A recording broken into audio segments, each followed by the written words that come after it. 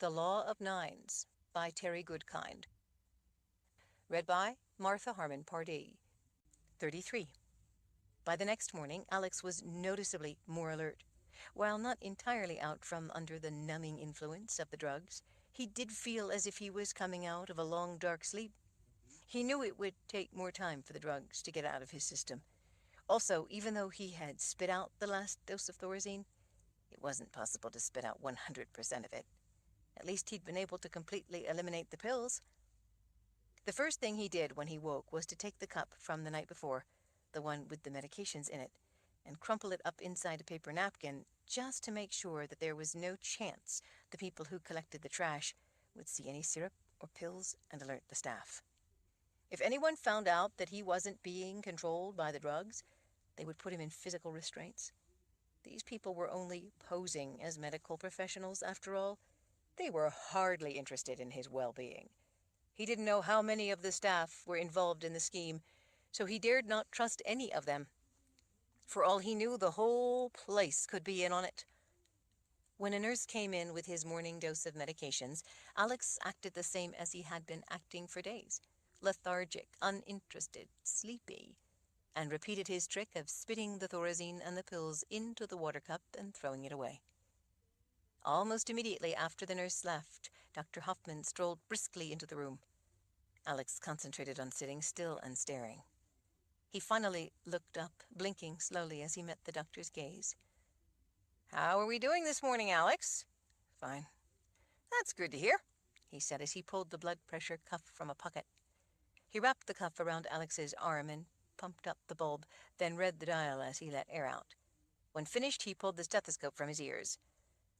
"Just as I promised, you're getting acclimated to the medication," he wrote on his chart as he talked. "Your blood pressure is coming back up. It's a little surprising, but everyone reacts differently. You're young and strong, so your body is handling it well."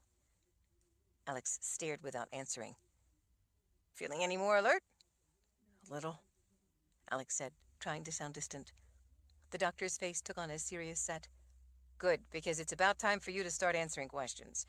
Some people are going to be arriving soon for a visit, and they're going to want to talk to you."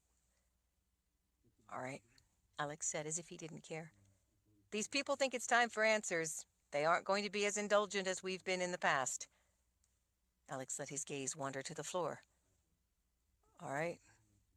"You had better be prepared to give them those answers, or things are going to become rather unpleasant, especially for other people. You don't want that now, do you?" "Please," Alex mumbled. "Don't hurt my mother." Dr. Hoffman stood, sliding his pen into his breast pocket. "That's going to be up to you, Alex. If you don't want people hurt, then the easiest thing to do is to simply answer their questions. Understand?" Alex nodded. "Good." He started away, then turned back. He stood near the door, frowning as he studied Alex's face. Alex stared off without blinking, without moving. "I'll see you soon," he said at last. Alex nodded. The doctor tapped his palm against the doorframe for a moment as he watched Alex, and then he was gone. Once alone, with the door closed, Alex paced. It felt good to pace, to move his muscles. He also hoped pacing would help to work more of the drugs out of his system. Until he could figure out what to do, he needed to avoid raising suspicions. So when it was time for lunch, he shuffled down to the sunroom with the other patients. He ate about half of the beef and noodle casserole, even though he was too excited at being able to think to be hungry. Afterward, he stayed in the sunroom for a couple of hours, sitting and staring and keeping up appearances as he kept an eye on the staff, the whole while trying to come up with a plan. As he sat pretending to be in a stupor, he let anger course through him. It felt good to be able to feel angry at the people doing this, to embrace that rage and focus it. He was worried about his mother, but he was far more worried about Jax. She was the one from another world, so she was the one in the greatest danger. She had said that she recognized people from her world, like Cedric Vendis and Yuri, the passenger in the plumbing truck that had almost run them down. It was likely that some of these people would recognize her. Icy dread washed through him at the thought of what they might do to her. Alex returned to his room, where he paced some more as he ached with worry for Jax. He missed her. He missed being with her, talking to her, seeing her smile. He wanted her safe. He felt responsible because she wasn't. He'd brought her to the hospital and right into a trap. He returned to the sunroom when a woman from the cafeteria told him it was time for dinner, and after dinner waited in his room for the nurse to bring his evening medication. As before, he sat with only the reading light on, and when she came in, he repeated his trick of disposing of the medication. Not more than an hour later, when he was thinking that maybe he should go to bed so that no one would be suspicious, Henry showed up. "How you doing, Alex? Doc says that he told you about meeting some new people." Alex only nodded. "Well, don't just sit there staring. Let's go." Alex hadn't been expecting it to be this soon. He hadn't come up with a plan yet. He blinked slowly up at Henry. "What?" Henry huffed in irritation and marched over to haul Alex up out of his chair. "Come on, people are waiting." Alex followed behind the orderly, shuffling along in imitation of the way he had walked when under the influence of the drugs. He had to force himself to go slow. Henry whistled to himself as he led Alex down the hall and through the nurse's station. It was late, long after visiting hours, so there were fewer people on duty. Several of them talked about charts and changes to medication orders, paying little attention to Henry and his charge. They were cooking something on a hot plate, sitting on a small counter at the head of the aisles with the charts. It smelled good, like chicken soup. Alex was puzzled as to where Henry was taking him. He did his best to make it a slow journey. Rather than go into any of the patient rooms or to the sunroom, Henry surprised him by turning him into the women's bathroom. Alex couldn't imagine what was going on, but he had to play along, not ask questions, and act uninterested. His only safety was in everyone thinking he was drugged. The bathroom looked almost identical to the one on the men's side, only reversed. They passed the row of sinks and empty stalls. The place was deserted. At the back of the room, Henry pulled out his keys and unlocked the door leading to the showers. Alex could see that inside the entrance area it looked just like the men's side, with benches bolted to the wall. The entire entrance was done in white tiles. The grout was old and discolored. Pipes, covered in what looked like dozens of layers of white paint, filled one corner from floor to ceiling. The showers were around a corner, and Alex couldn't see them. Henry shoved him through the doorway. Dr. Hoffman was waiting in the entrance area. There were a couple of other men there as well, orderlies, and Alice, the nurse. A man came out from around the corner. He was bigger than the doctor, about Alex's size. He wore tan slacks and a beige shirt with a vertical blue stripe down the left side. He had the eyes of a predator. He moved like one as well. The hair on the back of Alex's neck stiffened. He knew who the man was from the description Mr. Martin, the gallery owner, had given. It was the man who had bought 6 of Alex's paintings and then defaced them. Jax had also told him about this man. He was Cedric Vendis, right-hand man to Riddell Kane. "This him?" Vendis asked. Henry nodded. "Alexander Rawl." Cedric Vendis glided close until he stood almost toe-to-toe with Alex. He studied Alex's face before gazing into his eyes. Alex didn't like how close the man was standing. It was a violation of physical space, intended to challenge and intimidate. He forced himself to stay still and act numb. Alex knew that being this close, he could probably kill the man before anyone would be able to react. He gave serious consideration to doing so. The rage within wanted him to act. But if he did, it wouldn't help Jax. It was the wrong time and place. It would gain him nothing in the bigger picture. He had to use his head. At least now his mind was working. He blinked slowly, keeping his eyes out of focus as he stared at nothing, trying to look completely passive. "Tell me about the gateway," Vendis said in a quiet tone of undiluted threat. Alex shrugged but didn't answer. Vendis smiled. It was as wicked a smile as Alex had ever seen. "I'm not here to play games, as you will soon learn," Vendis said, just as quietly, just as menacingly. "Come with me. I have something to show you." "All right," Alex said in a slur. He shuffled along behind Vendis, the rest of the people following behind Alex. As he rounded the corner, the long row of shower heads sticking from the white tile wall came into view. Just like the men's shower, there were no partitions. The showers were in one long, open room with a drain beneath each shower head. Alex went numb with dread. About in the middle of the row, Jax, blindfolded, her hands bound together, was hanging by her wrists from one of the shower pipes projecting from the wall. She had to stretch in order for her tiptoes to reach the floor. She was naked. 34. Standing next to Jax was a man Alex instantly recognized. He was the burly passenger from the Jolly Roger plumbing truck that had almost run over Jax the first time Alex had seen her. He was still wearing the same dark, dirty work clothes. Jax's clothes, the clothes she and Alex had bought together, lay where they had been carelessly tossed to the side as they'd stripped her. The bearded man's grin displayed crooked yellow teeth. His dark eyes remained fixed on Alex, giving him a meaningful look while putting an arm around Jax's waist in a familiar manner. She flinched slightly at his touch.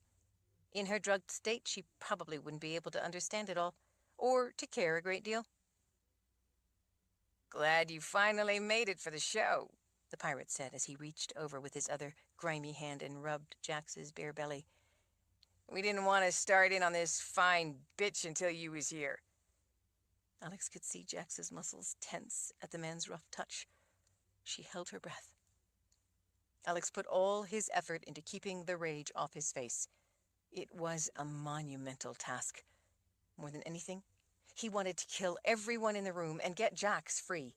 Most of all, though, he wanted to get his hands on the man who had his on Jax. He knew, though, that if he did the wrong thing, Jax was going to pay the price. He had stopped taking the drugs so that he would be able to think. That was what he had to do. As Ben had always said, it was his mind that was the real weapon. "Now," Bendis said, "I want you to tell me all about the gateway." Alex didn't reply. He simply blinked dumbly, as if he wasn't sure what they wanted him to say. "Oh, I'm sorry," Vendis said in mock apology, gesturing to the filthy man with his arm tightly around Jax's waist. "I forgot to introduce you. This fellow here is Yuri. As it so happens, Yuri knows this young lady. In fact, she killed his brother. Isn't that right, Yuri?" The look on Yuri's face darkened. "Sure is, but I'm about to settle the score." "As you can see," Benda said, "Yuri has a rather unsympathetic attitude toward the young lady's predicament. That's why I invited him to come along. Men with grudges tend to be much more focused on getting revenge."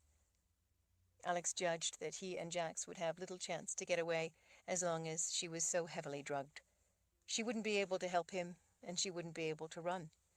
Trying to carry her and fight off pursuers at the same time would never work. He needed her at least partially alert in order to change the odds enough that they would have any real chance. "All right," Alex said in a slur. "Can I go now?" "I didn't come here to have you play games," Vendis snapped. "Don't act stupid with me. We're finished with all this nonsense of gentle pretense to coax answers forth. I've put up with games and the promises of results for long enough. You are going to tell me what I want to know, or else Yuri here is going to start cutting on her. Nothing fatal, you understand, but definitely disfiguring and, more importantly, agonizing. If you don't want to cooperate and tell me about the gateway, I can tell you from experience that she is going to quickly become a rather gruesome, bloody sight." Alex shrugged. "All right." Vendis glowered. "What do you mean, all right?" "Go ahead. Cut her up." A curious smile came to Vendis's face. "You want me to start cutting her up?" "If you want to," Alex said. When the man's frown returned, Alex went on, slurring his words slightly. "She's drugged. She won't feel it. I know. I'm drugged the same way, and I don't really feel much of anything, or care. If you kill her, you will be doing us a favor." "A favor?" The man looked truly puzzled. "What favor?" Alex shrugged. "She will die without really suffering. She won't feel it much or care. It will all be over. Vendis stepped closer. His voice became louder. You're making no sense. I only know part of what you want. She knows the other part. Without the half she knows about the gateway, my half is of no use. If you kill her, you will be doing us both a favor, because you will fail to get what you want from this world, and I won't even have to feel sad about her death, because with the drugs, I can't feel sad. The way she's drugged, she won't really feel it when you cut her. So go ahead, cut her. Let her bleed out and die. Then it will all be over and done with, and you won't get any of what you want. You both will die, though. Die an agonizing death. Alex blinked slowly. He wavered a little on his feet for effect. If we are to die a horrible death, what better way? This drugged up, neither of us will really feel it or care. That will be the end of it. Finished. Vendis turned to the doctor. Do these potions you gave them do as he says?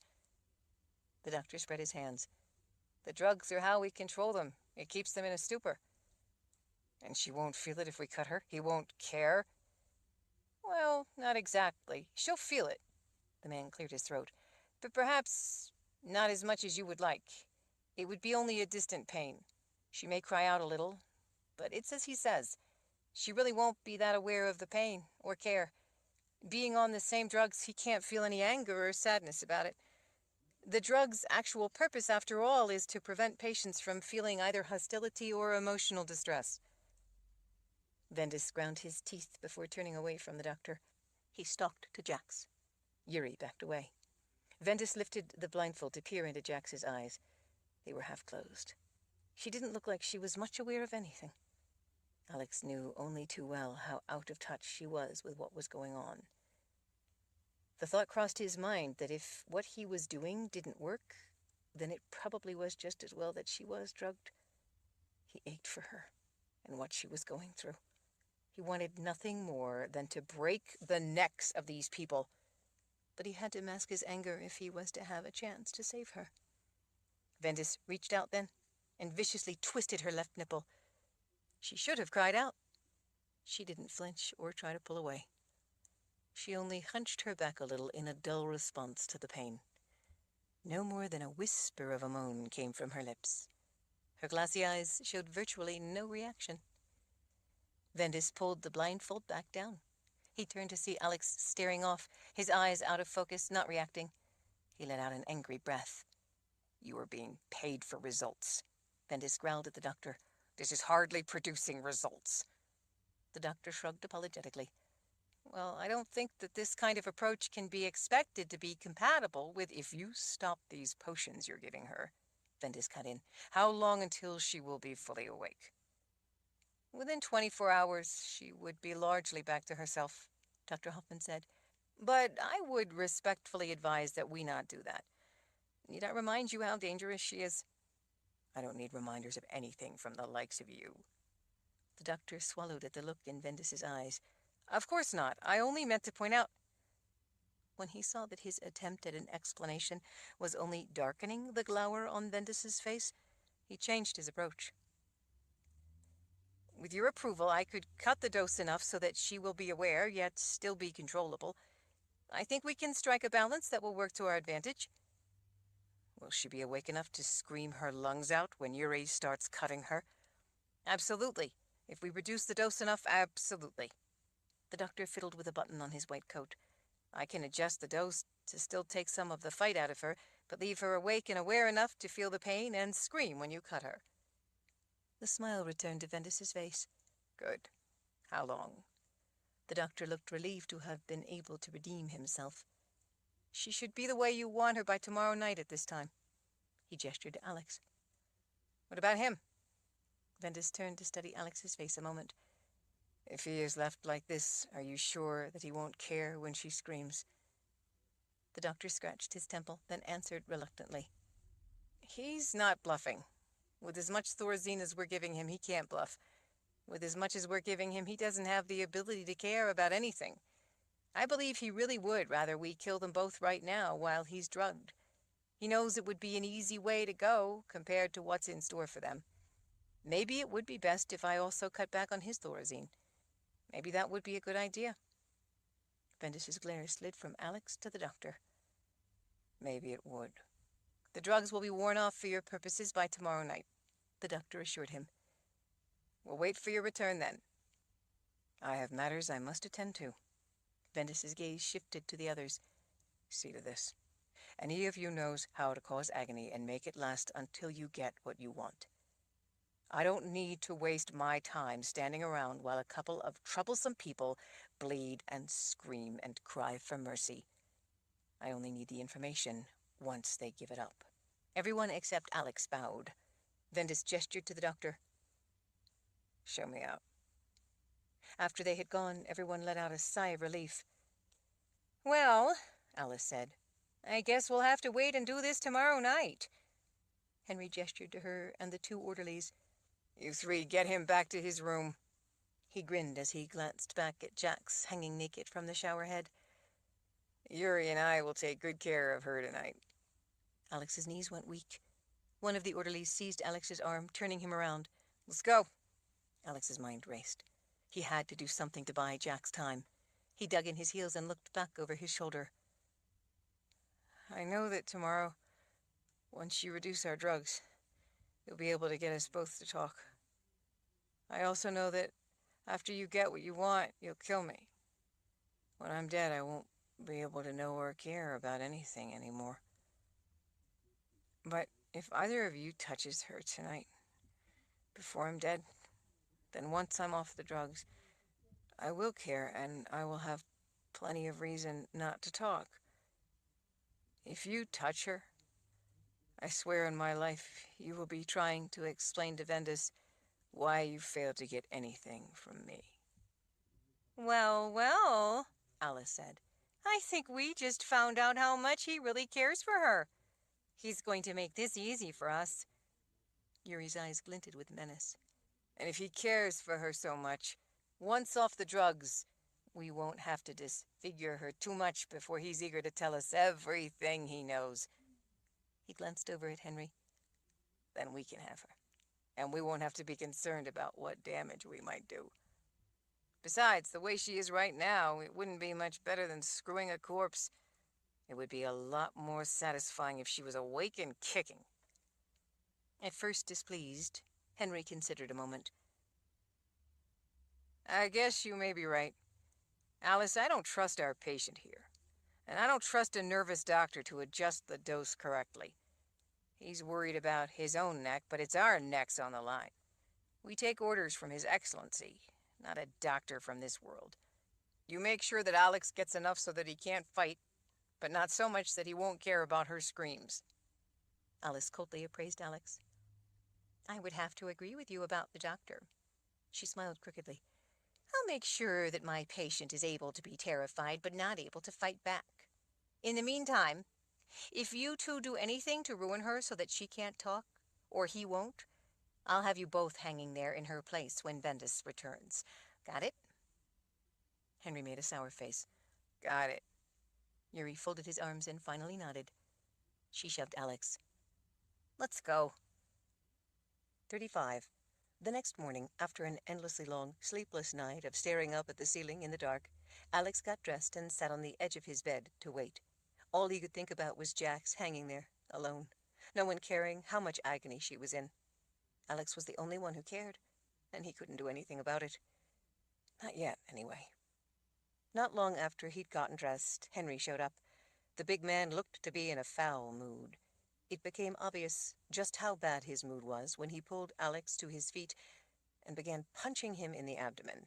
Henry apparently didn't want marks that would be obvious. Maybe the others had told him not to damage their prize. Alex could do nothing but take it. He knew that such a beating to the abdomen could cause dangerous injuries. He also knew that he couldn't fight back if he was to keep Henry believing that he was drugged. They had to believe that, if he was to have a chance to help Jax. This time, though, as Henry slugged him, Alex didn't have the benefit of drugs to dull the pain. This time, it hurt in earnest and left him gasping on the floor. He fought back the urge to vomit. For a time, as he lay on the floor convulsing in agony, Alex was hating life. "You know, Alex," Henry said as he stood with his fists at his sides, towering over Alex, catching his breath, "you would think that we would be even by now. But I have to tell you, when I woke up this morning and my nose was bleeding again, I realized that we're not even close to being even." The big man unexpectedly kicked Alex in the side of the head. It caused Alex to bite the inside of his cheek. He swallowed the coppery taste of blood. He struggled to stay conscious and to stay quiet, to act thoroughly sedated. "Since I have to wait to screw the bitch, I figure you owe me even more.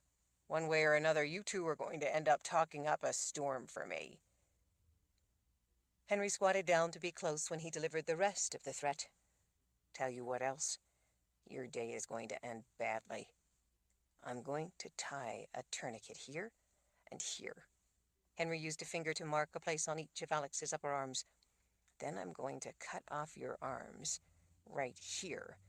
Then I'm going to do the same things to your legs. The tourniquets will keep you from losing so much blood that you miss the show. You're going to tell us everything you know, or we'll be doing even worse things to your lady. And let me tell you, when it comes to using a knife, Yuri is a real artist. Once he gets started, he gets inspired, and you just can't stop the man. I think he's kind of sick in the ways he enjoys hurting women, but maybe that's just me. You're going to be eager to tell me everything you know to keep Yuri from getting started on her." Alex lay curled up on the floor, gripped by pain and rage. He pretended to be gripped by neither. Henry stood. "Alice will be in with your morning medication any time now. Last night's dose will be wearing off by tonight, and this morning's dose is being reduced. You'll be clear-headed enough to hear Jax screaming and begging you to tell us what we want to know." Even if he wanted to, Alex couldn't tell them what they wanted to know. He didn't know what a gateway was or anything about it. He didn't think, though, that they were going to believe that. "You understand?" Henry demanded. Alex, curled up on the floor, holding his arms across the cramping pain in his middle, could only nod. Henry seized Alex's shirt and hauled him to his feet, then heaved him into the chair. "You sit there and have a nice rest. Alice will be in with your medication in a bit. Got that?" Alex nodded as if he didn't care. Henry paused at the door to look back and smile. "You just got to love a world that comes up with Thorazine. Just think, I can pound the crap out of you, and the Thorazine keeps you helpless to lift a finger to defend yourself. What a great world." After Henry left, Alex put his throbbing head in his hands, recovering, trying to clear his vision from the brutal kick. His neck muscles hurt so much that he could hardly move his head. He let the anger rage through him. He held his hand out to see his fingers trembling. He knew that he needed to get them under control, or someone might get suspicious. He wanted the day to be over. He wanted to see Jax. She would still be drugged, but not nearly as much. He needed her to be more alert if he was to have a chance of helping her. He hated to see her doped up with Thorazine and whatever else was in the pills. He didn't know if they would stop the pills. Since his mother was on Thorazine, he'd long ago asked questions about them. Thorazine, he had learned, greatly amplified the effect of whatever pills were taken with it. Alex leaned back in the chair and drew deep, even breaths, trying to calm himself as he waited for his morning medications to arrive. One more dose of drugs to dodge. He was pretty sure that they wouldn't bother with the evening dose, since the morning dose wouldn't be worn off that soon, and they surely intended to kill him that night, after they got the information they wanted. Except Alex didn't have any information to give them. He didn't know anything except that Jax had figured out what they were after. She hadn't had time to tell him what that was. Still, even that much information was dangerous to them both. That information in and of itself might be all they needed. If Alex couldn't find a way to stop them, they would be able to get him to reveal that Jax knew what they were looking for, and then torture her to get her to tell them everything she knew. Alex's grandfather had told him once that everyone had a breaking point, and everyone would eventually talk under torture. These people were obviously experienced at torture. They knew what they were doing. He couldn't expect either Jax or himself to be able to hold out forever. Alex knew that he couldn't let it go that far. He had no option but to try to do something before it got to that point. He'd been awake most of the night, trying to come up with something, but it was next to impossible to plan when he didn't know exactly what it was that they were going to do.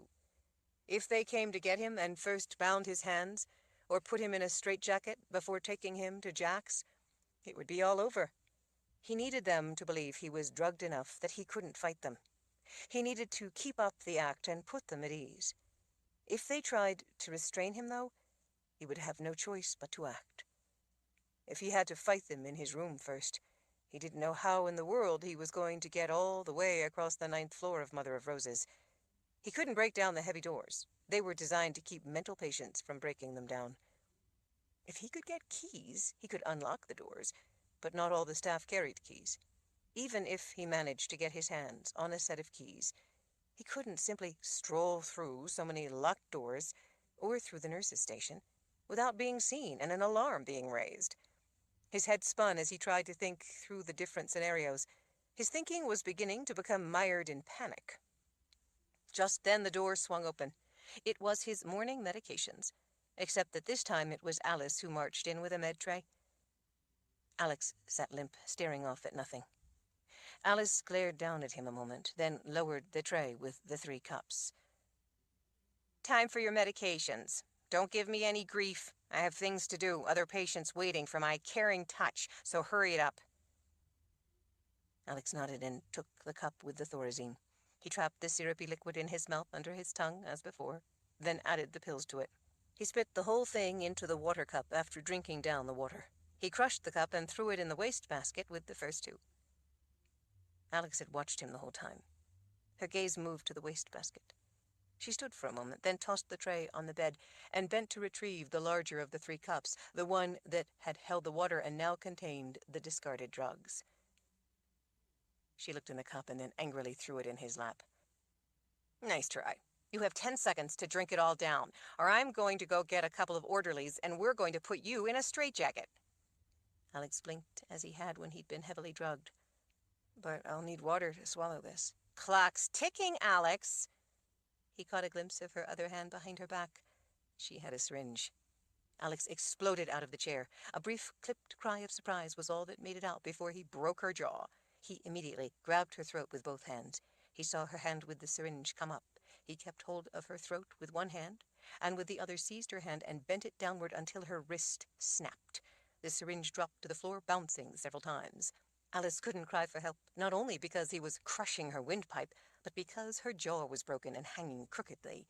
Blood ran in strings from the side of her mouth, leaving a bright red stain that spread across the shoulder of her stark white dress. Her back arched as she tried to get away, but Alex had her throat in a death grip. She beat her good fist against him to no effect as he took her to her knees. All the while she tried to lean back away from him. Alex was lost in a life-or-death rage. He could see as well as feel his thumbs crushing her throat closed. He put every fiber of his strength into squeezing harder yet. He gritted his teeth, letting out a low growl with the effort. Alice's eyes bulged. She frantically swung her arm, trying to beat him back. Alex was immune to her impotent blows.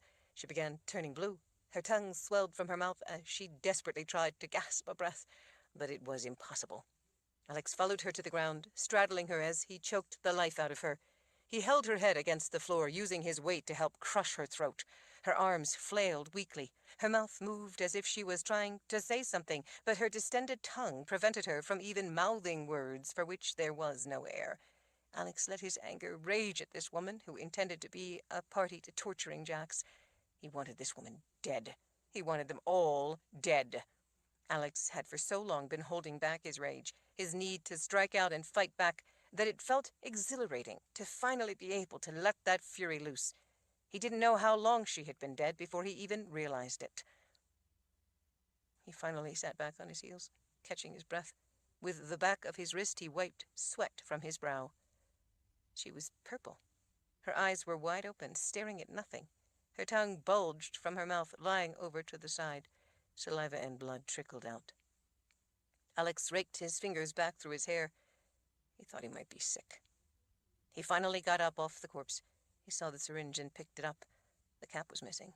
He realized that she must have popped it off with a thumb. He cast about and finally found the cap under the bed. He replaced it and put the syringe in his pocket. In the eerie silence, the bed squeaked as Alex leaned back against it. He stared at the dead woman sprawled in the middle of the floor. He'd had no choice, of course, but this complicated things. He had to figure out what he was going to do with her now. He considered stuffing her in the wardrobe, but when he opened the door to check its size, he realized that there was no way she would fit. He could push her under the bed, but the bed covers didn't hang down far enough to hide anything under such a high hospital bed. He paced, trying to think. Soon, someone was going to come in, and they would see her. If nothing else, they would come that night to get him and take him over to their private torture session in the women's shower. He considered putting Alice against the wall, behind where the door opened, cleaning up the mess, and then going down to the sunroom to wait. It would probably be Henry who came looking for him. If Alex only left on the reading lamp over the bed, Henry might pop his head in, not see Alex, and go to the sunroom. He realized that that was a lousy plan. Any number of things were likely to go wrong.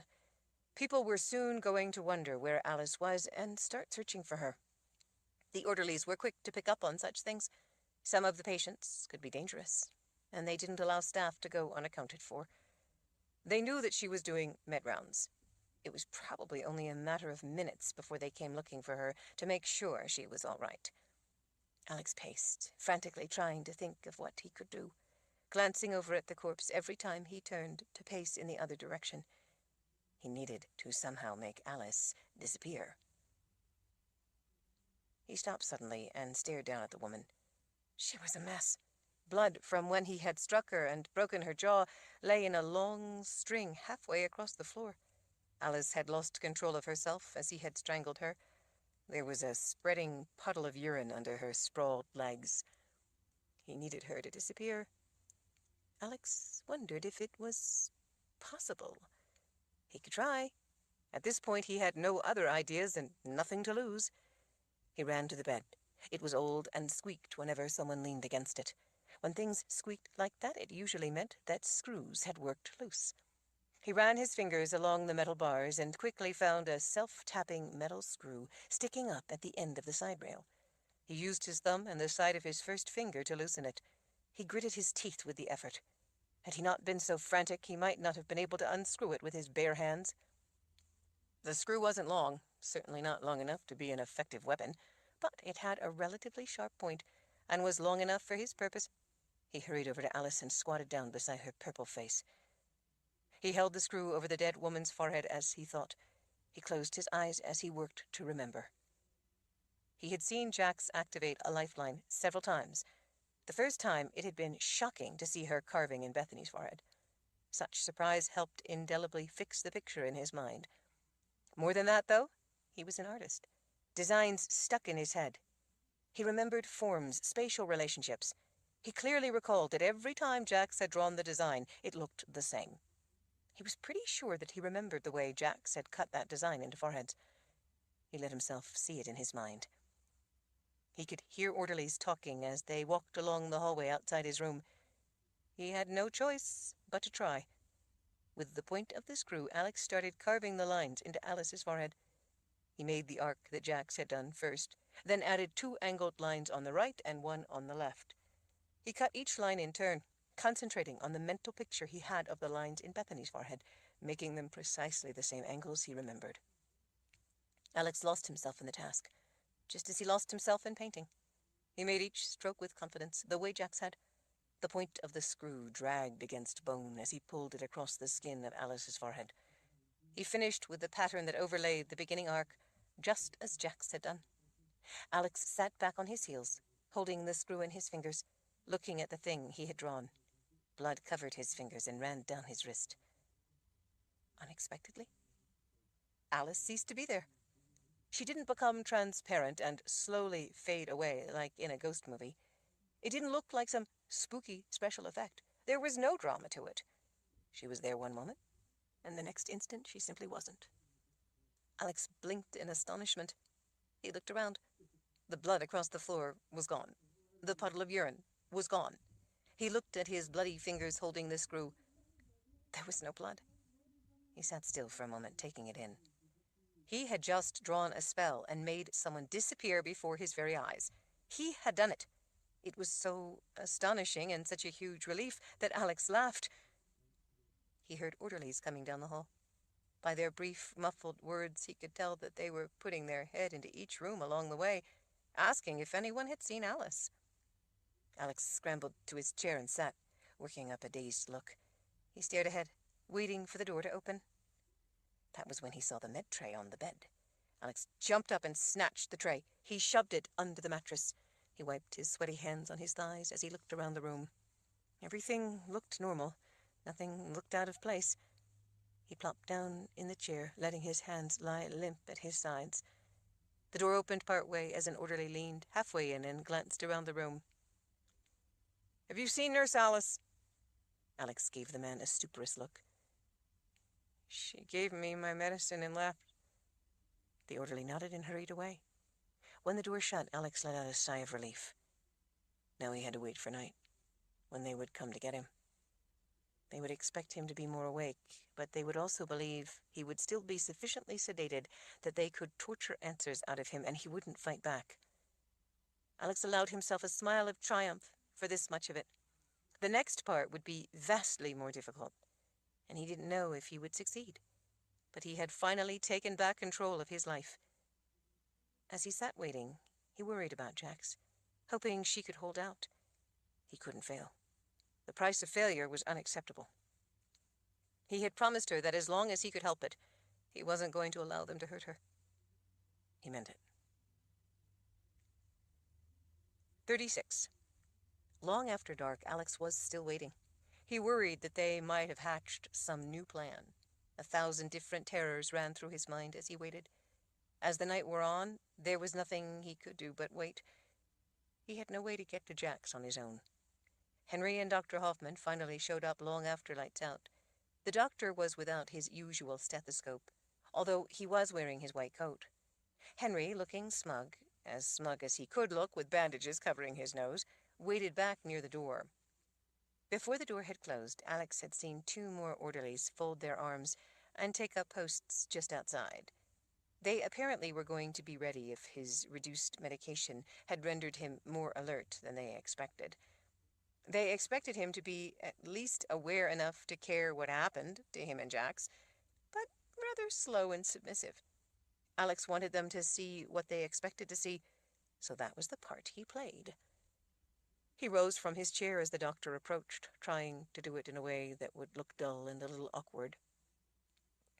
"Alice gave you your medication this morning?" the doctor asked, as he smoothed thin strands of hair over his bald patch.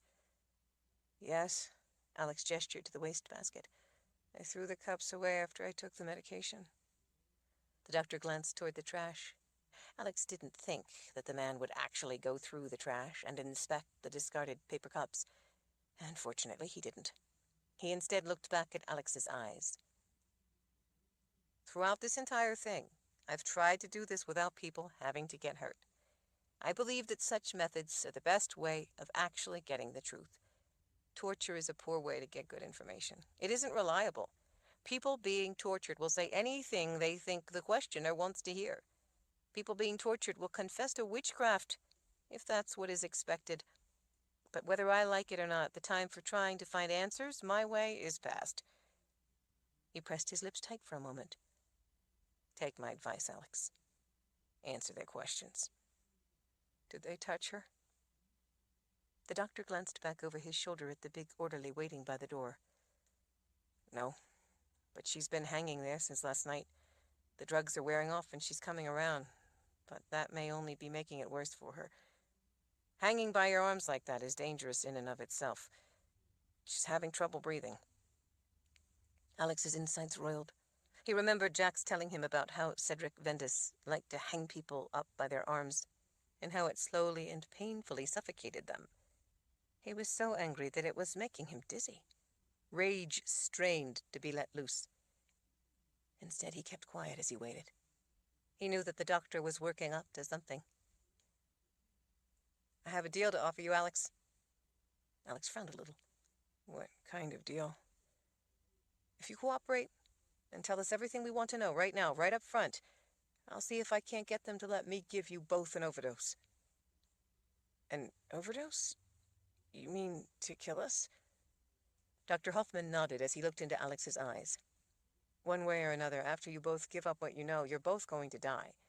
They're pretty adamant about wanting you dead and being rid of the raw line, after they get what they need from you, of course. But they're especially eager to waste Jax." "Do they know you're making such an offer?" "No," he admitted. "But if you cooperate and tell me everything, I'll see if I can't talk them into letting me give you each an injection. They want the information, and they want you both dead. Give me the information without having to resort to torture, and I can make it a peaceful death for both of you. You'll just go to sleep and never wake up." Alex knew that Vendis, Yuri, and Henry would never go for such a deal. They were looking forward to what was coming, and they had well-founded confidence that they would get all the information they wanted in their own way. "You're in the wrong line of medicine, Dr. Hoffman. You should have become a veterinarian." The doctor frowned. "Why do you say that?" "Because veterinarians get paid for performing euthanasia. When you do that to people, it's called murder. Murder is punishable by death." A small, cruel smile touched the corners of his mouth. "But if you don't let me help you, I won't be committing murder. They will." Alex tried to act a little slow in his response, as if he had to work to talk. "The nurse's station is filled with records. You've no doubt been billing the state for care while trying to extract information from people. After all, you have to justify the patient count and all the drugs you've been using. I'm sure that you've been going through large quantities of controlled substances. Sooner or later, when the state authorities audit the hospital's drug records, they're going to discover that something strange has been going on here, that the numbers don't match.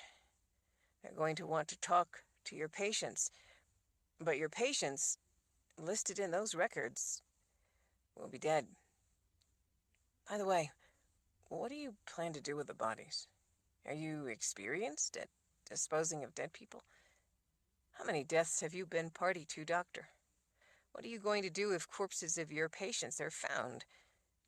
The authorities will certainly have a lot of questions for you." Alex let him wonder how he would explain it, let him worry about all the evidence sitting there in those records that would tie him to murder. The doctor glanced briefly in the direction of the nurse's station, where the files were kept on shelves. "They aren't going to learn anything," he finally said. He didn't sound confident. He sounded concerned. "How much are they paying you to be a party to murder, Doctor? Or were you a killer before they ever came along?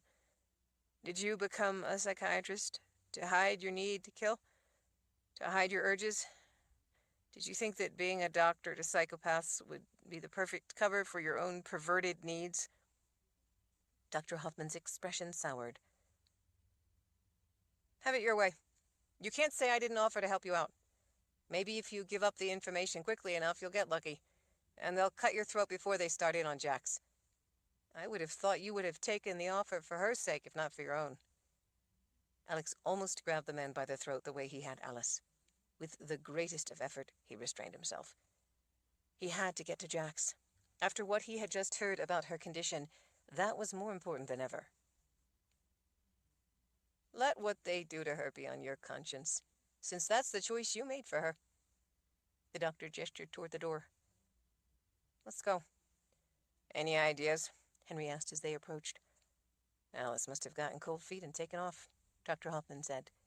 He sounded annoyed and short-tempered. Alex knew that he had gotten to the man. He wanted him distracted and preoccupied. "Just as well." Henry's face betrayed anything but worry for the woman. "She was too uppity for my taste. I often suspected that she was planted here to watch us. Maybe now that it's being wrapped up, she was recalled. We have more important things to worry about. Let's go." Alex fell in behind Henry as they turned down the hall. The lights were mostly off, leaving the corridor to gloomy shadows. Two more orderlies that Alex hadn't known were part of the scheme shadowed the doctor. He wondered if the whole place could be a front for their activities. The nurses' station was staffed by 3 nurses, all engaged in a light conversation with an orderly sitting at a desk to the side. Charts and a jumbled stack of files sat on the desk. When they saw the somber group enter their station on the way through, they made themselves busy. The women's ward on the 9th floor was just as dark as the men's wing had been. The small group paused when Alex's mother unexpectedly shuffled out of the bathroom. She was wearing pajamas and a pink robe that Alex had given her. She only briefly glanced in their direction before yawning and turning back toward her room. She had looked at Alex along with the rest of the party, but he didn't think she had recognized him. When she had shuffled down the hall and turned into her room without looking back, Henry shoved Alex into the women's bathroom. It was better lit than the hall, so that patients could use the bathroom in the night if they needed to. A sign saying "out of order" was taped to the shower door. A nurse leaning against the wall unfolded her arms and looked down at her watch. "You're early." "What difference does it make?" the doctor snapped. She shrugged. "Just that Yuri isn't here yet. I had Dwayne stay late to let Yuri in when he gets here." Dwayne was the security guard inside the back door Alex always used. As he waited, Alex stood slump-shouldered, trying to act passive. With the way the orderlies stood at ease, it seemed to be working. If only he could slow down his galloping heart. Henry came forward, pulling out the keys attached to the reel on his belt. "We don't need Yuri to get started." "What was Helen Rawle doing in here?" the doctor asked as Henry worked the lock. "Taking a pee," the nurse said. As the doorway leading into the shower opened, Alex could see that only one light was on. The cave-like room beyond had a ghostly cast to it. He thought that it looked like a place where death itself waited. His heart felt like it came up in his throat when he saw Jax still hanging there. In addition to the blindfold, she was now gagged with a cloth through her mouth and tied behind her head. She trembled slightly. It was clear that she was having a lot of trouble breathing. She had to push up on her toes as best she could to draw each ragged breath. Her arms shook with each effort. Alex was so enraged that it was hard for him to focus on where everyone was around him. He reminded himself that he had to keep track of where everyone was, or he could be blindsided. Surprises could be deadly. He had to take a measure of the situation and not make a reckless mistake. He couldn't afford a mistake. Jax couldn't afford a mistake. The nurse dragged a straight-backed wooden chair from the side. The chair's feet stuttered across the tile floor, the sound echoing around in the shower. She set the chair in the center of the room, not far in front of Jax. Alex remembered seeing Jax's clothes thrown to the side, but he didn't remember seeing the chair before. Henry, grinning with anticipation, pulled off the blindfold. Jax squinted and blinked at the sudden light, even though the light wasn't bright. She took appraisal of everyone in the room. When she met Alex's gaze, there was a world of meaning, a shared understanding in that silent connection. Henry slid his hand down her belly and between her legs. "Getting eager for me, aren't you?" Alex thought the deadly glare Jax gave him should have backed him up a few steps, but it didn't. Henry, obviously enjoying his control over her, probed further as he used his other hand to pull the gag from her mouth. He let it hang around her neck. "Oh, sorry," he chuckled. "I couldn't hear you." "You're already dead," she told him. "You just don't know it yet." Henry removed his hand from between her legs and put it over his heart in mock alarm. "Really? Don't tell me. You intend to kill me?" By the look in her eyes, Alex could see that her rage easily matched his. She let that lethal look be her only answer. "Did you find Alice?" the nurse asked, tiring of the game Henry was playing. The doctor gestured irritably. "No one has seen her." "We looked everywhere," Henry said as he turned his attention away from Jax. "And like the doc says, there's no sign of her. She's vanished." Jax's gaze immediately sought Alex. He smiled the smallest bit in answer to the question in her eyes. A hint of a smile came to the corners of her mouth. In that smile, he could see that she grasped that he'd had something to do with Alice's disappearance. But then she had to close her eyes with the effort of pulling herself up with her arms as she stretched on her tiptoes to get a breath. Alex could see how mightily she was struggling to fight back panic at not being able to breathe. Maybe she went back for some reason, Henry suggested. The others started speculating as to why Nurse Alice would have left without saying anything. It seemed to be common consensus that the woman typically did things without telling others what she was up to, so, as far as they were all concerned, it wasn't entirely out of character. No one was looking at Alex as he stood submissively. He wanted Jax to be ready. When her eyes turned to look at him again, he gave her a small wink. The smile grew and stayed on her lips as she returned the wink. He didn't know if she grasped his full meaning or if she was merely heartened by the wink. Losing interest in the talk about Alice, Henry pulled a folding knife from his pocket, letting everyone know that it was time to get on with it. Pressing on the thumb stud, he flicked his wrist and snapped open the blade. One of the other two orderlies did the same. Alex saw that the nurse had a syringe. Henry used the point of his knife to back Alex up a few steps. "Have a seat." The nurse shoved the chair against the back of his legs. Alex flopped down in the chair. In his peripheral vision, he tried to keep track of the syringe. His level of alarm rose suddenly when the other orderly stepped up close behind, pressing against the chair to hold it in place. The orderly in front of him with the knife pulled a handful of zip ties from his pocket. Alex realized what they intended to do. 37. "Hurry up and secure him to the chair," Henry said. "Thorazine or no Thorazine, I don't want to have to worry about either of them being loose and getting difficult to handle when we start cutting." It appeared that they weren't going to wait for Yuri to show up. While that was one less man to worry about, Alex knew that he had to remain aware that Yuri could show up at any moment. The nurse had said that they were early, though. Maybe Henry had decided to grab the glory and Jax for himself. Alex kept an eye on the knife hand of the orderly in front of him. He knew that it was the hands that were the killers. "Put your arms behind your back," the big orderly growled as he seized Alex by the hair. Alex knew that if they restrained him, he would have no chance at all. Jax would have no chance. He had run out of time and options. He remembered lessons Ben had taught him from a young age, warnings that you couldn't always choose the fight. The best thing to do was to avoid a fight, if you could. But the way that it all too often happened, his grandfather had told him, was that you would find yourself in a fight you didn't want, outnumbered and outmatched in weapons. That was because people would generally only attack if they felt confident enough in their superiority to feel sure of the outcome. Alex recalled, as a boy just entering adulthood, being troubled by the warning. It didn't seem fair. He asked Ben what he should do if he ever found himself in that situation. That question was the gateway to a whole new level of training. Ben had told him that in such a case there wasn't any such thing as fair. His only chance was speed, surprise, and violence of action. Henry stepped up beside the orderly facing Alex. "Come on, let's get this over with so we can get to her." As the man with the zip ties took a step forward, Alex pushed his shoulders back against the man behind him, as if trying to back away from the two knives in front of him. The man behind leaned in to keep Alex from sliding the chair back. That was exactly what Alex had wanted him to do. There was no choice now. He had only one chance. Alex pressed his shoulders against the man behind him. The man pushed back. In an instant of exquisite unrestrained rage, Alex put all his force into screaming a battle cry as he uncoiled, throwing a mighty kick squarely into Henry's chest. The blow was powerful enough to break ribs. It drove a grunt from the big man as it knocked him back. The orderly in front of him was so surprised by the sudden burst of movement that he stood motionless for just an instant. An instant was all Alex needed.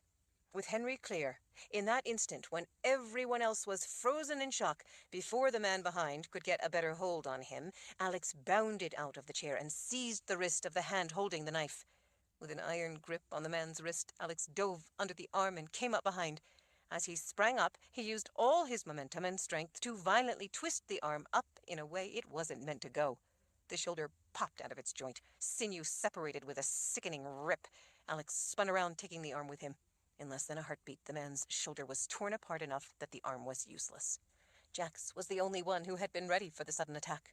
At the same time as Alex was taking out the orderly with the knife, before Henry could recover, Jax threw her legs around him, pinning his arms to his sides. She locked her ankles. The man with the ruined arm let out a shriek of pain that echoed through the shower. Alex wrenched the knife from his dangling hand. The shock and pain, the violence of action, had immobilized the orderly. Without giving him any time to recover his wits, Alex immediately rammed the captured knife 3 times in rapid succession into the small of the man's back, aiming for the kidney. By the way the orderly's mouth opened with a scream that couldn't make its way out, the blade had found its mark. He twisted toward the floor, the torn arm hanging, the other reaching blindly back toward the fatal wound. On his way down, Alex ripped the knife across the man's neck, severing arteries to be sure of the kill. At the same time, the second orderly dove in toward Alex before the first had smacked face first onto the floor. Alex dodged to the side. As the man missed, slipped on blood, and crashed headlong into the wall, Alex wheeled around, stretched up, and slashed the ties holding Jax to the shower pipe. Her hands sprang free. She kept her legs tightly locked around Henry as she gripped his hair with both fists to keep from being thrown off his back. As exhausted as she had to be, Alex knew that she couldn't last long. Fortunately, the violent kick, besides breaking ribs, had taken enough of the fight out of Henry that she was able to keep him immobilized, at least for the moment. Alex knew, though, that the big man would recover his senses and wind all too soon and become a raging bull turning on her. Even so, Alex could do no more than free her before he had to turn to the man bounding back off the wall and coming at him, slashing with his knife. Out of the corner of his eye, Alex spotted the doctor scrambling away toward the door. Alex ducked under a wild swing, the knife missing his face by a good foot. As he sprang up, Alex punched a quick thrust of the blade in under the man's armpit, hoping to hit the space between ribs. He felt the blade slide over bone on the way in. The orderly cried out and jerked back. Alex had wanted to puncture a lung, but as heavily muscled as the man was, he wasn't sure the relatively short blade had gone deep enough. It slowed the man for only a second. He came back at Alex, swinging with a vengeance. Alex had to dance back to avoid a half-dozen savage thrusts. He waited and picked his spot, and when the man thrust again, Alex stepped inside the attack and slashed down across the wrist. His blade cut cleanly through tendons drawn tight. Once parted, they snapped back into the man's forearm. His fingers instantly lost their ability to grasp. The severed veins gushed blood at a prodigious rate. The knife clattered to the tile floor. As Alex went for it, the nurse swung the chair. Alex ducked. The chair shattered across his back. In the grip of rage as he was, the pain seemed distant. The orderly used the opening to roll under Alex, knocking his feet out from under him. The nurse dove in with the syringe. Before she could stab it into him, Alex threw an arm around the orderly's neck, getting him in a headlock that also served as an anchor point. He used the man's weight to brace himself as he kicked the nurse's hand before she could stick him. The blow broke her fingers. She let out a cry. The syringe went flying. Alex had his hands full with the big orderly. It was like trying to hold on to a big, powerful, twisting, thrashing alligator. The injuries weren't enough to put him out of commission. If anything, they made him fight all the harder. Alex seized his own wrist to lock his arm tight around the bull neck, applying pressure to the carotid arteries. At the same time, he leaned back, pulling the man back over the top of a hip, arching his back to keep him off balance and under control, and to use the man's weight to add pressure on his neck. Above him, it was obvious that Henry was recovering. He twisted away from the grip of Jax's legs. She landed on her back, not far from Alex. Henry went for her. Jax kicked up into his groin. The blow staggered the angry orderly. As Henry reflexively bent over from the pain, Jax snatched the keys on his belt. Alex couldn't figure out what she intended to do with his keys, but he hoped she did something fast, or despite his obvious pain, Henry would have her and start breaking her bones. He was big enough to break her neck with one meaty hand if he ever got it around her throat. Jax scrambled away, staying just out of his reach. He called her every vile name in his vocabulary as he took swings, trying to grab her. Jax pulled the keys out, gathering up the wire hand over hand as it unspooled, turning Henry, keeping him off balance. When it reached the end, she scooped up a couple of broken chair legs. In a flash, she twisted the legs into the wire, wrapping several loops of it around each stick of wood.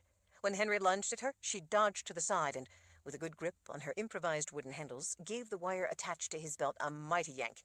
It jerked him around. He stumbled a few steps. In a blink, she circled around behind him. Jax whipped a loop of wire over Henry's head as she bounded up onto his back, compressing her body as she planted a foot between his shoulder blades. She let out a mighty cry of rage and effort as she used all her strength to straighten her coiled body while at the same time pulling on her improvised wooden handles. For an instant, as he realized the danger, Henry's meaty hands clawed at the wire around his throat. It was too late. As Jack screamed with effort, the wire sliced cleanly down through his throat. Henry's eyes bulged. As Jax, her foot on his back, pulled the wooden handles she'd made, the wire knifed down through the carotid arteries, as well as the esophagus and windpipe. It sliced all the way through everything but a bundle of the tougher tendons. With most of the supporting neck muscles severed, his head flopped to the side. Alex could see that the wire had to have hit perfectly between two vertebrae, rupturing the disc. The nurse screamed at the sight of Henry toppling over, Jax a foot against his back, and her hands holding the wooden handles as if she were holding the reins to a monster, rode the towering orderly all the way down. He hit the tile floor hard. His head smacked the hardest, making a sickening crack on impact. A thick red pool spread across the white tiles. The instant Henry landed, Jax snatched the knife from his hand and sprang cat-like up off the man, using him as a launching pad to make a dive for the nurse. Just as the woman turned to run, Jax landed on her back. They both sprawled forward. Before they hit the floor, Jax sliced the woman's throat just as efficiently as she had once sliced Bethany's throat in Alex's bed. Alex had been holding the orderly in a headlock for only a moment, yet already the man's arms moved slowly, blindly, as he tried to fight for his life. When his arm swung, the hand with the severed tendons flopped without control. As he lost consciousness, the fight was going out of him. Alex used the opening to swiftly reverse his hold and throw a leg over the man. He used the leverage to give power to a quick twist that snapped the big man's neck. As the orderly went limp, Alex untangled himself and scrambled across the floor to Jax. She was just pushing herself up off the back of the dead nurse. When she saw Alex, her look of lethal rage instantly switched to tears of deliverance. She threw her arms around his neck. He felt a lump in his own throat. With the strength of her hold on him, she wordlessly conveyed her profound sense of relief. In the sudden silence, their breathing echoed softly in the shower room. "Are you all right?" Alex asked as he held her head to his shoulder. "I'm not sure. I felt like I'd become lost in some dark nightmare. I couldn't understand it. I'm better, but I still feel strange. Like I've lost my mind, lost myself." "You're going to be fine. It's the drugs they gave us. The rest of them will wear off in another day or so. Just stay with me. It will get better, I promise." She nodded against his shoulder. Now that the desperate fight had abruptly come to an end, the adrenaline rush was fading. Her arms loosened around his neck as her strength ebbed. Her voice, too, was weak. "I thought it was over. I thought I was going to die hanging there. But when I saw you, I knew it would be all right." He smiled as he held her shoulders and lifted her away from him. "We're not out of this yet. I need you to stay strong a little longer. Get dressed, hurry." Alex found the keys at the end of the wire cable that had nearly decapitated Henry. He hurriedly worked to disconnect the keys from the fitting at the end of the cable. "I guess now I know how you felt," Jax said as she pulled the jeans up her muscular legs, trying to cover herself as swiftly as possible. "How I felt? What do you mean?" "When I came to save you at your house and caught you with your pants down." Against all odds, despite the blood everywhere, despite the way his heart still pounded from the terror and rage, Alex laughed. 38. "Hurry," Alex said, avoiding looking at Jax in her half-naked condition. "Hoffman is probably raising an alarm, getting together help. The last thing we need is to get trapped in here." "Yuri is due to show up too," Jax reminded him, as she pulled her boots on. "Yuri is not someone to mess with. He's not like these two in here were, or even Henry. He's better than good with a knife." "Let's see if we can get out of here before we have to worry about him." Jax was already moving before she finished pulling the black top over her head. Alex put a hand to the small of her back, not only to guide her, as she was frantically trying to finish dressing while they headed for the door, but to be ready if she faltered from exhaustion. He couldn't imagine how she could even stand after having to strain up on her tiptoes all night just to get each breath. She had to be running on fumes.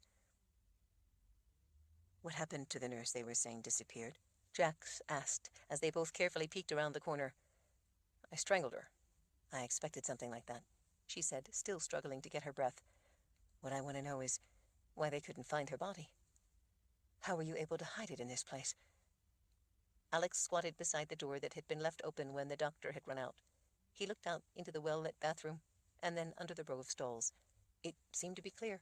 He turned back to Jax as she pulled her long blonde hair out of the neck of the black top. I activated her lifeline. Jax froze. You what?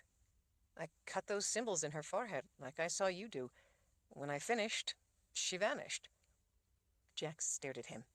Alex, that was a complicated spell form. It has to be done precisely right. Well, I guess I was precise enough. It worked. Why are you looking at me like that? I practiced for months before I was able to do it properly. Not only does it have to be drawn exactly right, but each part of it has to be added in the correct order at the proper time. How could you remember it?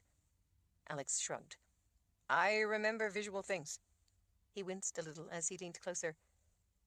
I didn't do magic, did I? No, she said with a bit of a smile that put him at ease. You merely activated a lifeline that was already there within her.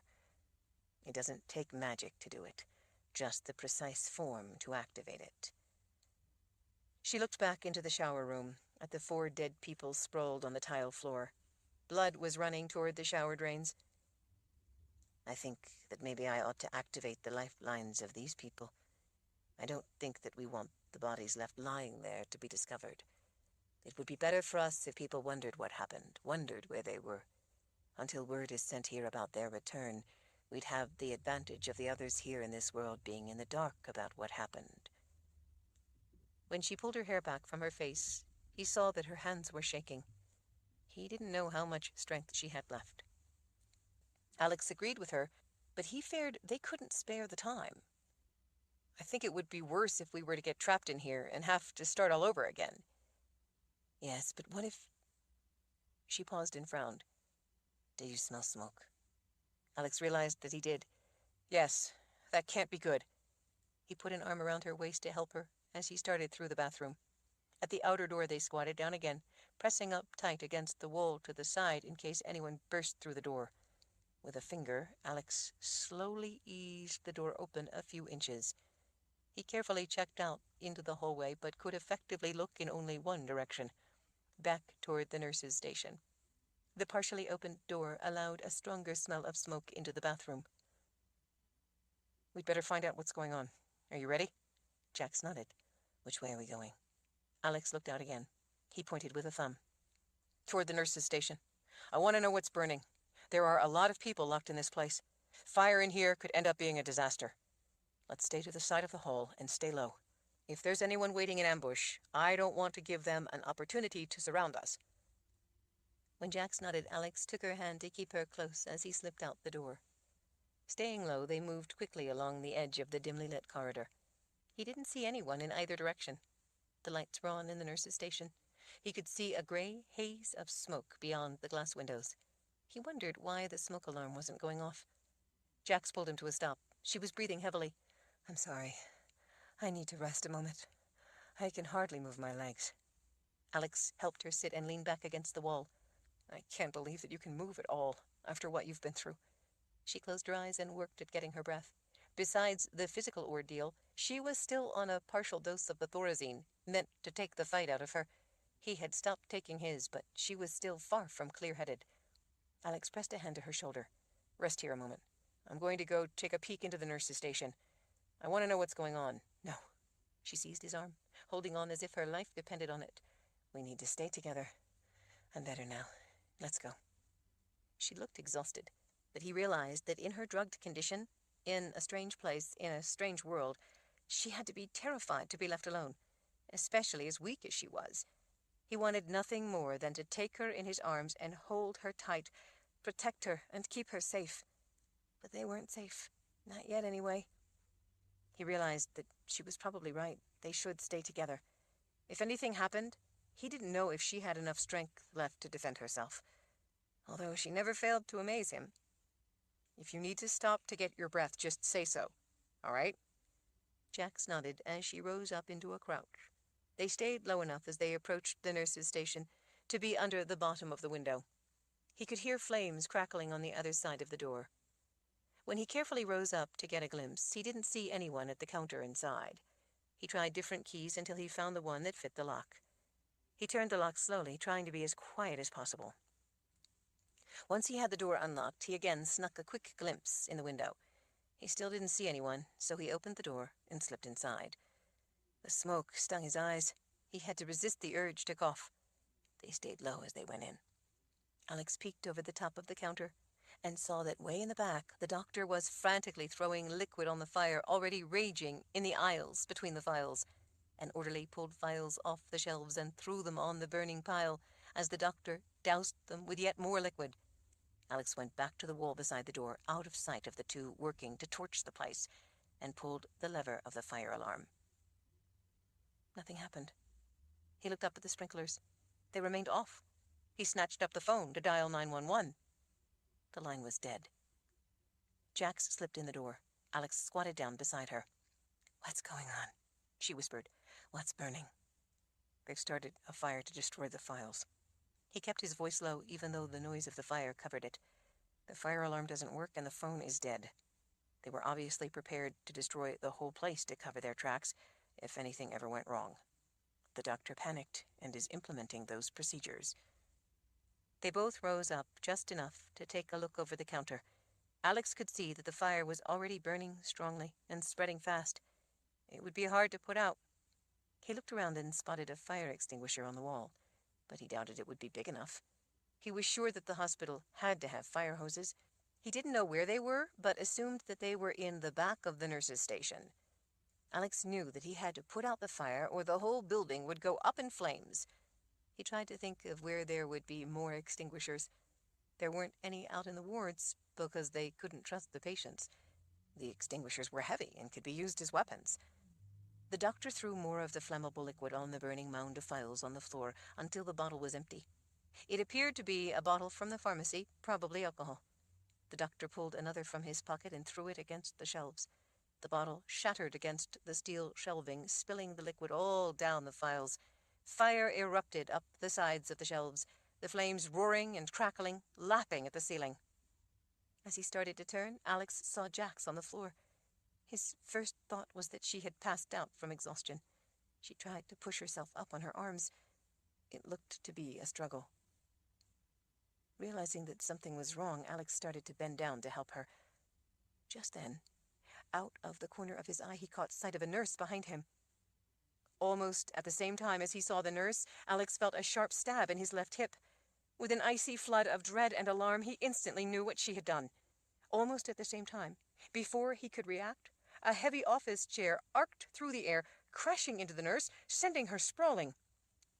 As Alex yanked the syringe from his backside, he was shocked to see that it was his mother who had thrown the chair. She had thrown it just in the nick of time.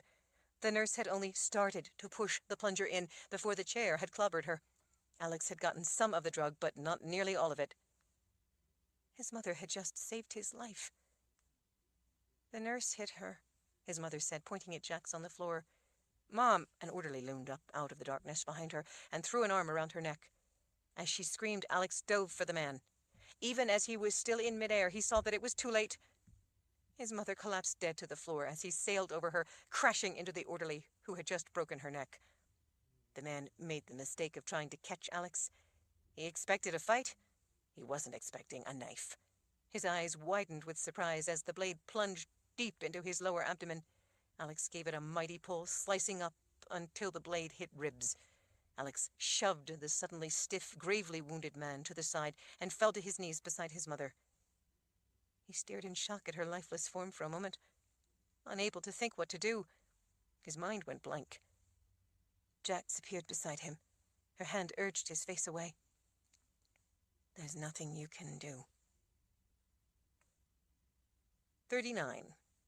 Alex knelt beside his mother's body, in shock that she was dead. As Jax turned his face away from the terrible sight, he looked up into her sad eyes, eyes that seemed to understand all he was feeling, to sympathize with the long, dark journey that had started when she first showed up in his life. Seeing bright red blood matting the right side of her blonde hair brought Alex abruptly to his senses. He reached out, putting a finger to the side of her chin, turning her head a little so that he could take a look. "I'm sure that it looks worse than it is," she said. "It stunned me for a moment, that's all." He wasn't bleeding heavily, and her eyes weren't dilated. She didn't look disoriented or confused. He wasn't an expert, but it looked to him that she wasn't badly hurt. The ordeal of hanging in the shower was much more of a continuing worry. Alex knew that he couldn't sit there mourning his mother, or they would die too. His mother had just saved his life. He couldn't let that sacrifice be for nothing. He had to fight against the dulling effect of the drugs that he'd gotten from the syringe. It was only a portion of the dose that had been in the vial, but it was enough that he could feel it slowing his thinking. He had to force himself to focus, to move, to act. The immediate problem returned with clarity. It was night. Patients were asleep. He had to alert all the people in the hospital, or they would likely end up trapped in a burning building. The man on the floor not far away lay on his side, both arms across his abdomen, holding the grievous wound closed. "Please," the man moaned. "Help me." Alex ignored him, stood up, and snatched the fire extinguisher off the wall. As he did, Jax straddled the nurse, who had blindsided her, and tried to inject Alex with whatever was in the syringe. Before the woman came to, Jax sliced the artery on each side of her neck so she would quickly bleed to death. Jax flipped the woman over and swiftly cut symbols in her forehead. When the woman vanished, Jax looked up at him. "I guess that answers that. There seem to be a lot of people from my world working here." He wondered how deeply the tentacles from another world reached into his. There was no time to consider the problem, though. Fire extinguisher in hand, he headed for the blaze. Alex yanked the pin out of the extinguisher as he rounded the corner and raced toward the shelves. He knew that if he was to have a chance to knock down the fire, he would have to act quickly. He doubted that one extinguisher would be enough, but one was all he had at the moment. He pointed the nozzle and squeezed the lever. Nothing happened. The extinguisher was dead. It was a sickening, helpless feeling to be facing leaping flames with a dead extinguisher. When he looked up, he came face to face with Dr. Hoffman. The doctor held his hands out, urging Alex to stop and listen. "Alex, you don't understand." Alex gritted his teeth and rammed the bottom of the extinguisher squarely into the man's face. Grunting in shock, the doctor put his hands over his face as he staggered back. Blood in his eyes blinded him and ran out between his fingers. One arm waved blindly, trying to find something for support. He stumbled and fell backward into the pile of burning files. An alcohol bottle in his pocket broke when he hit the side of the shelving. His pants, soaked with the alcohol, burst into flames. As he scrambled to his feet, fire ascended his white coat with a whoosh. The roaring orange flames engulfed his face. His screams went up an octave. The orderly who had been working at pulling down the files heard the screams and came running from behind the next row of shelves, where he had been working to burn files. Alex swung the extinguisher. Even over the sound of the fire, he could hear the clear ring of steel on bone as the heavy extinguisher caved in the side of the orderly's skull. Jax seized his arm and pulled him back. "Alex, hurry. We have to get the people out of here, or they'll all burn to death. Wait, maybe there's a fire hose and I can put it out." Without waiting for her to answer, he ran around the outside of the shelves, making his way toward the back. The growing flames leaped and lapped at the ceiling. He found the hose on the wall near the stairway. He yanked the hose off the wall and spun the wheel to turn on the water. No water came out. He spun the wheel until it came to the stop at the limit of its travel. No water. They had shut down the fire hoses along with the sprinklers. Growling in anger, Alex ran back to find Jax kneeling beside his mother, closing her eyes. She looked up at him. "I'm sorry, Alex. I wish we didn't have to leave her." He nodded as he took her by the hand. "I know. Come on. We need to open the fire escape doors and get people out of here or they'll be trapped." Alex left the door leading to the men's side closed for the moment in the hope that it would keep the fire from spreading. Together they ran into the darkened corridor of the women's wing. "Wake the people in every room. Tell them there's a fire and they have to get out. I'll go unlock the fire escape door. Send them down there." Jax nodded and turned into the first room as he continued on. He screamed "Fire!" at the top of his lungs, hoping that it would wake at least some of the women. It did. By the time he got to the door, he could see women in nightgowns emerging from their rooms to see what the shouting was about. Alex worked frantically at the door, finally finding the right key, and got the door unlocked. He threw it open and waved his arms, signaling to the women farther back up the hall. "Come on! Fire! Everyone out!" A few of the women started down the hall, but more simply stood, staring. Jax came out of a room pushing two women. She gathered up others along the way, shoving them, urging them to hurry. Alex started going into rooms on the opposite side of the corridor from Jax, pulling women out of bed and herding them toward the fire escape. In short order, they had most of the women moving out of the fire escape door. Alex took Jax by the arm. "Come on, we need to get the men's wing opened." "I don't think we have all the women out. Some ran from me and hid." Alex could see the flames leaping out toward the counter in the nurse's station. "There are 9 floors in this building. We don't have time to do more than what we've done. We need to keep moving and get as many people out as we can. I'm hoping that as we go down to the other floors, where the people aren't as mentally ill or as heavily sedated, we can get some of them to help us. But we're running out of time." Alex unlocked the fire escape door at the end of the corridor on the men's side as Jack started rousing the male patients. All the while, he screamed, "Fire!" When the two of them had ushered the men out onto the fire escape, telling them to go down to the ground where they would be safe, Alex and Jax turned back into the heart of the building. The fire, already racing through the ceiling, had jumped over the walls of the nurses' station into the wards on both sides. Gritty black smoke billowed along the ceiling. As they ran toward the center of the building, Alex could see bright yellow and orange tongues of flame licking up through the greasy black smoke. Paint on the walls bubbled and crackled and curled. Alex couldn't believe how fast the fire had gotten out of control, or how hot it was. Just since they got the men out the fire escape, the smoke rolling along the ceiling had lowered to half the height of the hall. He worried about being caught by the flames, but he knew that smoke was deadly too. It could render a person unconscious. Pulling Jax by the hand, he headed for the nurse's station. He could tell by how much effort he had to put into urging her along that she was well beyond exhausted. She stumbled several times. The drugs were making it difficult for him to hurry. He hoped Jax didn't simply pass out. If that happened, he didn't know what he would do. Beyond the front of the counter, on the other side of the nurse's station, he could see the body of his mother. There was nothing he could do for her now. There were people still alive who would die if he didn't leave her and try to get people to safety.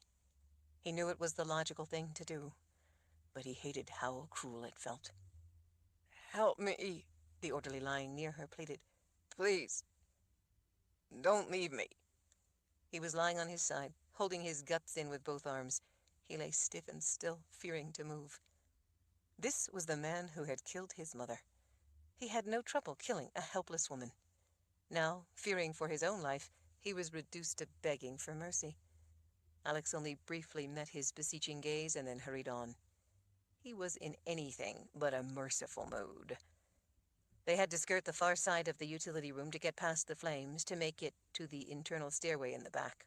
Alex stopped Jax as he reconsidered the plan to go down to each floor, alerting patients to the fire. Jax leaned back against the wall, closing her eyes as she caught her breath. Alex realized that he had no way of knowing how many of the staff were involved in Dr. Hoffman's plot. For all he knew, everyone could be involved. They could be rushing down into an ambush. For all he knew, Hoffman had alerted the staff before starting to set fire to the files. They might be torching the place on the floors below. "Do you think that all the people working here could be from your world?" he asked Jax. She opened her eyes, struggling to focus. "I don't know, Alex. I suppose it's possible.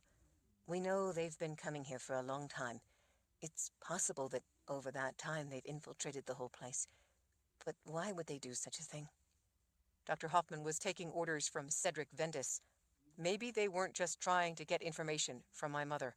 Maybe they used this place to get information out of other people when they needed to. After all, they kept you and me here in an attempt to find out what we knew.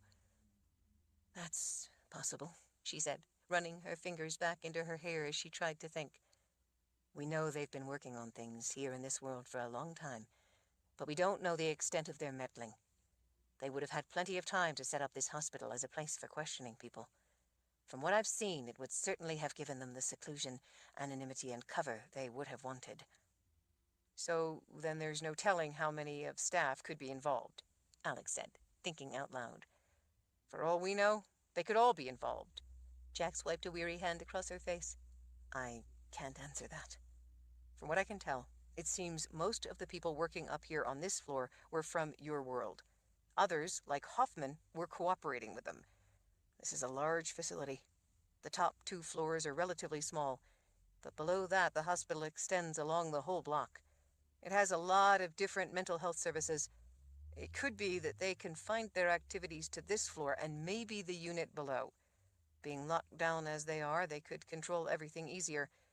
Dr. Hoffman could have seen to that control. Jax gave him a look. But we'd better not take that for granted. I think you're right. If there were other people involved, they could be looking for him and Jax. Going down to the next nurse's station could get the 2 of them captured. But without an alarm to warn them, a lot of innocent people could die in the fire. He tried to think of what to do.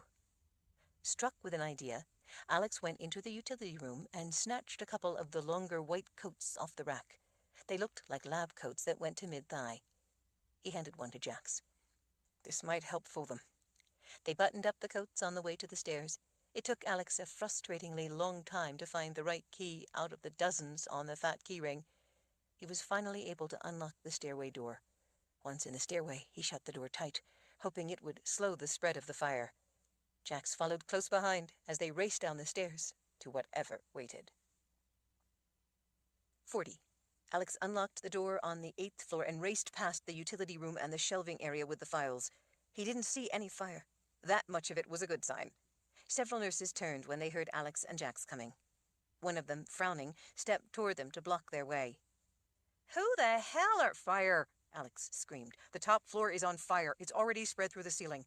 The whole upper floor is involved. We opened the fire escape doors and got everyone we could out of the place." "I'd better go check it out," one of the other nurses said.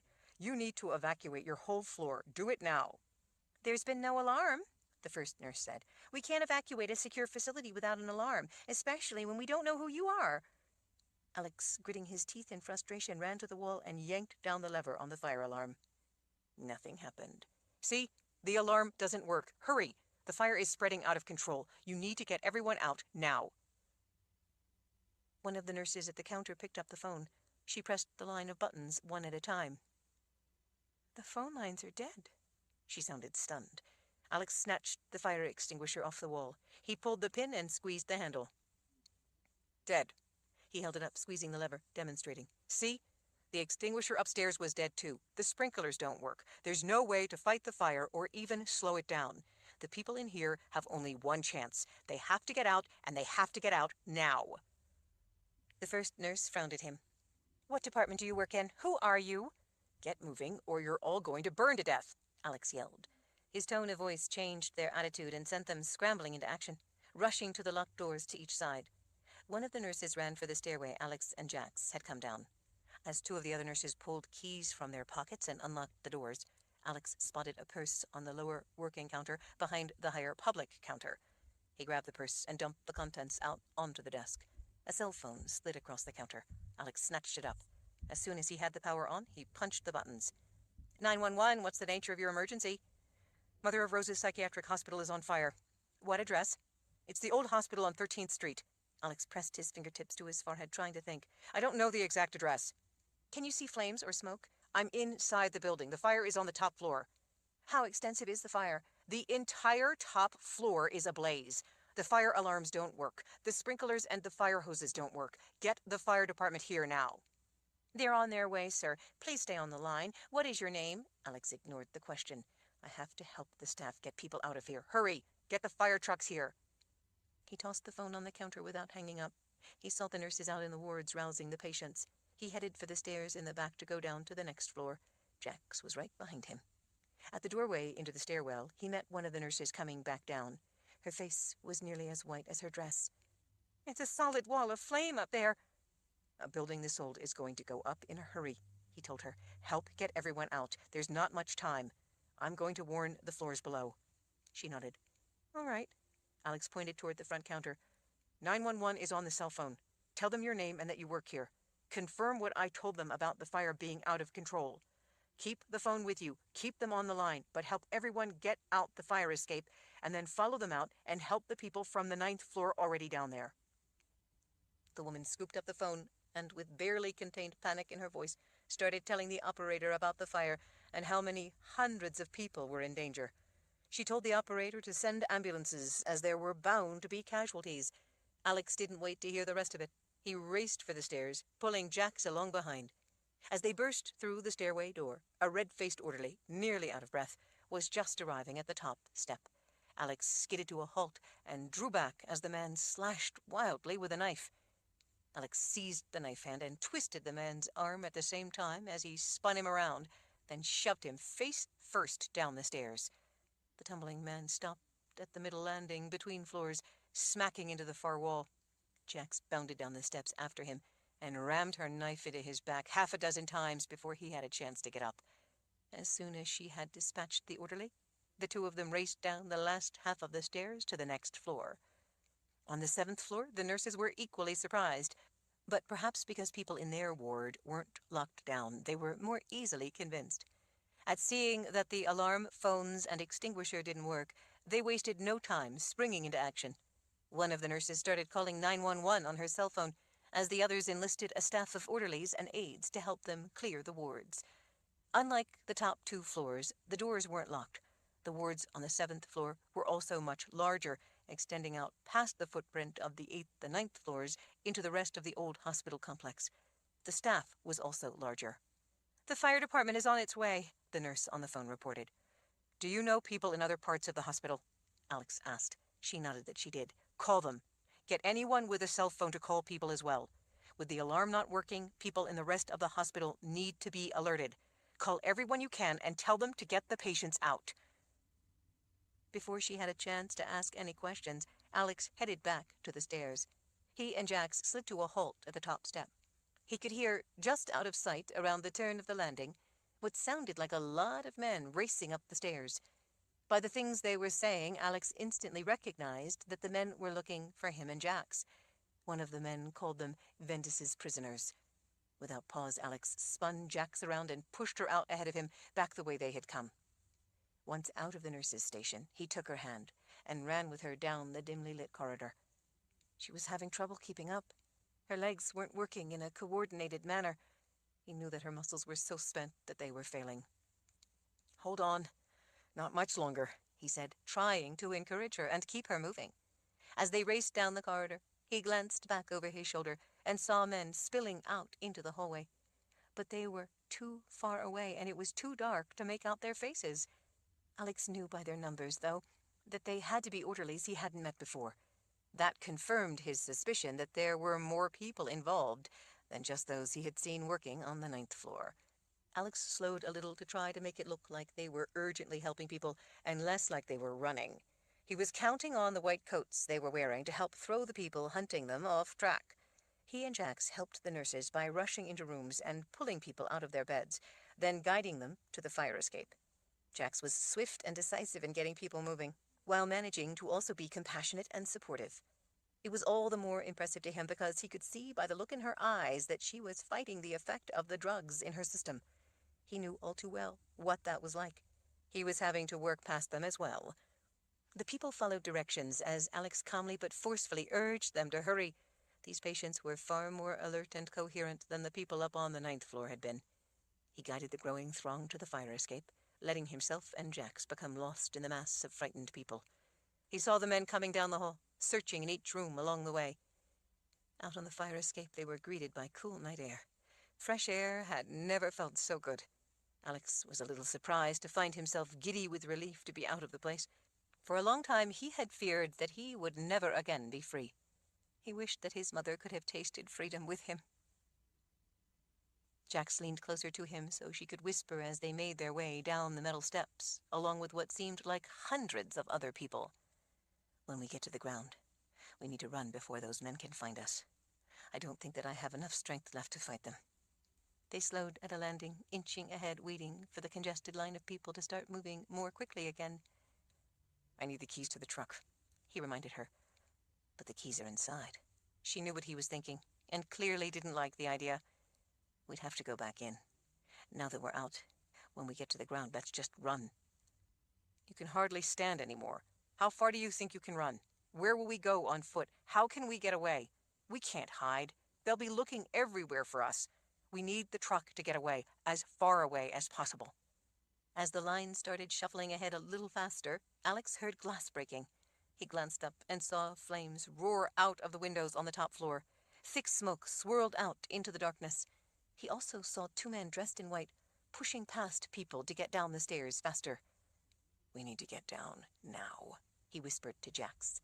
She glanced up and, seeing the men coming for them, stayed close behind him as he started gently nudging people aside so that the two of them could get by. He needed to keep distance between them and the men coming after them. But at the same time, he didn't want to make it too obvious, lest the men spot him and Jax running. Alex excused himself to the people on the stairs, repeating along the way that he needed to help patients on the ground. The descent of the 7 flights of metal stairs, even pushing past people, seemed like it was taking forever. Alex kept track of the distance back to the men hunting them. The men were getting closer all the time because they were far rougher about pushing people out of the way. At least most people, when they saw the white coats he and Jax were wearing and heard his repeated explanation, did their best to let them by. A lot of the patients were petrified to be up on the rickety metal fire escape stairs at night. They held onto the railing for dear life, inching along at a snail's pace. They bottlenecked the people above them trying to get down. Jax gently but firmly lifted the hands of more than one person from the railing, and with encouragement and reassurance got them moving. From his vantage point up on the stairs, among the confused people, making what they considered to be a terrifying descent, he gazed out over throngs of people screaming, crying, running, wandering aimlessly, even sitting down in the middle of a near stampede. The thought occurred to him that he couldn't imagine a scene any more chaotic than mental patients trying to escape a fire. Irrational people in the hundreds were unable to cope with the necessary but simple task of getting away from a burning building. Half of them, it seemed, were crying for help and waiting for it to show up rather than escape the area. Pushing past the frightened people on the stairs, Alex and Jax finally made it to the ground. They found themselves in the rear of the hospital among hundreds of people, all rushing about in confusion. In the distance, people were also pouring down emergency stairs from other areas of the institution. There were a few orderlies and nurses trying to organize the patients and tell them where they needed to go. There were patients who were staying at the hospital for less serious conditions, and some of them, too, were trying to help their fellow patients away from the burning building. There were a few people, driven by insanity, who, like salmon trying to swim upstream, were trying to push their way up the stairs, against the flow of people coming down. The lights suddenly went out as the electricity failed. The emergency generators should have kicked in. They didn't. 2 battery backup security lights did come on, but they were far from adequate to light the whole back area of the hospital. In the near darkness, the fire looming above them seemed all the more frightening. The 8th floor was now also fully involved. Alex could see flames making their way across the roof from there to the main part of the hospital. He also saw fire on the 5th floor. He suspected that it had been set, just like the fire on the top floor had been. Panicked people cried out and rushed faster to get away from the building as glass blown out of windows by the fire rained down on them. People on the ground were speared by shards of falling glass. Bloody people cried out for help. Some people stumbled and fell in the darkness. Alex and Jax helped a number of them to their feet so that they could get away. All the while, they steadily and silently made their way across the flowing current of people coming off the fire escapes and running away from the building. Alex had walked over the uneven ground that rose and fell over the roots of the big old trees often enough that he could probably have done it with his eyes closed, so the near darkness wasn't a hindrance. Over the bobbing heads of people, he spotted a couple of the orderlies coming through the back parking lot. They pawed through the escaping people, searching, looking at everyone. Alex rose up on his tiptoes and waved an arm to get their attention. He figured that they wouldn't be able to recognize him in the flickering light of the flames, and they would only key in on his white coat. When they saw him, he pointed urgently away from the hospital. "They're over there," he yelled. "They went that way." The bluff worked. The 2 men turned away and took off in the direction he had pointed to. Jax arched an eyebrow at him. That was risky. Not as risky as them catching up to us. At the metal entrance door, he gently pulled, testing it. It was locked. He searched through the keys, trying each in turn, not knowing if Henry would have had a key to unlock an exterior door. The fourth key worked. Alex paused to glance back over his shoulder at Jax. She gave him a look. "I'm not waiting here," she said before he could suggest it. "Hurry up. Let's get what you need and get out of here before those men find us." Alex opened the door just enough for them both to slip inside. There was one emergency battery-powered light some distance down a hall to the side. The exit sign above them over the door was lit up, casting the room in an eerie red glow that gave them at least a little light to see by. The sudden silence inside the place was unnerving. Alex smelled gas. He looked down the dark corridor toward where he knew the kitchens were, but he couldn't see anything. "They must have opened a gas line," he whispered to Jax. "What does that do?" He looked at her, realizing then that she wouldn't know, and realizing, too, how much the drugs were affecting him. He explained as he made his way through the dimly lit room toward the metal detector. "Natural gas is used in the kitchens, in the ovens and stoves, to make fire. It's highly flammable. If it isn't controlled, and enough of it escapes out into the air, it can easily explode." "Then we should get out of here now." "You're right. I just need to get the keys first." Jax skirted the metal detector and stood at the desk where Doreen usually sat, waiting as Alex groped around in the dark and finally located the table against the wall. He felt along the back of the tabletop and found a lone tub. He reached inside, and to his relief, his keys were still there along with his pocket knife. "Got it." "Alex!" He spun around to see Dwayne silhouetted against the red exit light. He came out of the dark swinging a nightstick. As Alex ducked, Jax snatched the blue pen attached to the clipboard and yanked it off, breaking the string. Before Alex had finished ducking the swing of the nightstick, she used the pen to stab the side of the guard's neck 3 times in rapid succession. He cried out. His hands flew to the puncture wounds in his throat. At the same time he turned to attack her. That was a mistake. As he lifted his nightstick, Jax stabbed his eyes out with 2 lightning-quick jabs. Before he could let out much of a scream, Alex had him from behind. He gripped the man's jaw and twisted with all his might until he heard a sickening crunch of sinew and bone. He let the limp Dwayne slip to the floor. "Why didn't you use the knife?" he asked as she dropped the bloody pen. She looked on the verge of frustrated tears. "My fingers are numb. They're not working very well." She gestured vaguely. "I must have dropped the knife out there somewhere." Alex put an arm around her waist when he saw her start to sink.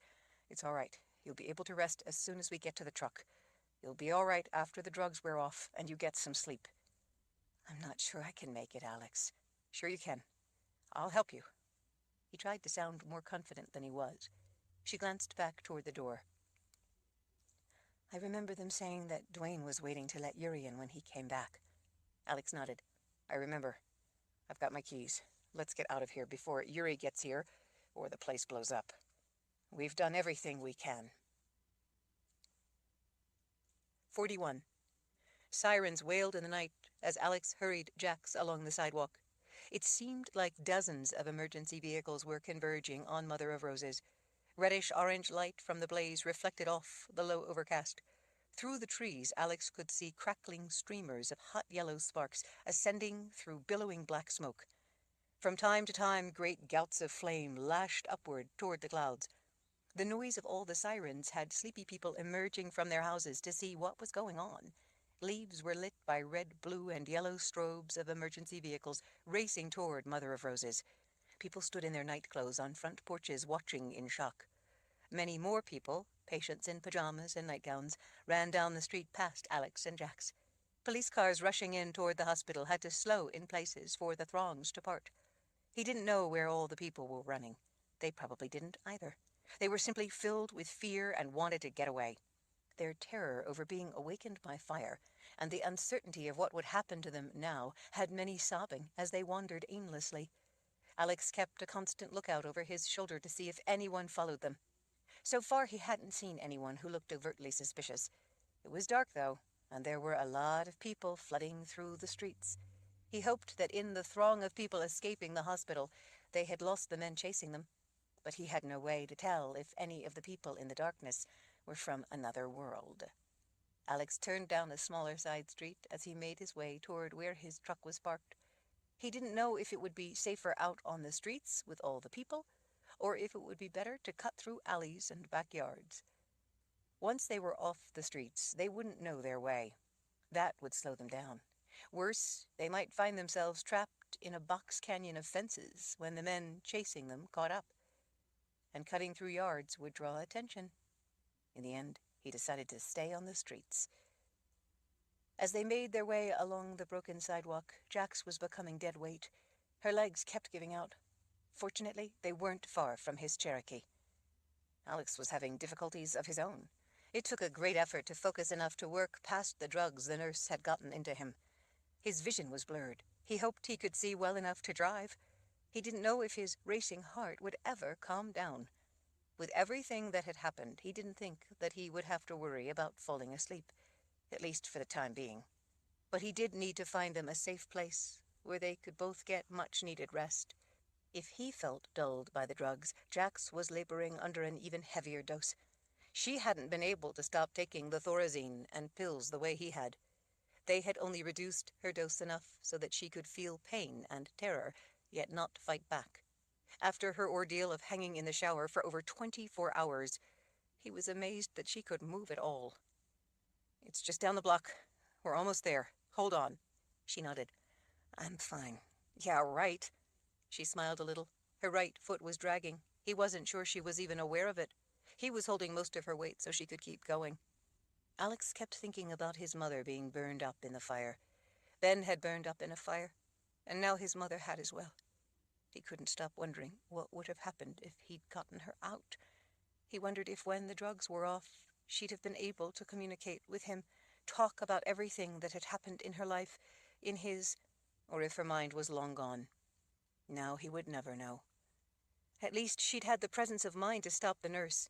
In the end, she had fought back against her captors. In the end, she'd won a battle against them. That was something. "Here," Alex said. "We're here. Hold on. I'll have you inside in a minute, and you can relax." Jax forced herself to stand straighter as he unlocked the passenger door. "Don't let yourself get complacent, Alexander," she reminded him. "Carelessness with these people will get you killed." That was why she refused to give up, why she forced herself to stay as alert as she possibly could. To relax was to die. Alex helped her step up into the passenger seat. He folded her right leg up into the truck. "Once we're away from the hospital, you could get some sleep. My knives. Please, I want my knives." As Alex reached under the seat and pulled the bundle out, a horrific explosion shook the night. The sky lit with the orange and yellow fireball. As Alex turned to the explosion, he saw an orderly dressed in white, barreling at him out of the darkness. The man was huge, and he had a knife. Without even thinking, Alex grabbed a handle of one of the knives in the bundle and pulled it out. Despite the adrenaline rush of his sudden alarm, the balance of the knife, the feel, made an impression somewhere in the recesses of his mind. As the man charged toward him, with no time to do anything more than simply react, Alex thrust the knife straight into the man's center mass. It didn't stop him. The big man crashed into him at full speed, knocking Alex back. As Alex rebounded off the side of the truck, the man swung his own knife. Alex ducked, seized the arm, and took it with him as he circled around the orderly. Once behind him, he rammed his blade into the man's lower back several times in rapid succession. He didn't hit anything immediately vital, and his stabbing only made the man angrier. The man twisted around, driving Alex back with his feet as well as his fists. More than one connected, staggering Alex back. The man was a fury of non-stop lunges and slashes. With the drugs, Alex had difficulty focusing. The man was a good head taller than Alex and must have been 60 or 70 pounds heavier. Despite his size, he was quick. Not only was he hard to handle, but his size seemed to help keep the knife wounds from slowing him. Alex made another attack. The man threw him back. As he rebounded, Alex ducked under a swing, threw a shoulder block into the man, and at the same time grabbed a leg. He pulled with all his strength, upending the orderly. The man landed flat on his back, but bounded back up as if on springs. His arms seemed to be everywhere at once. Alex was having trouble keeping track of the furious attacks. He picked his openings and cut whenever he had the chance. One slashing cut across the man's thigh halved the muscle, making him stumble. Alex used the opening to dive in to try to finish the fight. He seized the man's knife-wielding arm and stabbed again, but the man was strong enough to push him back. Alex felt like a child trying to fight a grown man. When the man spun around, pulling out of Alex's grip, his arms were spread in an angry fighting stance. He looked like a bear on its hind legs about to charge. Seeing the opening, Alex used all his strength to drive his knife like a punch straight into the middle of the orderly's throat. He felt the blade sink in and hit bone. The furious fight seemed to freeze in place. Then the man started to corkscrew toward the ground. As he collapsed, his weight pulled him off the blade. Panting, catching his breath, his exhausted arms hanging, Alex tried to gather his wits. He was so drained, so bone-tired from the fight, that he was ready to drop. Jax was suddenly there beside him, putting her arm around him, holding him up. "Almost there," she reminded him. "Hold on." He smiled at her words, words he had used to encourage her not to give up. Alex felt like he was watching himself in a dream. He realized then, by the way Jax was bent over, that he was on his knees. He didn't remember going to his knees. "Stay still," she said. Jax turned away to the open door of the truck for a moment. She was frantically doing something. He couldn't figure it out. It finally dawned on him that she was ripping cloth. It was the rag the knives had been in. She was tearing off a long strip. She put the strip around his upper left arm, wrapping it tightly around several times. She used her teeth to split the end and then tied a knot. She made another knot and drew it tight. "What are you doing?" "He cut you. I'm tying a bandage around your arm to keep the wound closed. I need to stop the bleeding." Alex only then realized that blood was dripping off his fingers. He wondered how bad it was. He didn't really feel any pain, but at feeling a warm, wet sheath of blood running down his arm, he suddenly began feeling sick. "It's all right," she assured him. "You'll be fine." By the way her voice sounded, though, he didn't know if he believed her. "How bad is it?" "It's dark, I can't tell," she admitted. "But I don't think it's too bad. Can you move your fingers?" Alex tried. "Yes." "Then you're fine. As long as your arm still works, it can't be too bad." "Thank you," he said in a numb voice. "I don't understand why he was trying to kill me. If I'm dead, they can't get the information they need." "He wasn't trying to kill you. He was trying to capture you. If he had wanted to kill you, I think he could have." "Well, from my side of it, it sure felt like he was trying to kill me." She only smiled as she adjusted the bandage on his arm. Alex liked the feeling of her taking care of him. It made him feel calm, feel like everything would be all right. She gently took the knife out of his hand. "I don't ever let anyone use my knife. Not this one." Alex saw in the dim illumination of the dome light in the Jeep that it was the knife with all the elaborate engraving on the silver handle. Now it was covered in blood as well. "It seemed rather important at the time," Alex said. "Do you think you could make an exception to your rule this one time?" "Well," she said, glancing down at the dead man, "I guess that, in this case, I could." With a concerned, gentle look, she smoothed the hair back off his forehead. Her face warmed with the special smile she gave only him. Her hand cupping the side of his face made everything better. "Considering who used that knife," she said in an intimate voice, "I guess it's all right. You're welcome to use it any time you'd like." Alex swayed on his knees. "I think I'm going to throw up." "Do it in that direction, will you? I need to send him back to my world." Alex was going to tell her not to bother, that they could just drive away and leave him. But as his mind started working again, he realized what a bad idea it would be to leave a body lying in the street. With so many people around, the man would be discovered in short order. Alex could see people off in the darkness. Fortunately, they didn't see what was going on. The dead people they had left in Mother of Roses would be burned up. There would be little evidence of what had really happened. But if they left this man's body out on the street, it would look like murder and raise a lot of questions. By the time he had come to the conclusion that Jax was right, the man had already vanished. Her knife was shiny and clean. Jax put a hand under his good arm to help him up. "Come on, let's get away from here before any of his friends show up." Alex was regaining his senses. He helped boost Jax up into the truck. The adrenaline of the situation seemed to have given them both a shot of strength. He didn't know how long it would last. He ran around to the other side and hopped in. When he turned the key in the ignition and the truck didn't start, he wasn't the least bit surprised. Trying the key had been nothing more than a token gesture. He had expected it not to start. That was just the way the world worked. For some reason, it seemed that things tended not to work when you needed them the most. Fortunately, he had planned for the eventuality. He'd parked on a hill, and he'd parked at the end of the block so that no one could park in front of him and block him in. He turned the wheels away from the curb as he put in the clutch. The Cherokee started rolling, gathering speed. When it was going downhill at a good clip, he let the clutch out. The engine turned over and caught. With a minimum of fuss, he had the truck running, but he was more determined than ever to get it fixed as soon as they got the chance. Alex drove slowly down the hill through the residential neighborhood. There were no cars, but there were people wandering all over the place. Here and there, a person in pajamas or a robe would walk out into the street without looking. In the darkness, it was difficult to see them all. Alex kept a sharp lookout for any of the staff who might be hunting them. When he turned right onto 16th Street, traffic was moving slowly, pulling over at intervals for emergency vehicles. Fire trucks, ambulances, and police cars raced through the night toward the hospital. Alex stayed in the right lane, pulling to the curb and stopping for every one of them. He didn't want to be stopped by police and have to answer any questions. At that moment, he couldn't imagine what he would tell them about what he was doing there at that time of night. He couldn't say he was visiting his mother, not at night. He was too tired to think. Best to avoid the problem altogether. When the traffic cleared, he stayed close to the speed limit of 45 as he headed toward the interstate. The interstate would be the fastest way to put some distance between them and anyone who might be looking for them.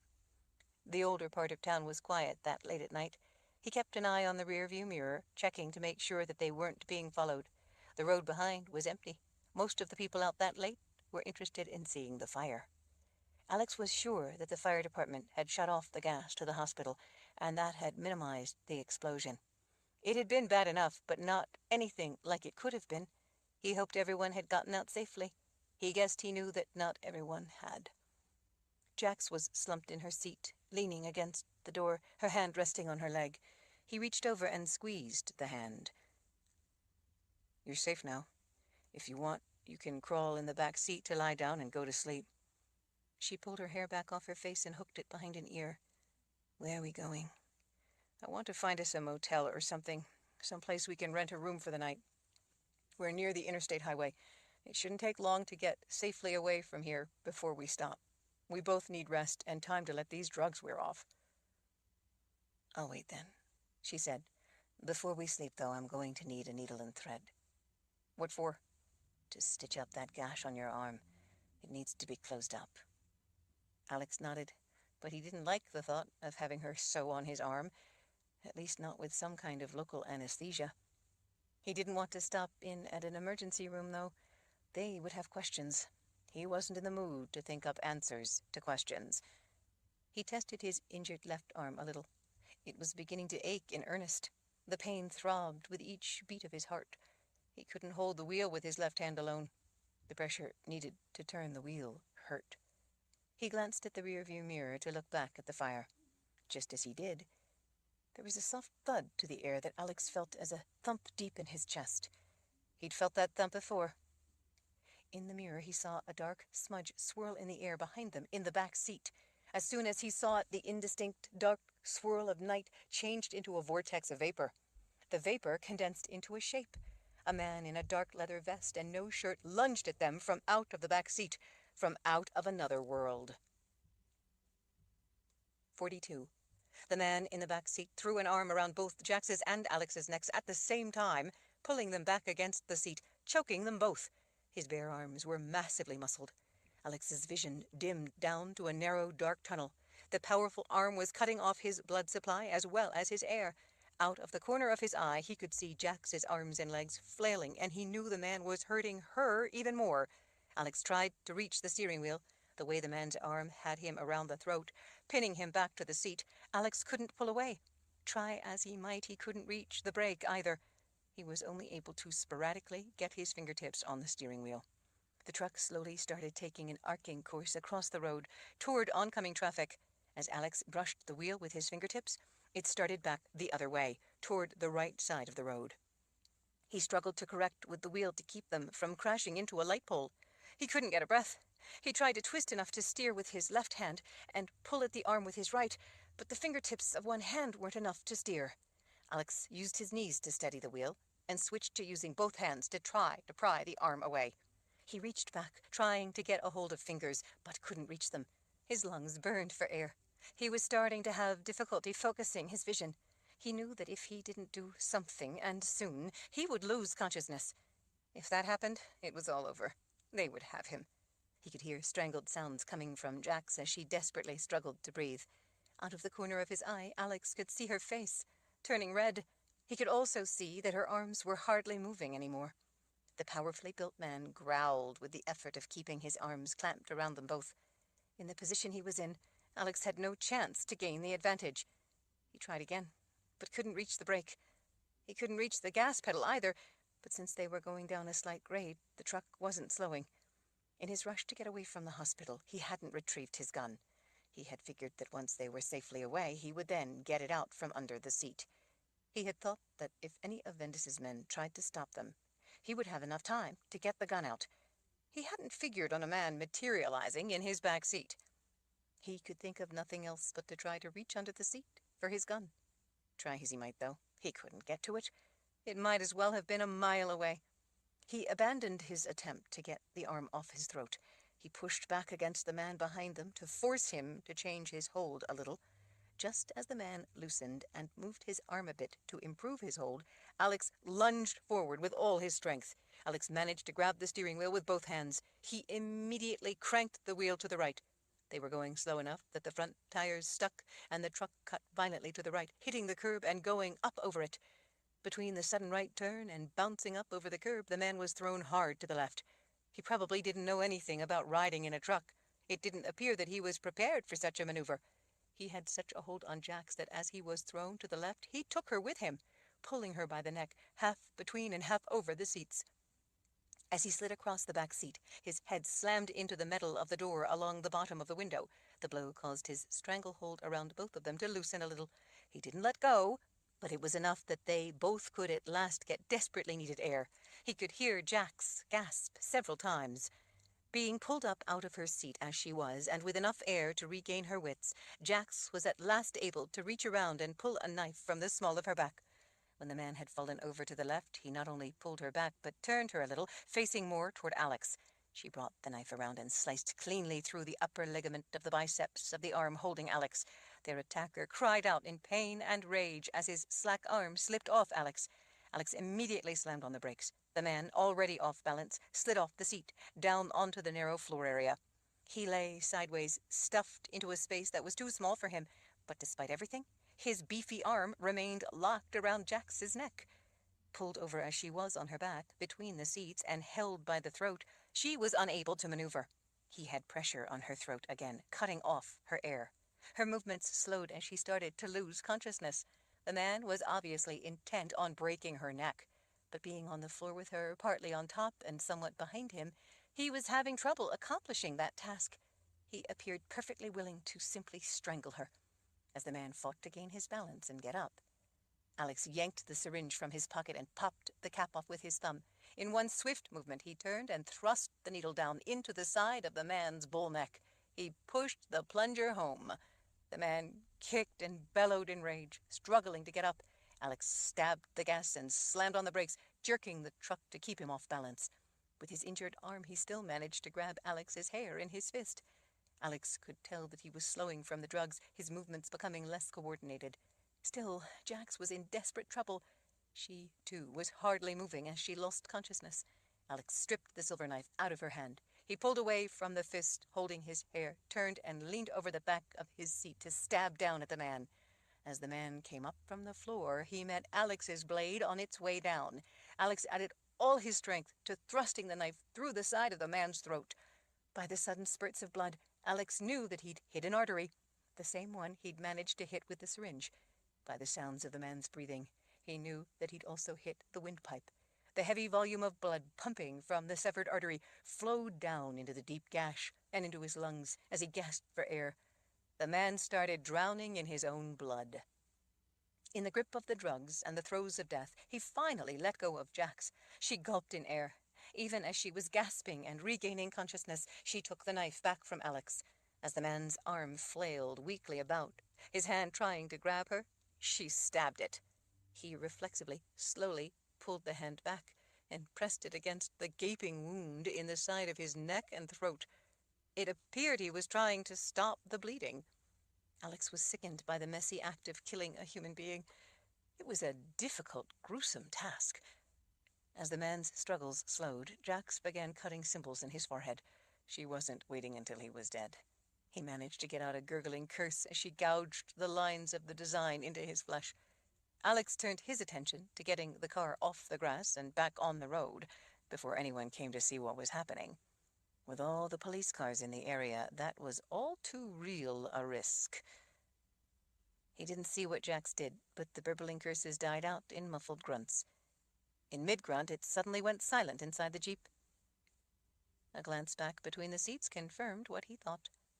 The man was gone, along with all the blood.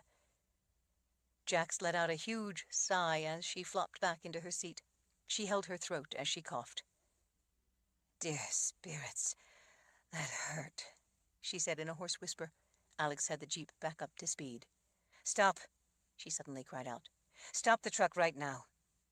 Alex, surprised by her screamed command, slammed on the brakes. The Cherokee slid to a stop. He pulled off the road onto a thinly graveled parking area on the shoulder. "What? What's the matter?" "I'm an idiot," Jax growled. "What are you talking about?"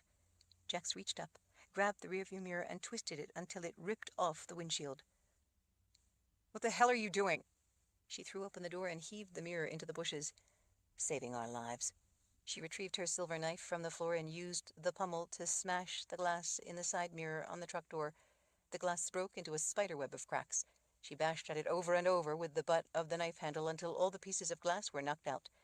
A black socket with an adjustment cable was all that remained. She ran around the front of the truck and did the same thing to the driver's side mirror. When she had finished, she rushed back around and got in. "Let's go," she said as she slammed the door shut. "Get us away from this last spot they saw us. Go, go, go!" Alex checked over his shoulder and then dumped the clutch, spinning the wheels in the gravel as he pulled the Cherokee back out onto the street. "You think they found us by the rearview mirrors?" She slumped back in her seat, comforting her neck. "How else?" He turned to look out the back window to make sure they weren't being followed. He saw a big man in a leather vest running after them from the graveled parking area. With a cold wave of shock, Alex realized that the man must have arrived in this world right where the Jeep had been only a moment before. She had told him once, in the driveway of his house, that they usually arrived in pairs. That was the partner of the man they had just killed and sent back. Alex stepped on the gas. The next time he looked back, they were too far away for him to see the man. He would never be able to follow or find them on foot. Alex let out a sigh of relief. He gripped the steering wheel tighter to try to stop his hands from shaking. Jax, also watching the man vanish in the distance behind, looked over at Alex out of the corner of her eye, as if to ask if he understood now. "That was close," he admitted. "But how am I going to drive without mirrors?" "Would you rather drive with new passengers arriving from my world every few minutes?" "I guess not," he admitted. He glanced over at her. "Are you all right, Jax?" Her brow wrinkled as she fought back tears while rubbing the muscles in her neck. "I think I will be after I get some sleep." "Close your eyes," he said in a gentle voice. "I'll wake you when I get us a room. Sleep until then." She didn't answer. He didn't know if she'd fallen asleep or if she had passed out. Alex looked back over his shoulder. The road behind was empty. He wasn't much comforted. 43. Alex leaned to the side a little, trying to balance Jax's weight with his right arm and hip as he used his aching left arm to try to unlock the door. In her semi-conscious state, Jax did her best to stand, but her legs kept giving out, making his hand pull away from the keyhole. He at last managed to turn the key in the lock. The door swung open. He used his foot to shut the door, then swept Jax up in his arms and carried her into the room, following the well-worn track across the beige carpeting. It hurt his injured arm to hold her like that, but he figured it would be easier than trying to get her up off the floor if she passed out completely. In her groggy state, she let out a soft moan as she put her arms around his neck. She laid her head against his shoulder as he carried her into the dark room. It made him imagine the innocent, feminine little girl she once had to have been. A long rectangle of light from signs for the truck stops shining in through the window beside the door fell across the double beds. An older TV sat on the long counter where it could be watched from bed. A tiny table with two wooden chairs sat under the front window beside the door. It smelled a little musty, but he wasn't about to complain. At that moment, the small room looked like a presidential suite to him. Outside, semi-trailer trucks constantly rumbled past on the interstate. He could hear a TV on in the room beside theirs. Still, it was a relief to have what appeared to be a safe place to stop, a place hidden away from all the people hunting them. Alex gently laid Jax on one of the two beds. "The mirrors, Alex," she mumbled. I know. He went into the bathroom, flicked on a buzzing fluorescent light, and draped the white bath mat over the mirror. He brought a towel out and hung it over the mirror on the wall beside the TV. He adjusted the towel to make sure that not the tiniest part of the mirror could peek through. He felt like his mother, draping things over mirrors.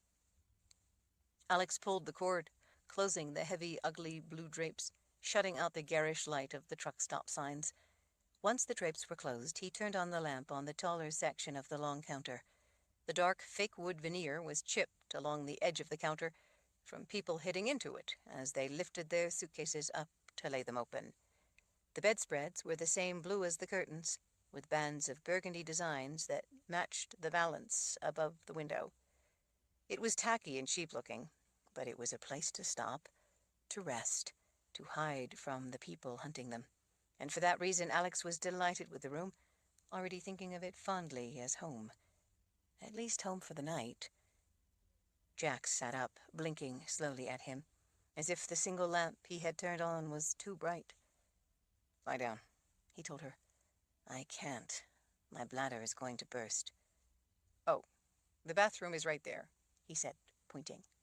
He put a hand under her arm and helped her up, using her legs after the stress of stretching up on her toes all night to breathe, followed by the heart-pounding escape, left standing almost more than she could manage. Without the spur of terror, her muscles were giving out, and her legs wobbled unsteadily. As he was helping her to the bathroom, she said, "I need a needle and thread. I need to sew up your arm."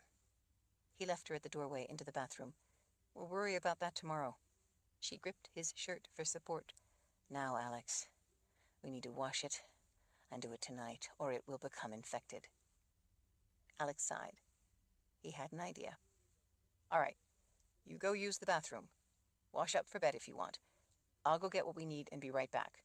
I'll leave you the gun." "No, I'm hidden inside. You will be out there where people can see you. You have no way of knowing who might be looking. You take the gun. I have my knives." He couldn't imagine that she could fight very effectively in her condition, but he didn't want to argue, and she did make sense. "I'll be right back. I'll knock twice, pause, and knock twice again before I open the door, so that you know it's me coming back." Alex locked the door and checked it before jogging across the parking lot. It was starting to drizzle.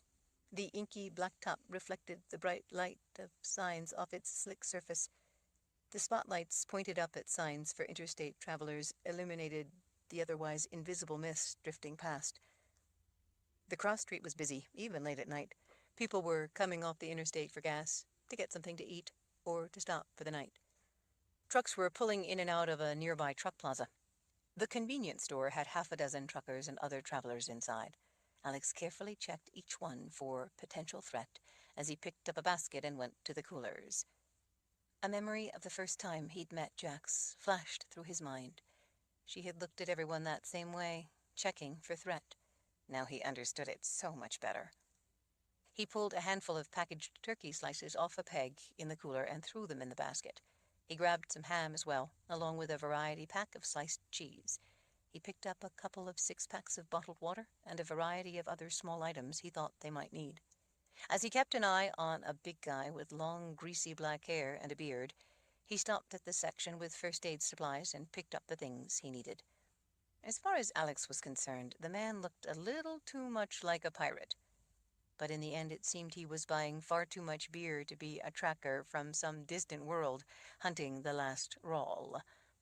Nonetheless, it was comforting to have a Glock only a twitch away. After the brawl in his truck had ended, He had quickly retrieved the gun from under the seat. It was a relief to have it handy. The next time someone from another world showed up, he vowed to be ready. They had been fortunate and survived a number of surprise attacks. He didn't want to be caught unprepared again. At the checkout counter, he asked the clerk for 2 of the prepaid cell phones on the rack against the back wall. Alex paid for everything with one of the $100 bills Cedric Vendis had used to buy Alex's 6 paintings. That seemed not only like a lifetime ago, but like a different life. Maybe it was. When he got back to the room, Alex knocked with his special signal to let Jax know it was him. When he opened the door, he saw her sitting cross-legged on the end of the bed, staring at the TV. There was a talk show on. "What are you doing?" he asked, as he set the plastic bags on the small table. Jax looked rather alarmed. "I saw one of these things where they held us. I was drugged, so I couldn't pay much attention to it. But they have one here as well, just like at the crazy house. I saw a button that said on, so I pushed it." She pointed.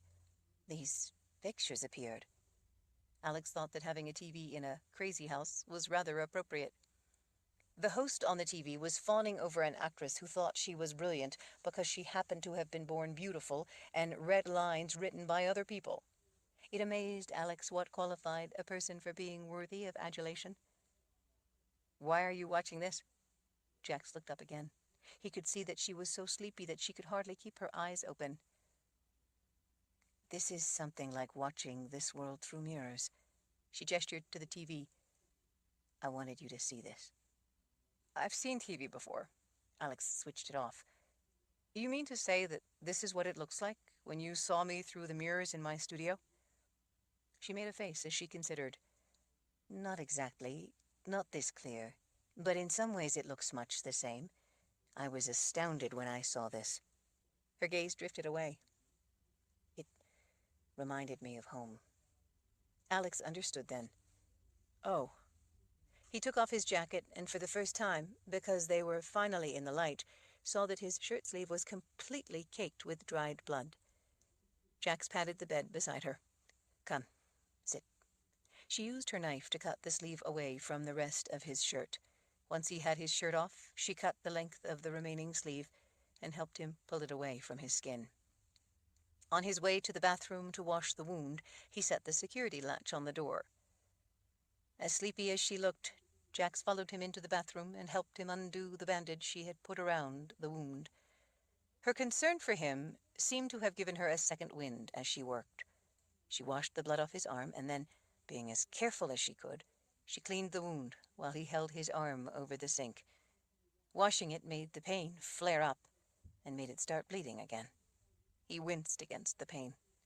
When Alex really saw the cut for the first time, he cursed under his breath. He wondered if maybe he really should go to an emergency room. He quickly decided against it. "Here," he said, "put this antibiotic in the cut." "Did you get the needle and thread?" she asked, as she drizzled the brown liquid in the wound. It stung like mad. "I got something better," he said as he opened a package of superglue, getting it ready. "What could be better?" she asked, as she dabbed his arm dry with a towel after it stopped bleeding. "Just hold it closed and I'll show you." She used both hands to do as he asked, carefully aligning the sides of the wound. With 2 fingers, Alex pressed the top layer of the cut tight together. With his thumb and third finger, he squeezed the tube of superglue, spreading it generously down the length of the cut. He went back over the places where it hadn't closed completely and added more glue on top of the cut. "What are you doing?" Jax asked in astonishment. "Superglue." "Superglue?" It sounded like an exotic foreign word when she said it. "Yes, good old superglue. Bonds skin instantly. They use it in surgery now." He waited a few minutes just to be sure, then took his fingers away. The deep wound stayed tightly closed. "See? Easier than stitches." She gently tested it with a finger. "I think you're a big baby and are afraid to have me stitch your arm." "Just wrap it with that gauze, will you, please?" Jax smiled at his annoyance and wound the gauze snugly around the arm, not trusting the glue to hold. After that, he had her wrap it with the tan stretch bandage. When she had finished, he moved the arm, testing it. The bandaging wasn't too tight, but it was tight enough to cocoon the wound and protect it. He thought that it ought to heal fine, wrapped as it was. Seeing her eyes keep closing, he helped her out to the other room. He turned down the bed for her and got an extra pillow out of the tiny closet to add to the two thin pillows on the bed. She sat on the end of the bed and pulled off a boot.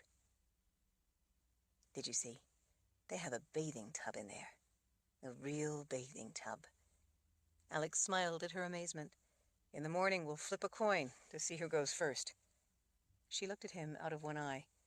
Didn't your mother ever teach you ladies first? I guess that our worlds share some important things. When she saw his smile fade, she said, Sorry. Alex nodded. I know. Me too. I wish... Well, I'm just glad that she was there to help us when she did. If not for her, I think they might have had us. Jax nodded as she put her leg up onto her knee to pull off her other boot. Wake me at dawn. I need you well, Jax.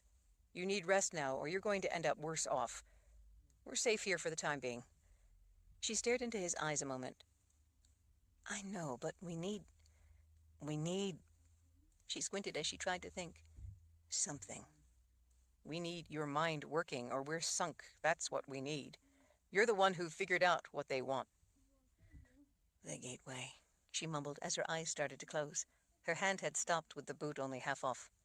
She looked too exhausted to complete the task.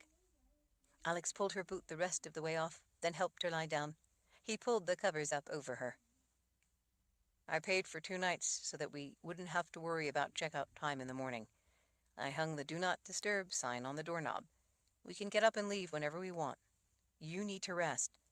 But he knelt beside the bed, gazing into her half-closed brown eyes.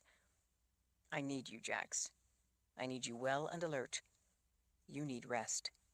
Do this for me? She reached out and cupped the side of his face. Thank you, Alex, for everything.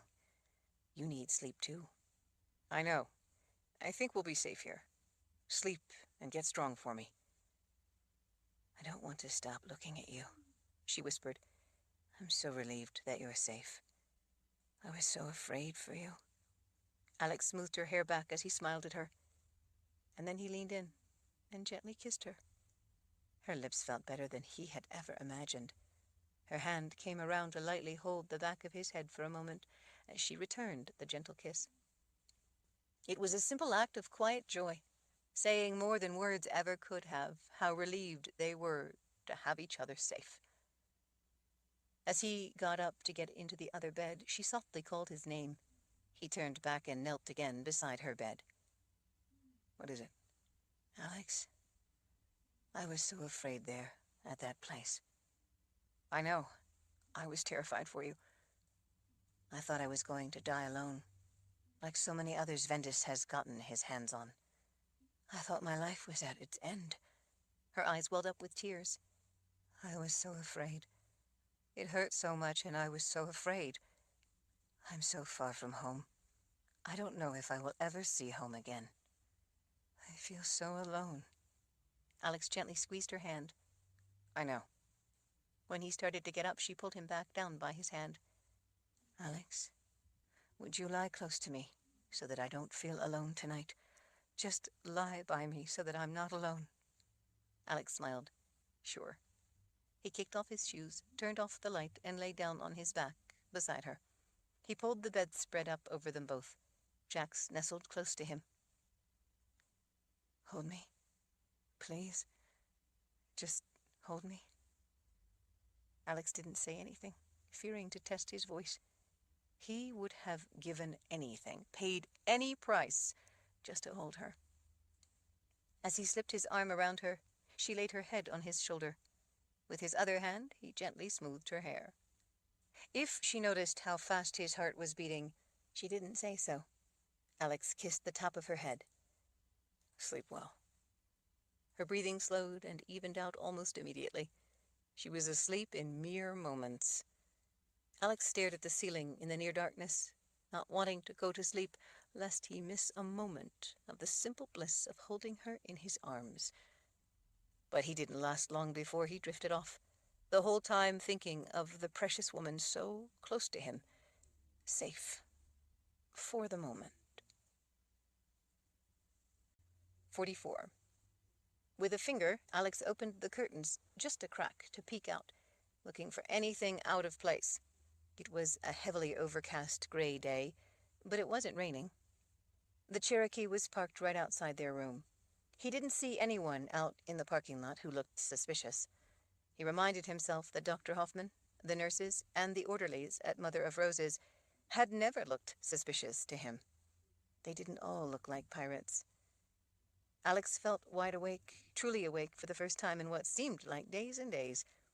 He was foggy on exactly how many days it had been, but he knew that the whole ordeal at Mother of Roses hadn't been more than a few days. Some of the things that had happened didn't seem real.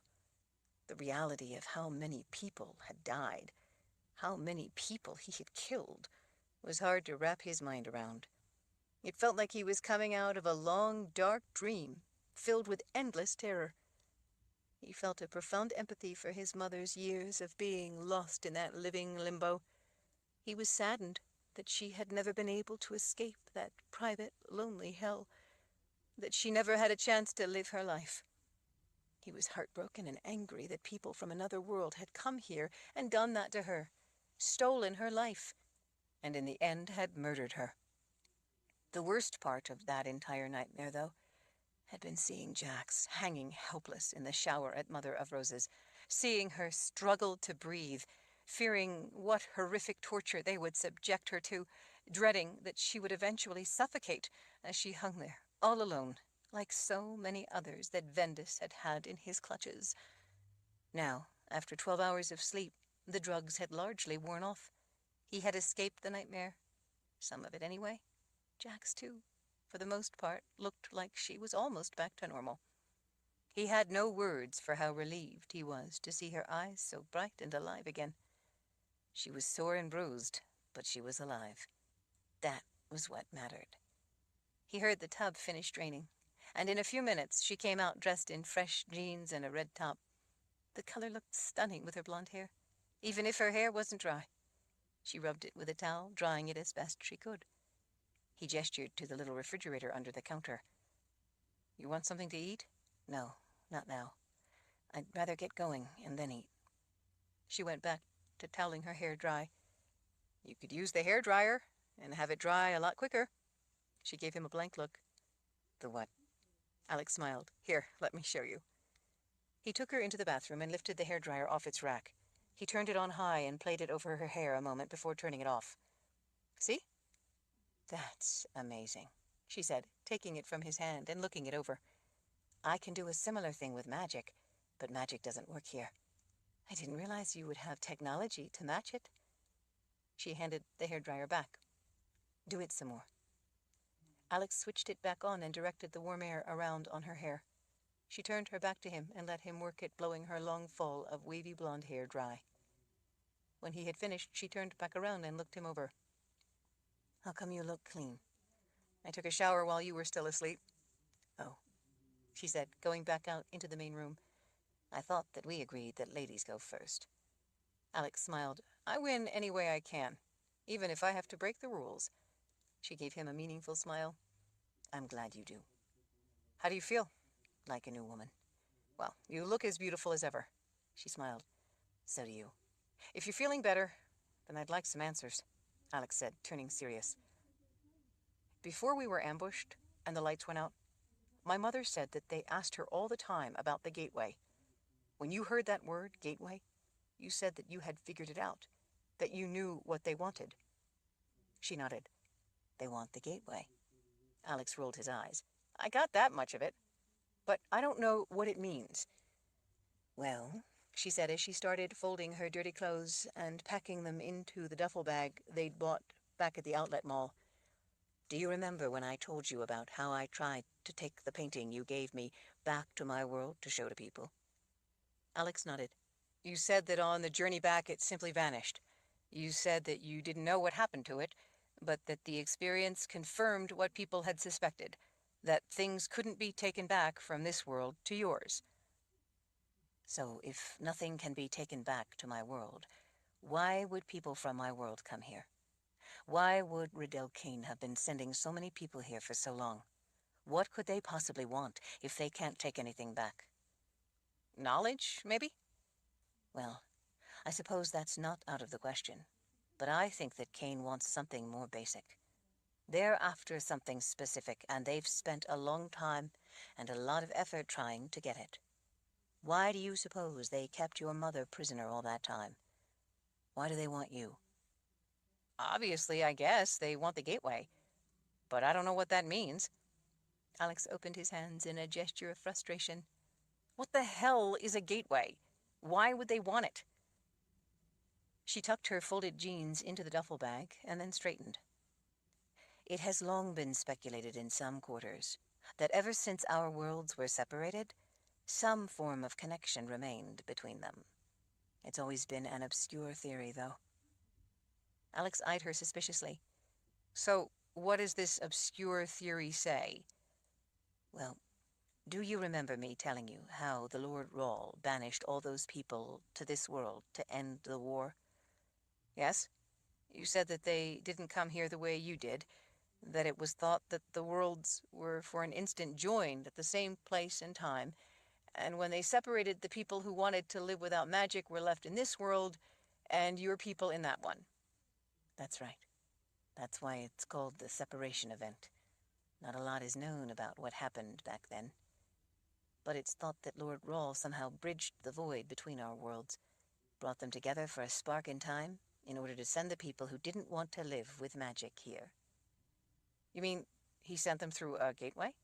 No, but according to this theory, there had to be an actual place of connection, a small breach in the void of nothingness between the worlds, an opening through time and space that allowed everything to remain in balance while the worlds were brought together and then the separation was taking place. The fact that we can come here and return is claimed to be proof that the connection still exists. Otherwise, they say, we couldn't cross the void between our worlds. The gateway, some theorized, was a side effect of the separation event, an anomaly, an artifact that remains to this day. Other believers in this gateway say that it had to be created by Lord Rawl to balance what he was doing, or the separation event could not have taken place. Seems to me to be a pretty important event. Why is this all just speculation? Why isn't more known? At one time there were records, but the long period of the Golden Age ended in wars that resulted in the destruction of many of our most treasured records. It was a dark time. After it ended, we were left without much of our history. Alex sighed. So, you think this separation event left a conduit between the two worlds? A wormhole of some kind? Jax shrugged. I don't know what a wormhole is. A conduit is a little simplistic, but I guess you could look at it that way. A better way to think of it is as a kind of vent, a balance needed between the profound forces on each side. Do you think this connection, this gateway, is a fact? Or is this simply people making wild guesses about things that may or may not have once happened? It's been inferred by some from what little is known about the separation event. At least, it's inferred by the few people who actually subscribe to this gateway theory. Why didn't you ever bring this up before? Why is it such a surprise? This whole gateway thing sounds pretty important. It may seem so now, but it's actually an obscure fringe theory. To be quite frank, gateway theory has always been considered a crackpot notion. It never entered my mind that this whole thing with Riddell Kane could have anything to do with such a crazy idea until I heard your mother say the word gateway. That they would use that specific word to your mother suddenly made everything that's been happening all come together for me. It suddenly all made sense. But even if this gateway once existed, in the beginning, do you think it still exists? I don't know, but Riddell Kane apparently thinks so. His people kept questioning your mother about it, didn't they? They asked me about it. I'm sure they must have asked you, too. They did, Alex admitted. In fact, it was the only thing they wanted me to talk about. Your mother gave me the answer I've been looking for. The answer to why they're coming here, and what they want. Riddell Kane wants the gateway. Realization dawned on him. The land I'm inheriting. The gateway must be somewhere on the land that was left to me. Jax was nodding. You were right from the beginning. All along it's been about the land. But why would they need my mother, or me? If they suspect the gateway is located there on that land, then why not simply go there? The place is primitive and remote. They could have the gateway to themselves, and no one would likely even know that they were there or what they were up to. Maybe they already went there and found it, but they couldn't use it for some reason. Maybe that was when they became interested in the raw line here in this world. Alex hadn't thought of that. He paced to the window and back as he thought about it. He wondered what part the Daggett Trust played in the whole thing. If they did go there and couldn't make the gateway work, what makes them think that I could? Aurora separated the worlds. If in so doing he also created this gateway between worlds, and it still exists, then maybe it has fail-safes, and it takes Aurora to open it again. But that was him, not me. Even if I am a descendant of this raw line from your world, I don't have those kinds of abilities. How the hell am I supposed to open a gateway between worlds? I never even knew another world existed. I'm the last person on Earth to go to for answers about a gateway. Not really, Jax said as she shrugged. The law of nines names you as central to it all. You would be the very person to go to. The law of nines? How can that have anything to do with a gateway? I don't know. But Riddell Kane wants the gateway, and the law of nines leads him directly to you as being central to the whole thing. He sent Cedric Vendis here, his most trusted man, to secure both the gateway and you. Alex paced as he thought. But, like you just said, they're coming to this world. They can already come here and go back. What more is the gateway going to do for them that they can't already do? Alex paused in mid-stride as the answer to his own question suddenly became clear. Except that when they come here, they can't take anything back with them. He met her gaze. Could they take things back through a gateway? She was smiling in an unsettling way. According to the theory, a lifeline isn't needed in the gateway, so objects could be taken back through it. What would they want to take back through the gateway? What's the weapon they're using to conquer and control people in my world? The ability your world has, but this one doesn't. Weapons of magic. Right. And what is it Kane wants to eliminate from our world? Magic. So what happens if they succeed? Alex felt the hair on his arms stand on end. Dictators always seek to take weapons away from people so that there can be no effective opposition to their rule. If they eliminate magic, they will eliminate the weapon that people could use to resist tyranny. But in taking it away from the people who might oppose them, they will also be eliminating it for their own use. So, if they eliminate the weapon everyone on both sides is using now, they will need some other kind of weapon to replace it. That's right, she said. There is a kind of balance of power now. Both sides have access to the same kinds of weapons. If they eliminate magic, that would leave the balance of power static. Neither side would have it. So, if they want to seize rule, they will need to replace their lost weapons with some other kind of weapon. That would tip the balance their way. Technology, Alex whispered. They could use radios to communicate, drugs to control people, and guns to kill anyone who tries to resist them. Jax was nodding again, and who knows what else. For all practical purposes, technology is interchangeable with what we can do with our abilities. They do the same kinds of things. When the tools created with the use of magic are suddenly gone, people will be helpless. Those with technology to replace those lost tools will be able to rule the world. Exactly. Jax swept an arm out. There is a whole world of technology here for the taking. Last night, you went out and bought that magic glue. Superglue, right, superglue. We use magic to heal in a similar way, knitting wounds closed much like you did. But if our ability to do that is gone, we will have no way to heal the wounded. Imagine the advantage Kane's side would have with something that simple. How many people would give in to his side just to be healed with the technology only Kane could provide? But there is a great deal more. There is a whole world here full of things we wouldn't have. They could walk into a store and buy things that would be invaluable in my world if everyone in my world were stripped of their abilities. They could take that technology back through a gateway. Cain would be the sole source of the things that people needed to live, and only he would have weapons to enforce his rule. But do you think this gateway theory is really right? That people could take things back through it to your world? I imagine that Riddell Cain must have reason to believe so. Alex sat down on the edge of the bed. What is it I've heard you say? Dear spirits? Yes, if things are bad enough. Alex rested his elbows on his knees and put his head in his hands. Dear spirits. They want a gateway to run guns to another world. Any ideas? Sure. Let's call in ATF. Who? Nothing, he said, waving off his flip remark.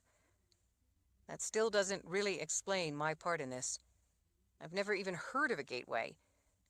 What would I know? What do they think I can do? You're a role. A role specifically identified by the law of nines. It was a role who created the gateway. I think that if they could simply find the gateway and use it, they would have done so ages ago. Since they haven't, that means they can't. For some reason, they need you. Do you honestly think that they intend for me to open this gateway for them? Do you really think they believe I can? Jax let out a long sigh. I don't know, Alex. Do you have any better explanation? I guess not, he said. So what now? He went to the desk and retrieved one of the phones he'd bought the night before. I think I had better call Mr. Fenton, the lawyer for the land. I think we need to get ourselves to Boston, take title to the land, and then go up to Maine and have a look for ourselves. I agree. It's our only lead now. 45. Alex dialed the number. I'll put it on speaker so you can hear, he told Jax. Lancaster, Buckman, Fenton, this is Mr. Fenton. Mr. Fenton, hi. It's Alexander Rawle. Mr. Rawle, I'm so relieved to hear from you. The man sounded like he meant it. I was beginning to worry. Is everything all right? I mean, it's been over a week since you had said that you were going to call. I was beginning to get concerned. Alex hadn't realized that he'd lost track of that much time drugged up in Mother of Roses. I apologize. I was distracted by some things for a few days, but I'm free now. That's good to hear. Say, I've been seeing on the news about the big fire you had out your way at Mother of Roses. Do you know anything about it? Alex wasn't sure what he should say, so he decided to be vague. Some. Why? Well, the thing is, one of my associates, Mr. Buckman, took ill earlier this year. His doctor thought that he was possibly suffering a breakdown of some sort, and as a result had fallen into a rather severe psychosis. They couldn't seem to get to the bottom of it, so Mr. Buckman was sent out your way to Mother of Roses Psychiatric Hospital for extended care. I guess they specialize in that sort of thing. It's a private care facility where he has been receiving specialized evaluation and treatment. Alex's mouth went dry. Treatment? From who? Do you know his doctor's name? The specialist in charge is Dr. Hoffman. I was just wondering if you knew anything more about the fire. You know how unreliable the news can be. I haven't been able to find out anything about Mr. Buckman. I don't know if he's all right or not. The news reports said that a number of patients died in the fire, most of them on the 9th floor. That's where Mr. Buckman was confined. Alex shared a look with Jax. I'm terribly sorry. My mother died in the fire at Mother of Roses. She was on the 9th floor. Dear God. He was silent for a moment. I'm so sorry. I didn't realize. You have my deepest sympathy, Mr. Rawle. Thank you. I remember very well your mother not being able to take title to the land because she fell ill, but I had no idea that she was at Mother of Roses. What a strange coincidence that Mr. Buckman was at the same institution and on the same floor. Yes, that is quite the coincidence. Alex didn't generally believe in coincidences. His mind raced as he tried to fit the pieces together. Have you tried contacting the authorities here in Nebraska to find out if Mr. Buckman might have been one of the people who escaped the blaze? I've heard that it was quite a chaotic scene, but most of the patients did manage to escape. I heard the same encouraging news. I've tried to get more information, but there seems to be quite a lot of confusion right now. Being a lawyer, I was able to get a hold of the state hospital authority, but no one can even find a patient register. Are there other records? Alex asked. I was told that the records at the hospital were destroyed in the fire. There were supposed to be backups of all the patient files kept off-site, but there was apparently some kind of problem with the backup. They said it might have been a computer virus or something. No one knew about it until they went to retrieve the information and discovered that it was corrupted beyond recovery. So, the authorities there are in the dark, even about how many people might have been under care at the facility. That makes it even more difficult to determine how many may have died. Oh, I'm sorry. Here I am going on about Mr. Buckman and side issues when you lost your mother there. You probably need to get back to making arrangements. No, it's all right. There aren't really any arrangements to be made. I don't have any living relatives. My grandfather died a short while back. Being confined in a mental hospital all these years, my mother didn't have any friends, or really even know anyone. There's actually nothing to be done. I will have to wait for any remains to be found, if they ever are. The fire was pretty intense. For now, there's really nothing I can do. I see. Are you headed here, then? Alex thought that he detected an odd tension in the question. Yes, I will need to look into what flights are available. I'll try to get the earliest flight we can going to Boston. You have someone with you? My fiancé. Another pause. That's wonderful. Congratulations. Thank you. You'll get to meet her. She's a wonderful person. She has been helping me get through the loss of my mother. Her name is Jax. She's here with me now. I have you on speaker if you would like to say hello. Jax leaned in at Alex's urging. Hello, Mr. Fenton. How do you do? I'm so sorry to hear of your unexpected trouble. Thank you. We're doing the best we can. I look forward to meeting you soon, then. We can't get there fast enough, Jack said. I'll let you know as soon as I have a flight number, Alex put in. There was a long pause. Mr. Rawle, I suggest that you not fly. Alex's antennae went up. Why is that? Again a pause. Mr. Rawle, may I be honest with you? I wish you would. I fear that certain people may be watching the airlines, trying to find you. Alex's blood went cold. Certain people? It's possible that you could be in danger from these people. They might be expecting you to head here. They may be watching airports and bus stations. Any kind of place you would go to take public transportation. I don't mean to alarm you, Mr. Rawle, but I believe that these people could possibly be dangerous. I think I know what you mean. Another pause. Longer this time, as if the man was considering what to say, or maybe how much to say. Have you been approached or threatened by anyone? I think we're talking about the same people. I've run into them already. Are you all right? He asked in a rush. There was genuine concern, even alarm, in his voice. Yes. Right now, I think it best if I get there as soon as possible. I have your address. No. No? Well, the thing is... There was another pause before the man went on. I fear that these same people might be watching my offices. I don't really have any way to tell. I'm sorry. I don't mean to alarm you unduly. It's possible that I'm simply being paranoid. Alex took a deep breath. Mr. Fenton, this is too important for us to keep up this pretense. You were honest with me. I'm going to be honest with you. You need to listen to me and listen carefully. These people are killers. Alex didn't know if the man would scoff or hang up. I'm listening, Mr. Rawle. Alex thought that it was a good sign that the lawyer didn't try to minimize the danger. In fact, the man sounded concerned, even frightened. First of all, I'm Alex. Alex could imagine the man smiling with relief. My first name is Myron, but if you call me by that name, I'll sue you for pain and suffering. Everyone calls me Mike. Alex smiled. I have enough on my plate without a lawsuit. Mike it is. I know it may sound far-fetched, but you need to trust me about all of this. I know what I'm talking about. I need you to do exactly as I tell you. First thing, does this number show up on your phone? Yes. I'll have it in the caller ID memory. No, you won't. But my phone, I don't want you using any phone you have now. These people can somehow track you with your phone. From now on, I don't want you to touch any phone you presently have. Don't use your cell phone. Don't even take it with you. Do you understand? Yes. Alex thought that it was promising that Mr. Fenton wasn't freaking out or recommending that he see a shrink, and even more significantly, he wasn't arguing. Memorize this number. Don't say it out loud. Don't write it down. Memorize it. Done. Good. It's possible that the phone I'm talking on is now compromised because I've called your regular phone. I'll have to throw this phone away after I hang up. I have another. Add 143 to this number, and you will have the number of the new phone. After you leave your office, buy a disposable cell phone and call me back on my new number. All right? Are you married? Do you have family? No, not close family anyway. I have good friends that I will need to talk to. All right, but don't take any phone that you have now with you. Best to get several cell phones. Use one of those others to call your friends. Make up some excuse. Tell them that you will be away on business or something for a while. After you talk to them, throw that phone away. It could become compromised by calling them. And then the people you're worried about could use that new phone to track you. All right, what else?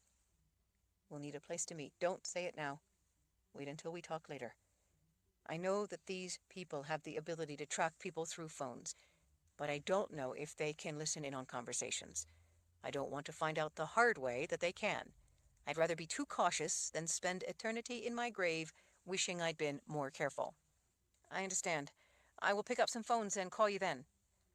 When you leave your office, go home and pack a bag. You need to stay away from any place you are known to frequent.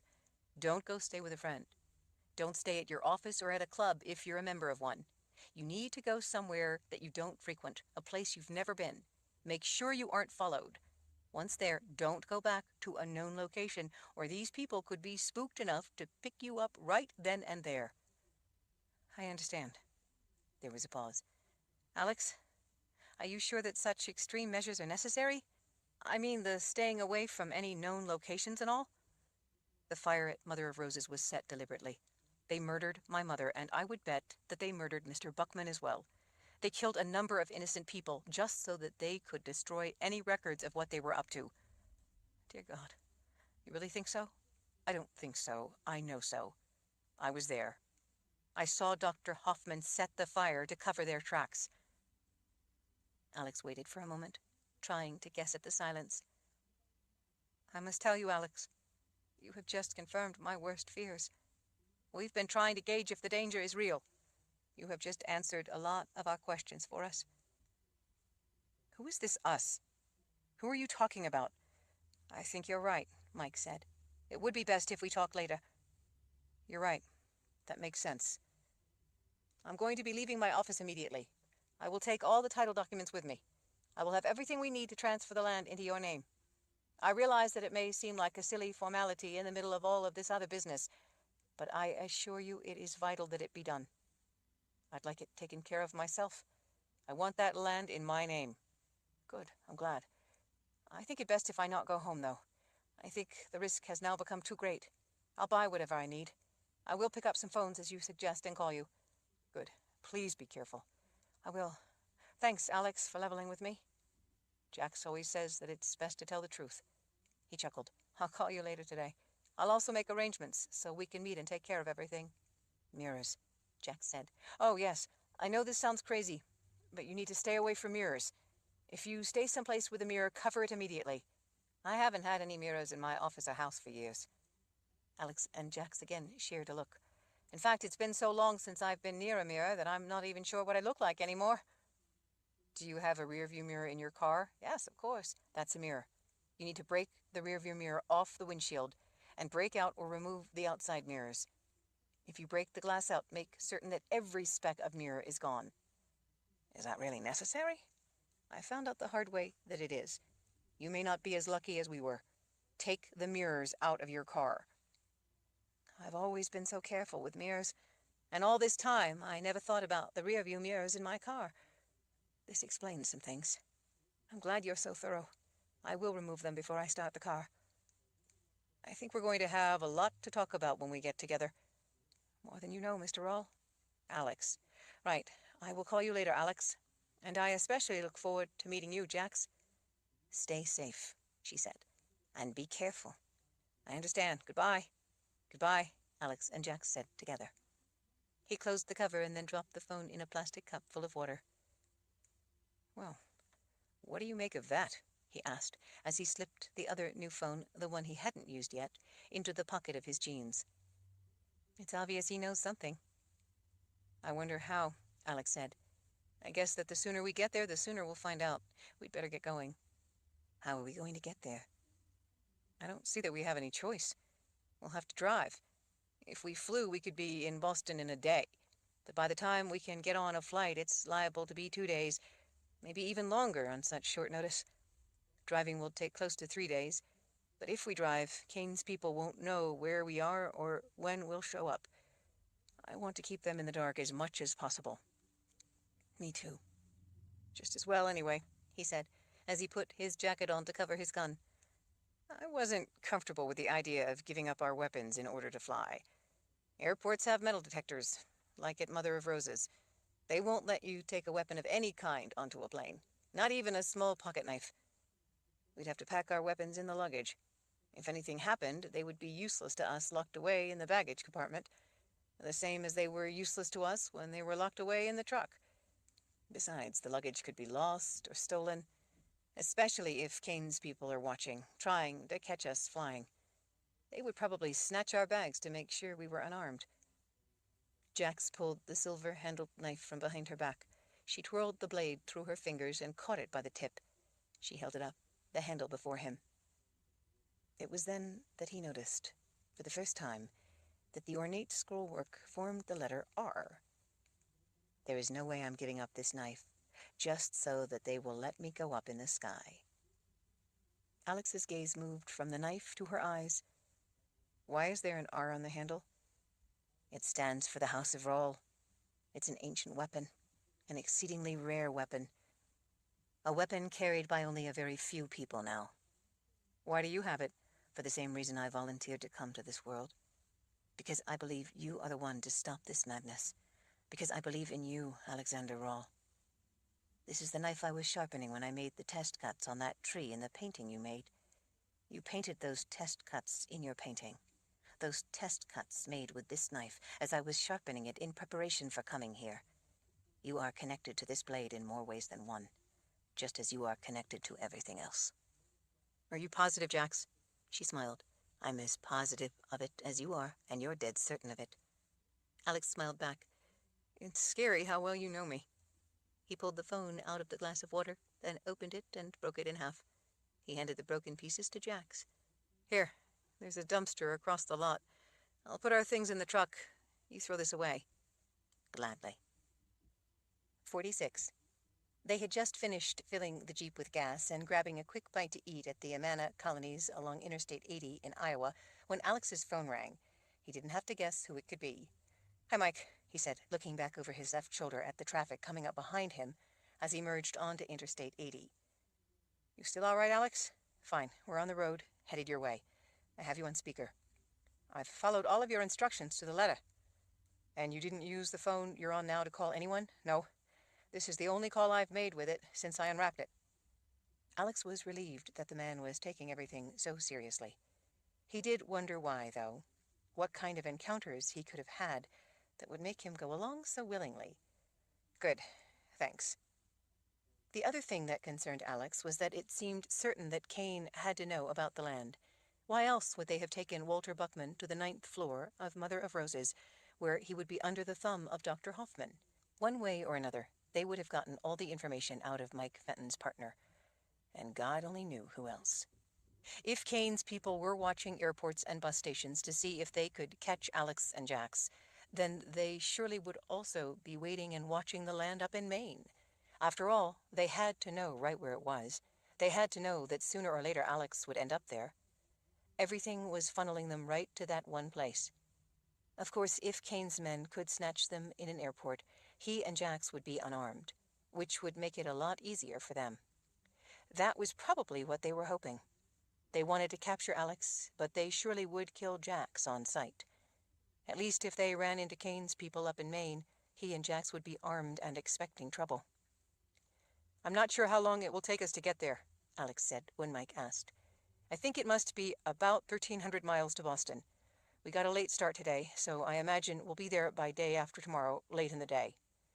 Since I suspect that my office was being watched, I feel uncomfortable having you come to Boston for us to meet. I think it would be best if we met closer to where the land is located, and to where some of the others are. You have a place in mind? Yes. I've made reservations, if it's all right with you and Jax. If not, I can change the location.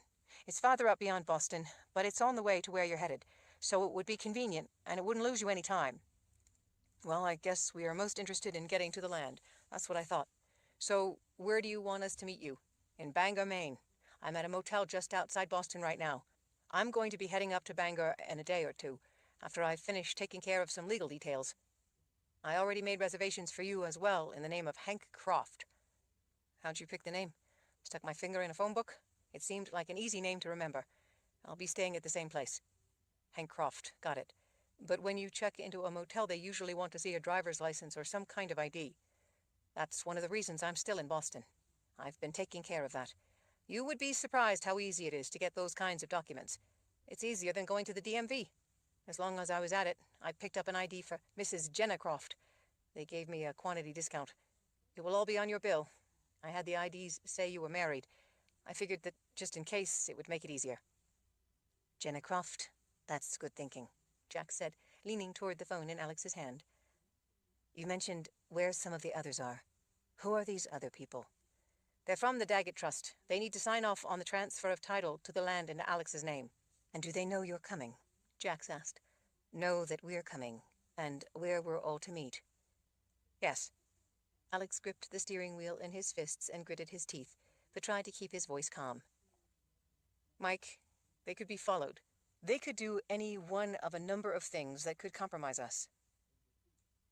I told them your instructions. They will follow everything you told me, do everything the same as I'm doing. How can you be sure that they will take all of it seriously enough? Jax asked. Alex could hear a thread of anxiety and anger in her voice. These are very cautious people. They're the ones who originally told me about mirrors. Alex shared a look with Jax. You told them about the rearview mirrors in their cars as well? Alex asked. I did. They were quite embarrassed that they hadn't thought of that long before now. They were mortified, in fact. They're in the process of retracing their tracks over the last few years to try to identify anything that could have been put at risk because they hadn't considered the mirrors in their cars. Who the hell are these people? Alex whispered to Jax. She frowned and shook her head as if to say she couldn't imagine, and shared his concern. I have to tell you, Mike, it worries me that there are other people involved. Other people who know our plans. It creates opportunities for trouble to find us. Alex, I trust these people with my life. Good for you, but I don't know if I'm willing to trust them with mine, or Jax's. I can understand your concern, but I assure you, these people can be trusted. Maybe so, but why can't you take them the papers after I sign them? Why do you have to bring them in on this meeting? Because these people are the board of directors of the Daggett Trust. The Daggett Trust has a large stake in this. The directors have to be there in order to make this happen. While the technicality is written in convoluted legal terms, what it boils down to is that they have to, in essence, approve of the title to the land going to you. What do you mean they have to approve it? I thought that if I meet the conditions of the inheritance, which I do, then the land goes to me. Yes, that's right, but their approval is one of those conditions, as is payment of the legal fees. You do recall me telling you about the fees, don't you? Alex thought it an odd thing to bring up. Yes, how much? I don't have the final figures on the expenses yet, but it will be a little under $10,000. Alex thought the legal fees were pretty hefty, but he didn't say so. He didn't know how much work was involved or how much lawyers were supposed to cost in such matters. Throwing in the danger element, he supposed that it didn't sound so out of line. What if they don't approve for some reason? Alex, believe me, these people are looking forward to you having the land in your name. Why? Because the inheritance of this particular piece of land has cast its shadow over a number of people for centuries before it finally settled on you. They know that the land is meant to go to you. How would they know that I'm the one who is supposed to have it? There was a long pause before the man answered. Because of the law of nines. Alex almost dropped the phone. Jax's face lost a little color. The tires droned on against the pavement and made a rhythmic thump at every expansion joint in the road. Alex couldn't figure out how the Daggett Trust fit into it all, or how these people would know anything about mirrors, much less the law of nines. Well, he whispered to Jax. She shrugged as she shook her head, as if to say that it made no sense to her either. Alex, are you there? Alex cleared his throat. Where is it you want to meet Hank and Jenna Croft? at the Down East Motel in Bangor. The fastest route that will take you in the direction of the Land Trust is Interstate 95 up through the state. I thought it best to make the stop along that route, in Bangor. I figured that Bangor is a big enough place that it won't be easy for them to watch, as it would be a smaller town closer to the land. That makes sense. The Down East Motel is just off of Interstate 95 on Hammond Street, right there in Bangor. I'll give you exact directions and the address when you get closer. But it's not hard to find. Just a right turn off I-95 north and go up a short distance. All right. Don't use the phone you're using right now to call anyone else. Use it exclusively to call us. I see the number on the caller ID. I'll call you along the way to let you know how we're doing. If anyone but me calls you on that phone, destroy it and buy a new one and then call me immediately. How long do you think it will take? I don't know. It's starting to get dark here now. Probably close to another 3 days. I want to be careful and not draw attention to us. I also don't want to show up exhausted and half asleep, either. Not being alert can get you in a world of hurt with these people. I'll be able to give you a better arrival time as we get closer. Call any time, day or night. I will have this phone on me all the time. Same here. If anything smells fishy, I want to know about it. You've got it. I can assure you that we're all being extremely careful. What about the other people in your office? Does anyone else know about the land or me? I am the office. What do you mean? There was only me and Walter Buckman. Mr. Lancaster died a number of years back in a car accident. That's what had happened to Alex's father, but he didn't say so. You and Mr. Buckman handled everything with all your clients by yourselves? No secretaries? No assistants? No, none. We only have one client, the Daggett Trust. Alex lifted an eyebrow to Jax. You need to consider everything that Walter Buckman knew and assume that they now know it all, Jax said. These people are perfectly willing to use any means necessary to get answers. Assume that if he liked salt on his eggs, they know how much. We have already made that same assumption. We've taken efforts to close off any avenues his knowledge would have opened for them. Let's just hope that it's not too late, she said. All I can tell you is that we've done everything we can think of to minimize the risk. As you've said, these people are dangerous. We can't entirely eliminate every single threat, but we've done what we can.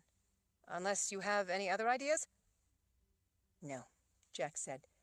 We know quite well how dangerous these people are, but we don't know how many people they have, what they've been up to, or the specifics of what their plans are.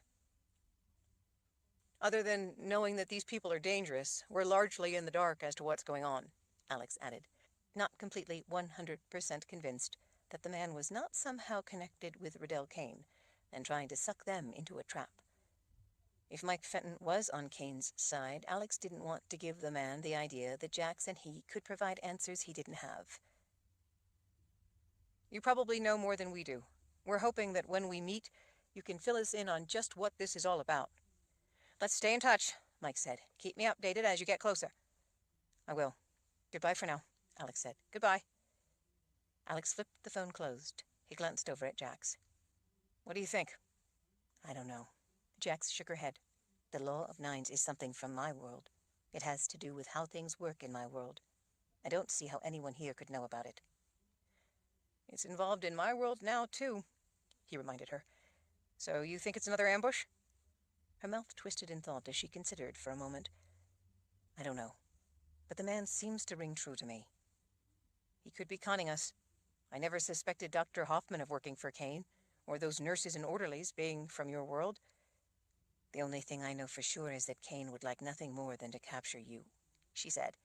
We can't allow that. What do you say we hope Mike Fenton and the others are on our side, but be prepared for them being on Kane's?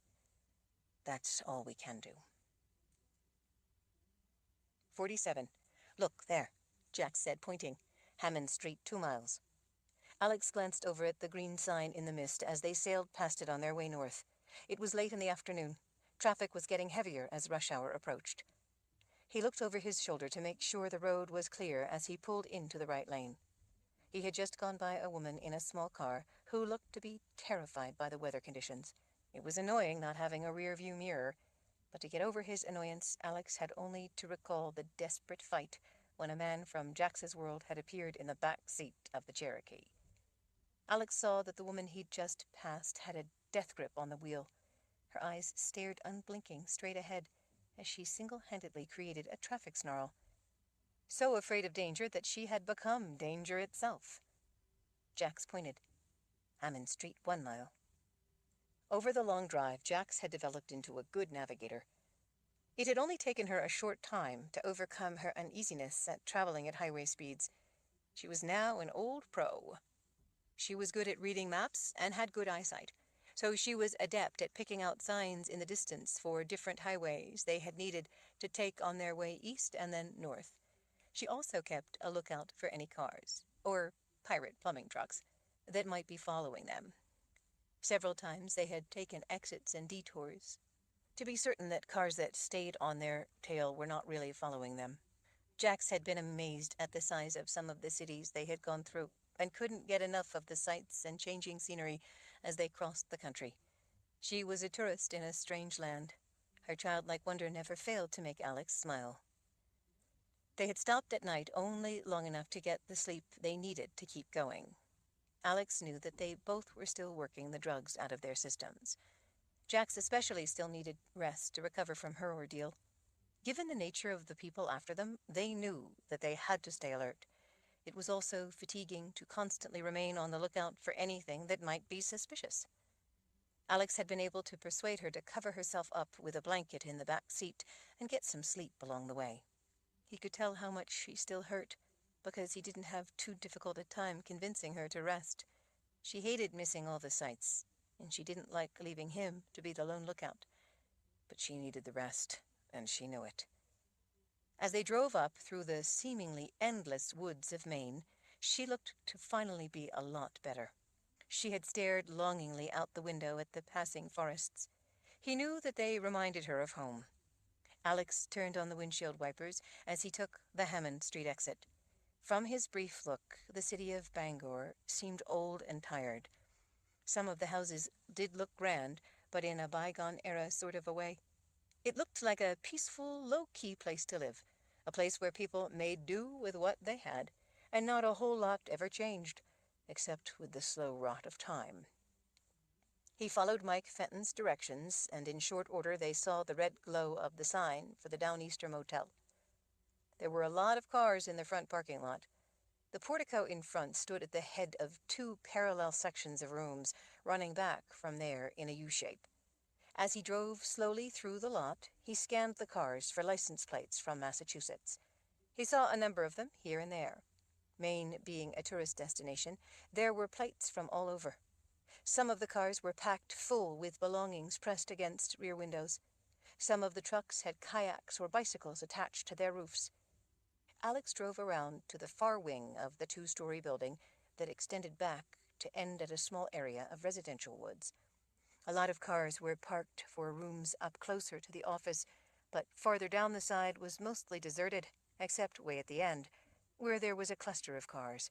By the room numbers on the doors, he knew that was the place he was looking for. When he reached the end, he made a U-turn and parked on the slight slope at the back of the broad lot, so that if he had to, he could get the Cherokee rolling downhill to start it. So far, on their trip east, it had behaved itself, failing to start with the key only once. He supposed that if someone had been chasing them, it would have failed to start more often. Parking as he had also put the driver's side closest to the room. "You ready?" Alex asked as he watched for any activity. Jax carefully scanned the whole area, appearing to take note of every detail. "This makes me nervous." "I can't say that I disagree." Jax took his hand and squeezed it, offering reassurance. They'd made it through tough situations before. Alex hooked a magazine pouch on his belt on his left hip. It held two 17-round magazines.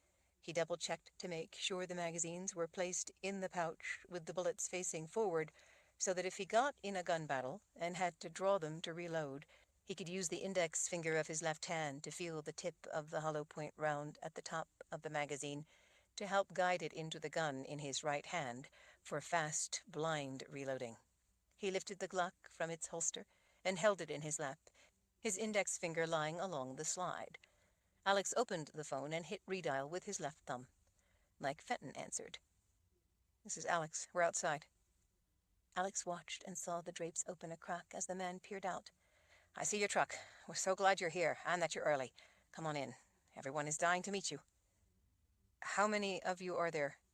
Including me, 9. I want all of you to come out of the room. Leave the door wide open. I want everyone to move away from the door toward the woods at the back. Stay in plain sight. Jax is going to go in and check the room.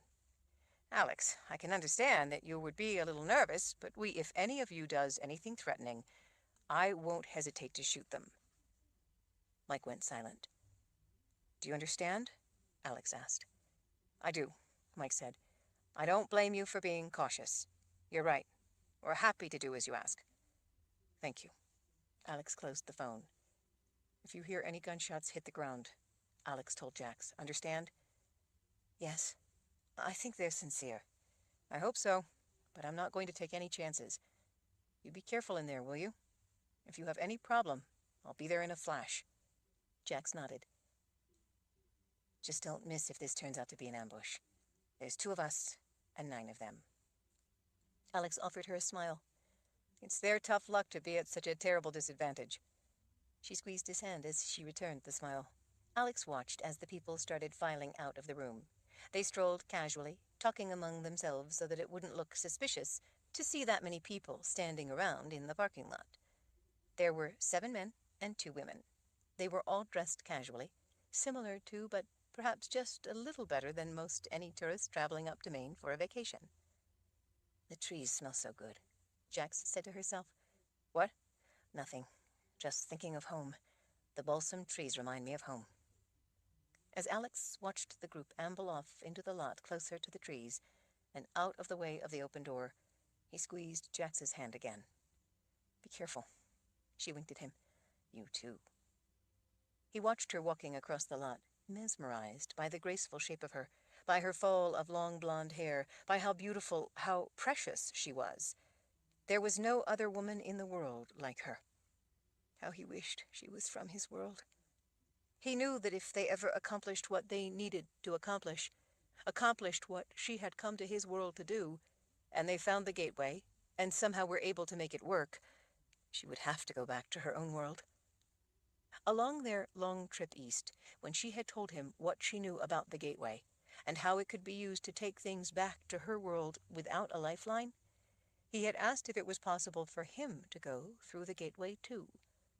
Jax had said that that was one thing she was certain of.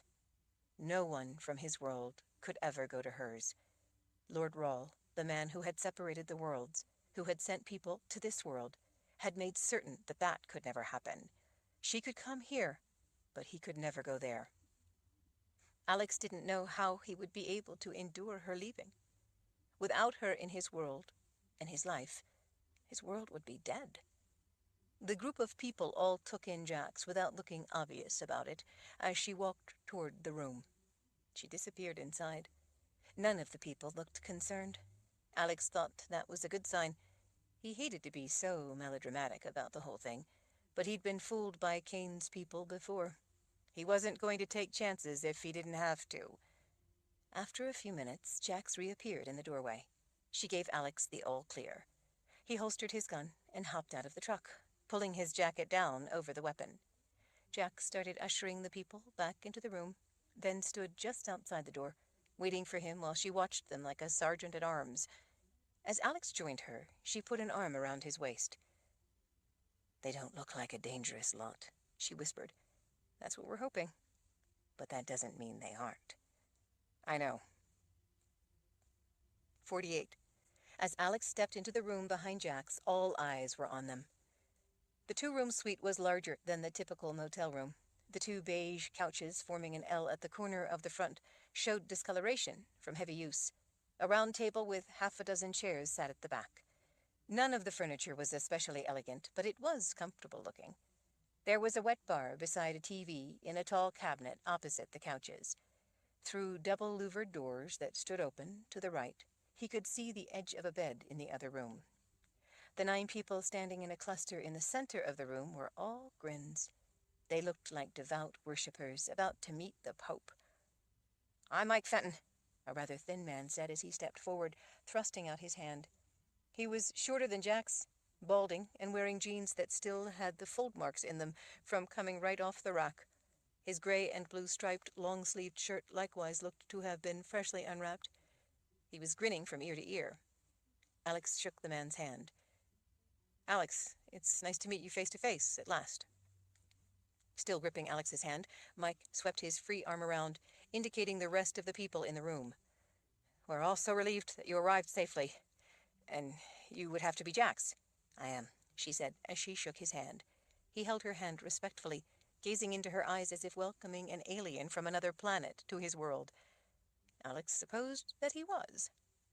Alex was so focused on evaluating everyone as Mike introduced them that he knew he wouldn't remember all their names. None of them looked like a pirate. They were all wearing new clothes that, to a greater or lesser extent, still bore new clothes folds. They had apparently followed Alex's instructions and had not gone to their homes or any place familiar. Mike gestured to the table in the back, where papers were neatly laid out. How about if we get business out of the way first? Get the title to the land taken care of so that everything is finalized and legal? I'd like that, Alex said. Do you have the fee? Alex pulled an envelope from an inside pocket of his jacket. He handed it to Mike. There's 10,000 even. It came to $9,675. The man opened the envelope and counted back 3 $100 bills. He then fished around in his pocket and came up with a 20 and a 5. He handed them over as well. There, paid in full. Alex folded the money and slipped it into a pocket. If you don't mind my asking, what's going on with this money issue? Everyone chuckled self-consciously. Well, it's rather hard to explain, and there are much more important things to deal with. But, briefly, it has to do with traditions involving this land and the way it has been deeded. The simplest way to explain it is value for value. Stipulations having to do with the title require conventions that can seem a little odd at a time like this, but they have a serious purpose and must be followed to the letter. Payment for services is one of those stipulations. Alex was in a way only too happy to use the money that Cedric Vendis had paid to buy his paintings, just so that he could deface them. It seemed like ironic justice to use that money to pay for the legal fees to get the land that Bendis and Kane so badly wanted. But now that the fee is out of the way, Mike said, we can get on with it. At the man's urging, Alex sat before a stack of papers and folders. Jax stood behind him, her back to the wall. Mike sat beside Alex as all the others gathered round to watch. It had the feeling of a grand ceremony. The lawyer opened the top folder. All of these need to be signed where I've indicated with little red stickers. Alex eyed the inch-thick stack. Shouldn't I read all of these? You're welcome to do so, and as a lawyer I must advise that you do. Although I can assure you that I've been over everything, personally, and it's all in order. I'd be happy to explain any of it you find difficult to understand. Alex picked up the pen. He scanned the first and second pages that were stapled together. They had to do entirely with identifying the parties involved in the rest of the paperwork. It took 2 pages to say that he was Alex Rawle and that the Daggett Trust was the Daggett Trust. Alex started signing his name. Mike Fenton lifted away each page after Alex had signed it. He scanned the next page, really only looking for anything that stood out as odd. Everything looked like what he imagined normal deed transfers would look like, with people wanting to run guns through a gateway to another world. The legal technicalities of the land where the gateway sat didn't seem overwhelmingly important, but Alex scanned them anyway, just in case. But then he started coming to pages having to do with the Daggett Trust. Those pages had 9 signatures on them, the 9 trustees. Each page awaited Alex's signature. What's this? Alex said, frowning at the trustee agreements. In essence, it puts you in charge of the Daggett Trust, making you the lead trustee to the land involved in the Daggett Trust, all of it. Alex looked up. What do you mean, all of it? Well, Mike said, the part you inherit and all the rest of the land associated with it. All the land controlled by the Daggett Trust. It all belongs together. This puts you in charge of all of the land as a single entity. Alex stared at him. All of it. Yes, that's right. And how much land is that? Altogether, nearly 65,000 acres. Alex was still staring at the man. And what do you mean that it puts me in charge of the land? Mike Fenton folded his fingers together on the table. Well, For all practical purposes, it all becomes yours once you take title to the key piece. You become the lead trustee. For all practical purposes, this makes you the Daggett Trust. You have to uphold all of the deed stipulations, of course, but it's all yours. Deed stipulations? You mean like how I can't build on the land?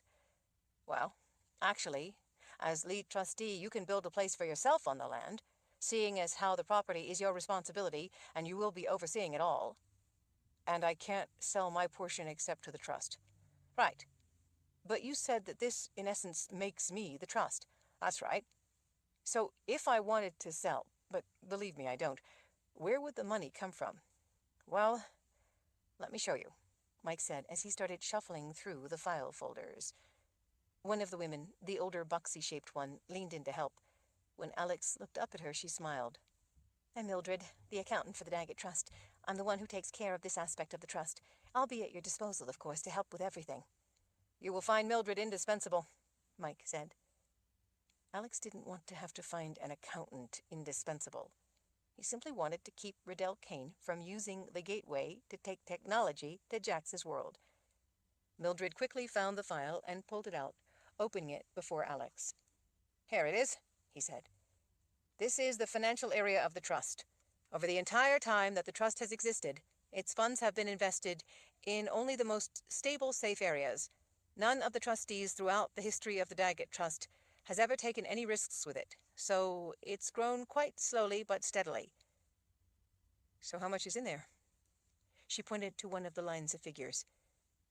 A little over $63 million. Alex blinked. 63 million? Mike nodded. Yes, that sounds about right, not including the accrued 5-year interest account. Most of it is in numbered overseas accounts. You aren't allowed to touch the principal, of course. That's one of the stipulations. But as the lead trustee, you are entitled to use any and all the interest it earns, after expenses, of course. Mike scratched his nose as he flipped through the papers. Let's see, last year, for example, after trust expenses, that was about $900,000. But interest rates last year were at a record low. It's usually higher. You are also entitled to any unused interest from the last 5 years. That's the accrued interest account I mentioned. So altogether, you actually could draw just a little over $5 million if you wanted to. Alex was still staring at the man. You mean to say that I could take all that interest, $900,000, and all the rest of $5 million if I wanted, and spend it all on lobster dinners? Everyone chuckled. Yes, if you want, Mike said. Any money you don't take out simply stays in the accrued interest account. Any you don't draw down from that portion within the 5-year limit is rolled back into the trust account as it reaches that 5-year maturity. It then becomes part of the principal. Once it flows back into the main trust account after 5 years, you then aren't allowed to touch it for personal use. Of course, it will earn additional interest along with all the rest, which you can draw out. If there is all this money for trust expenses, then why on earth would you be so concerned with me paying the legal fees? It's more than simply a part of the bylaws of the trust. It's part of the stipulations of the inheritance. It's all part of making sure that the person the land goes to is the right kind of person, that they are responsible and take obligations seriously. You were not yet the owner of the land or the lead trustee. You had no legal right to the trust's money. You had to pay for the services I provided having to do with the inheritance without resentment of the debt and without trying to dodge the obligation. It's just one little way that the trust verifies integrity. Now that you've paid the fee, though, you not only own the land, but you become lead trustee and have complete access to the interest from the trust accounts. So I'm sure you can see why it's vital to the safety of the trust that it have someone responsible at the helm. Mildred can help you keep track of it all. What expenses does the trust have? Mike gestured around. Well, besides our fees for the work we do on behalf of the trust, the largest expense is security. One of the men stepped forward, extending his big, weathered hand. Hal Halverson, Mr. Rawl. I'm head of security for the property. While he wasn't especially big, he was the kind of man Alex would not want to have to wrestle. Hal Halverson was perhaps in his late 40s, but looked like he only became stronger and tougher with every year he gained. How many security people are there? We have 20 in all. Me, 17 men, and 2 women officers. Because of the way the land was set up as a special conservation area, we have legal status as game wardens and full law enforcement powers. By law, we're employed and paid by the trust alone. Our land is technically situated within parts of several counties, but the trust is an entity unto itself. The state and counties don't have jurisdiction over us, so they can't do things like reassign us to other law enforcement duties.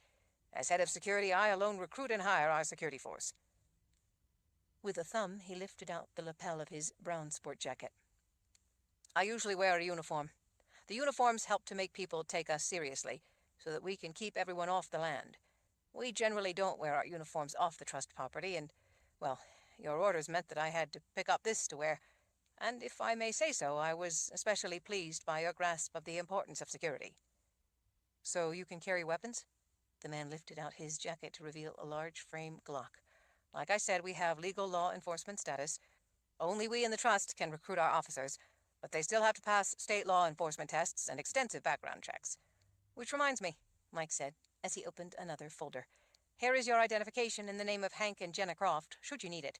Sign it here, if you would, please. Jax, you too. She leaned in beside Alex and signed her full name on the incomplete driver's license. One of the other men had her stand against a wall so he could take her picture. He snapped Alex's photo as well, and then took the licenses to the bar sink, where he began working with some small equipment. Alex assumed he was placing the photos onto the licenses. Here is a state of Maine permit to carry concealed firearms, Mike said, sliding it across to Alex. He looked up. This one is in your real name. We assumed that you would be armed and need a CCW for Maine, just in case we have one for Jax as well. We'll put the photo on them too, after you both sign. You people are pretty thorough, Alex said, as he and Jax signed the licenses. When he was finished, Mike handed them to the man working at the bar sink with the photos. We're very careful in how we look out for the trust, one of the others said. Alex wondered why and where they had developed such care. At Mike Fenton's direction, Alex went back to signing papers. At a few places, the man stopped and explained details of the trust. It seemed to Alex that he was taking on a huge responsibility he didn't really want. Originally, he had just wanted to take title to the land in order to have a place to paint in peace. Now, though, he needed to secure the gateway and prevent Riddell Kane's people from using it. He supposed that this was all necessary in order to do that. And, should he need them, it did give him a lot more authority and resources to help him accomplish that task. When he finished looking over and signing the stack of papers, Alex leaned back in his chair and let out a sigh. It's done, Mike said. At long last. We can't tell you what a relief this is. All right. As lead trustee, I'd like to know what this is all about. What's going on? What's really behind the Daggett Trust and the land? What's the connection? 49. Some of the people laughed nervously, while others cleared their throats. Alex stood and pushed the chair in so that he could stand beside Jax and see all the smiling faces. He didn't join in the smiling over the title transfer being concluded. A lot of people had already died because of the land, people close to him. He waited patiently for them to explain about the Daggett Trust. Picking up on Alex's sobriety, Mike turned serious as he went on to explain. Those of us here in this room, along with the security staff who are on property, are members of an ancient society. It's a small and very secret organization. We are the protectors of this land. Now you are as well. Us by choice, by passion, by belief, and by dedication. You, Mr. Rawle, by birth as well as by choice. Alex looked around at all the suddenly serious faces watching him. You mean you're like high priests, or the last Knights Templar or something? In a way, yes, one of the other men said. Alex was a little surprised that they didn't dismiss such a suggestion out of hand. Since learning about Jax coming from another world and seeing some of the things he'd seen, he was pretty well past being shocked, though. But he was concerned that the inheritance of a piece of land had ended up pulling him into the middle of some kind of secret organization. Alex glanced around at the faces watching him. So, just what kind of secret ancient society is this? What's it for? It's a long story with a very long history to it, and at some point we will fill you in on all the details, Hal Halverson said. But for now, I don't like all of us here in one place together. It's not how we usually do things. There is no telling if some of the people who are causing trouble might somehow know about us all being here. For all we know, any one of us could have inadvertently led that trouble here. To protect the trust, we rarely get this many members together all at once. Where are the others? Alex asked. The security people are all members, Hal said, and there are a few more members scattered around Europe. Other than the rest of the security people, though, this is most of us right here in this room. Hal is right, Mike said. We'll give you the quick version and leave the details for later. This ought to be interesting, Jack said under her breath as she folded her arms. Ages ago? How long ago is that? Alex interrupted. Mike waved off the question. We're not sure exactly. Well over 1,000 years, we believe. Anyway, back then, ages ago, is when the Daggett Society was formed. It was, from its inception, a highly secret organization. There's not a lot in the way of written records, other than the accounting and deeds. Most of our history and such is passed down orally. The people who formed the Daggett Society were risking their lives. Revealing its existence to anyone likely would have meant death. What was so important about founding this secret society that they would risk their lives? Alex asked. It was founded on the belief that at least some people in this world resettled here from another place. Alex looked around at all the faces. You mean some space aliens flew people here in flying saucers? He asked, still not completely ready to let them know that he knew exactly what they were talking about. Alex didn't like deceiving these people by playing dumb or by making it look like he was deriding them. He thought they were on his side. They seemed sincerely interested in protecting him, and they seemed devoted to protecting the land where the gateway was located. But too much was at risk to worry about hurting their feelings. His life, Jax's life, and the lives of other people from both worlds were at stake. People had already lost their lives. People close to him had lost their lives. He wanted to know exactly what these people knew before he was willing to let them in on everything he knew. Not exactly, Mike said. The book simply says, "What book?" Jax asked as she straightened, her arms coming unfolded. One of the other men leaned in toward the two of them. He was the only African American in the group. He appeared to be in his early 50s and in relatively good shape. He had a shaved head and wore small, thin-rimmed glasses. He had on khaki pants and a red plaid shirt, but he looked like he belonged in a herringbone suit. He extended a hand. I'm Ralph Overton. I'm the one in charge of the book. Alex shook his hand. Like Jax asked, what book? Ralph adjusted his glasses. Back at the time the society was formed, a book was compiled containing a variety of information, some of it sketchy. It isn't an elaborate book like monks of the time would make. It's more homemade, more crude than that. It's the only written record we have. It appears to partly be a record of events, and partly an attempt to set down broader information related to those events. The book has always been an underlying element of the Daggett Society. According to the book, it seems that at least some of the people in this world came from another place. When Alex and Jax didn't say anything this time, he went on. The society was formed to be the keepers of this secret knowledge, to preserve it so that it wouldn't be forever lost, wouldn't be entirely forgotten, as the people who put the book together believed would happen to everyone who had resettled here. Yet they had sound reason to believe that secrecy was necessary to protect the safety of the people in that other world, those brothers and sisters who are still there in that home place. And how is this secret society supposed to protect the safety of these other people? Alex asked. Well, you see, Ralph went on, leaning in toward them both. The book contains a prediction that a time will come when someone from this world will have to save that other world.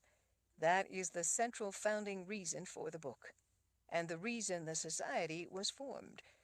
The members of the Daggett Society were meant to be the keepers of this knowledge until that time came. The members of the society, Mike said, are the keepers of this knowledge and prediction, so that when the time comes, they can help that person. Those of us in this room had for years all studied obscure historical clues, spread across centuries and different cultures. That passion eventually led us to others like ourselves in the Daggett Society. We are the keepers of this knowledge, believers in the purpose of the book, and the founders of the society. We believe that there is this other world somewhere out there. Alex frowned around at the faces watching him. So, this is like a religion, a religious belief? No, Ralph said, shaking his head emphatically. Not a religious belief. We are not worshippers of this other world. You might say that it is akin to a spiritual belief in this other home world, but it's not a religion. For us, for all present and past members of this small society, it's a deeply held interest, a common passion, an absolute conviction, a vital purpose to our lives. It's based on this book, the clues culled from history, and the things that have been passed down from older members to new members over the centuries. Sounds like a religion to me, Alex said. Ralph shook his head again, along with everyone else. The society was formed to keep this knowledge until the day it would be needed. That is our purpose, not adoration or deification. We don't worship this other world or its people. It's simply an acknowledgement of the fact that we have a common ancestry, that we are both, us here in this world and those in that place, individuals who are all part of the greater noble race of mankind. We are one, in that life itself is what matters. Ralph lifted a finger for emphasis as he made his point. We want to stand ready, to make sure that when the time comes, the individuals in that other world do not lose that precious gift of life because we failed to act on knowledge only we have. We would hope that those in that other world would have the same reverence for our lives and not let innocent people here die needlessly. Alex glanced over at Jax.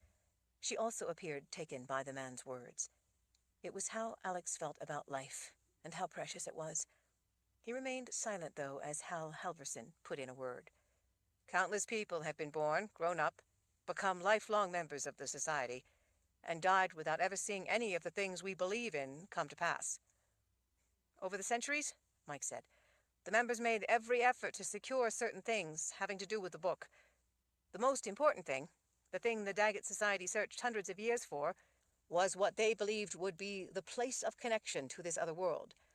In the late 1700s, it was found by an explorer named Léon de Force, who just happened to be a member of the society. He carried word of his discovery back to the society in Europe.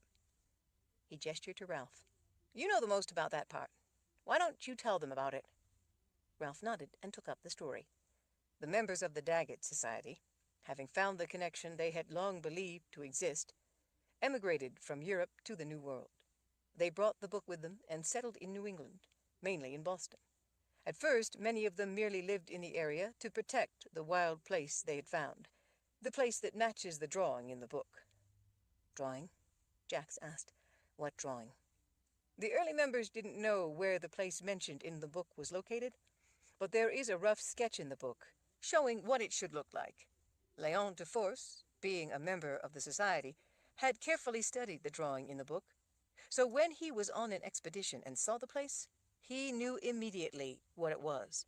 That's how we originally discovered its location, with the help of the drawing. Over time, Mike said, they came to realize that with ever more people settling in New England, more was going to need to be done to protect such a singular place in this world. The society eventually bought up the area they were able to identify as central to everything, the place drawn in the book. They eventually also acquired additional surrounding acreage to encircle and better buffer the crown jewel at its center, the original larger part that you inherited, Alex. They set up the trust to further protect it. The inheritance was established as a way of fulfilling the law of nines and telling when the predictions of the book were coming about. Over the years since, as members passed away and new members came along, they worked to ensure the continuation and protection of the society and the land we hold so precious. They invested their own money to create the trust for the benefit of the land. You see, Ralph said with a smile, the law of nines is from this ancient book, tied to it, tied to the land, and tied to you. From the beginning, the members of the society have all studied it. Over the intervening centuries, the conditions it sets out never came to pass. The society remained vigilant, though, waiting for that time to come. "We are the first members of the Daggett Society," Mike said with great care and emphasis as he gestured around the room at his fellow members, "to actually have the things in the book come about in our lifetimes. We can't tell you what this means to us, Mr. Rawl." "That's quite the story," Alex said into the sudden silence. "How much of it do you all think is true?" A few members of the Daggett Society shared troubled looks. "Show them," Ralph finally said. "Show us what?" Alex asked.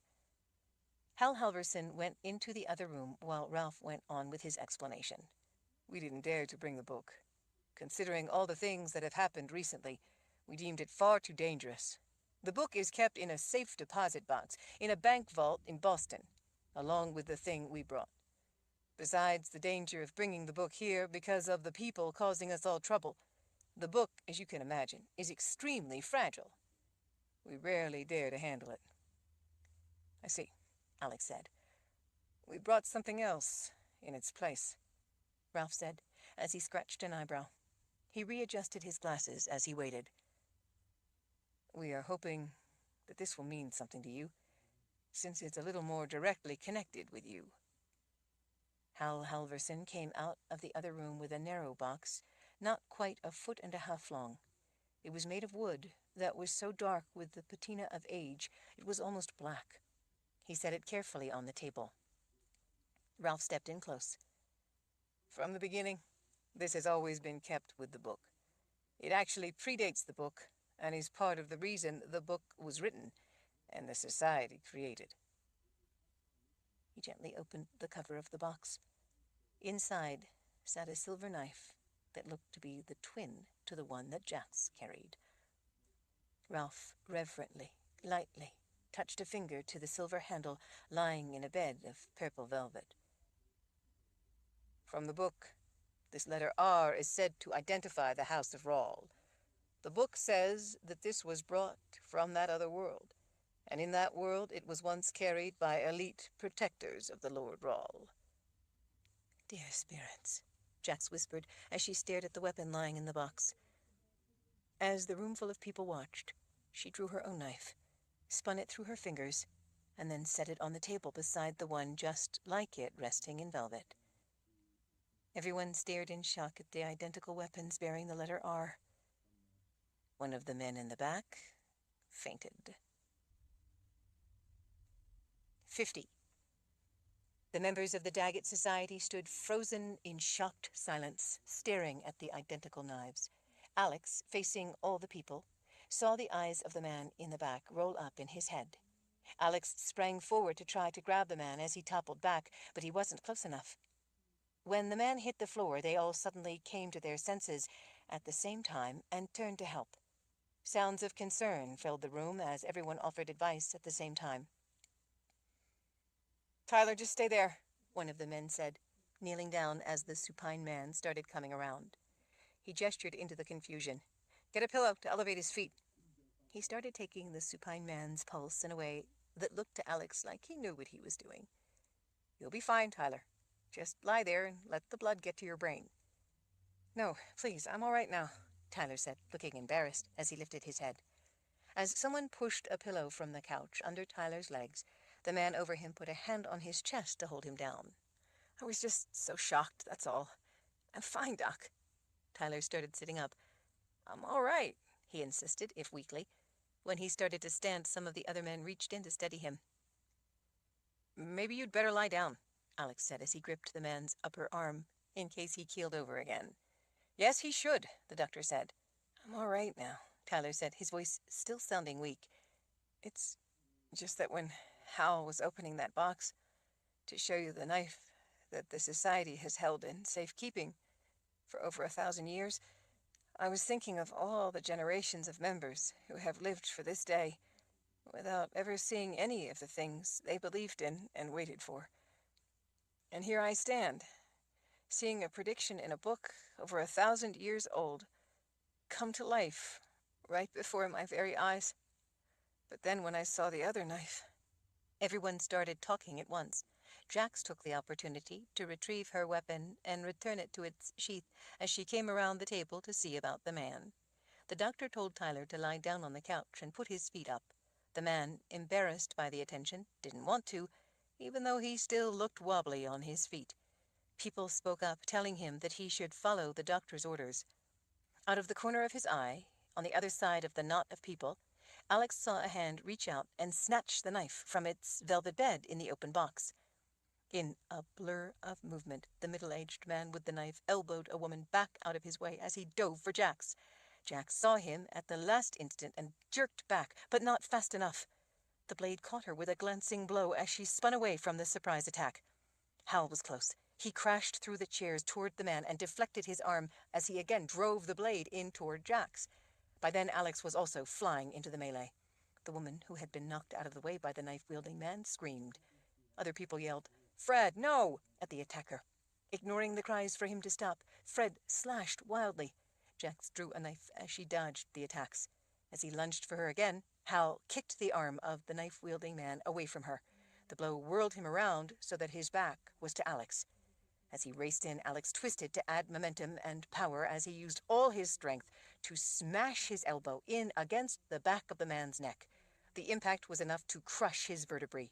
The man went limp and in a sinuous movement collapsed, sprawling onto his back as frightened people scrambled out of the way.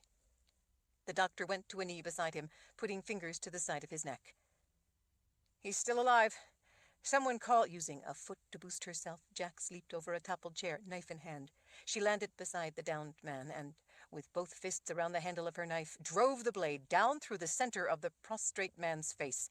It slammed in far enough to hit the back of the skull. "Now he's not," Jax growled. Alex saw blood down the front of her white blouse, but other things had suddenly taken priority. He grabbed Jax by the arm, lifting her. She held onto the knife as he hauled her up. The bloody blade abruptly came unstuck and drew back out as she pulled it with her. Alex shoved her back toward the wall behind the table. As she was still stumbling back and hitting the wall, he rounded the table and drew his gun. He used the table as a physical barrier to maintain space as he brought the weapon up, pointing it at the people before him. "Everyone on the ground." They froze in shock. "On your knees now, or I'll start shooting." People dropped to their knees in a panic. "Hands behind your heads. Lock your fingers." "I'm a doctor," one of the men said. "Jax is hurt. Let me help her." "On your knees or you're dead. Understand?" The man nodded reluctantly. "Jax?" Alex asked over his shoulder without taking his eyes off the people lined up on the floor. "How bad is it?" "Not bad enough for you to put down your Glock." Alex didn't find her words all that encouraging, since he knew that she believed he was more important to stopping Kane's plan than she was. At least she was talking. Alex gestured with a tilt of his head. "Hal, take a look, will you please?"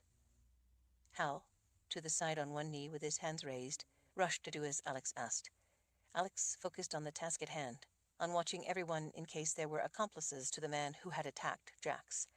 He didn't know if there was another traitor among the society. For all he knew, this whole thing was an elaborate trap. He didn't want to panic into pulling the trigger, but he had to be ready in case it became necessary.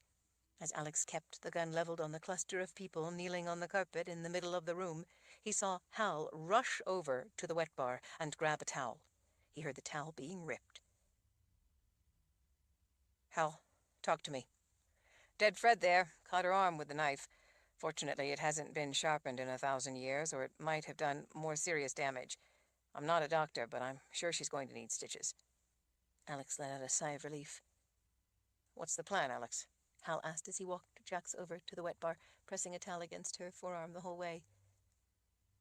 "The plan is not to have any more surprises."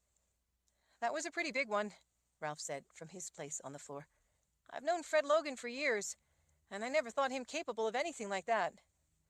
I don't understand what's going on." "That makes two of us," Mike Fenton said. Alex kept his finger alongside the barrel of the gun as he sighted through the iron sights, fearing to hold his finger against the trigger lest something make him flinch and cause him to accidentally press it. He knew from countless hours of practice that from where they were on the floor, no one could beat him to his gun before he could twitch his finger down to the trigger. Hal cursed under his breath. Out of the corner of his eye, Alex saw him leading a somewhat wobbly Jax around behind. That damn bar sink isn't big enough to wash a grape, Hal said.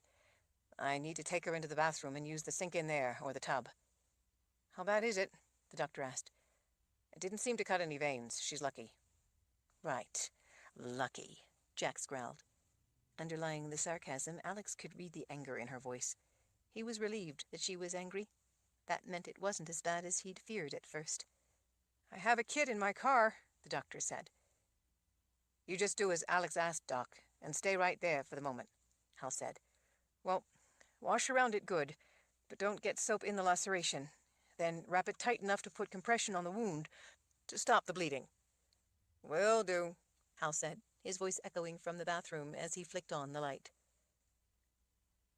Mr. Rawle, Mildred said, unable to take her eyes off the bloody corpse sprawled on the floor in front of her. I think I'm going to be sick. Mildred, look at me. The frightened woman looked up at him. You're going to be fine. Don't look at him. Look at me. You're not going to be sick. You're a member of the Daggett Society. You're going to be strong. That seemed to buck her up a little. She took a deep breath and kept her eyes on Alex. He hoped she wasn't in on it. I don't understand, Mike Fenton said. We've all known Fred Logan for years. Don't feel bad, Alex said. I've been fooled by these people as well. They're good at what they do. You knew Fred here for years. I've only known most of you for hours. There is a lot at stake.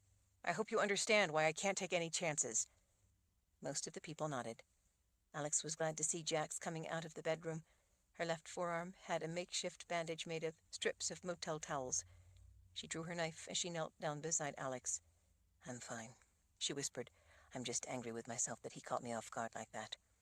I feel stupid letting him cut me. Now you know how I felt, Alex said. A number of the people watching from only a few feet away gasped when Jax leaned over and started cutting symbols into the dead man's forehead. The beige carpet was soaked with blood all around his head. Yet more trickled down as Jax cut. Finished, Jax sat back on her heels. Alex concentrated on trying to stop his hands from shaking as he sighted down the gun at people he hoped he wouldn't have to shoot. Jesus H. Christ, Hal said under his breath. He's vanished. Alex glanced down and saw that the dead man was indeed gone. The carpet was clean. Jax's knife was clean. He was from my world, Jax said to the people watching in wide-eyed shock. I sent him back. Everyone began asking questions at once. Quiet, Alex shouted. The room fell silent. What now? Jax whispered to him.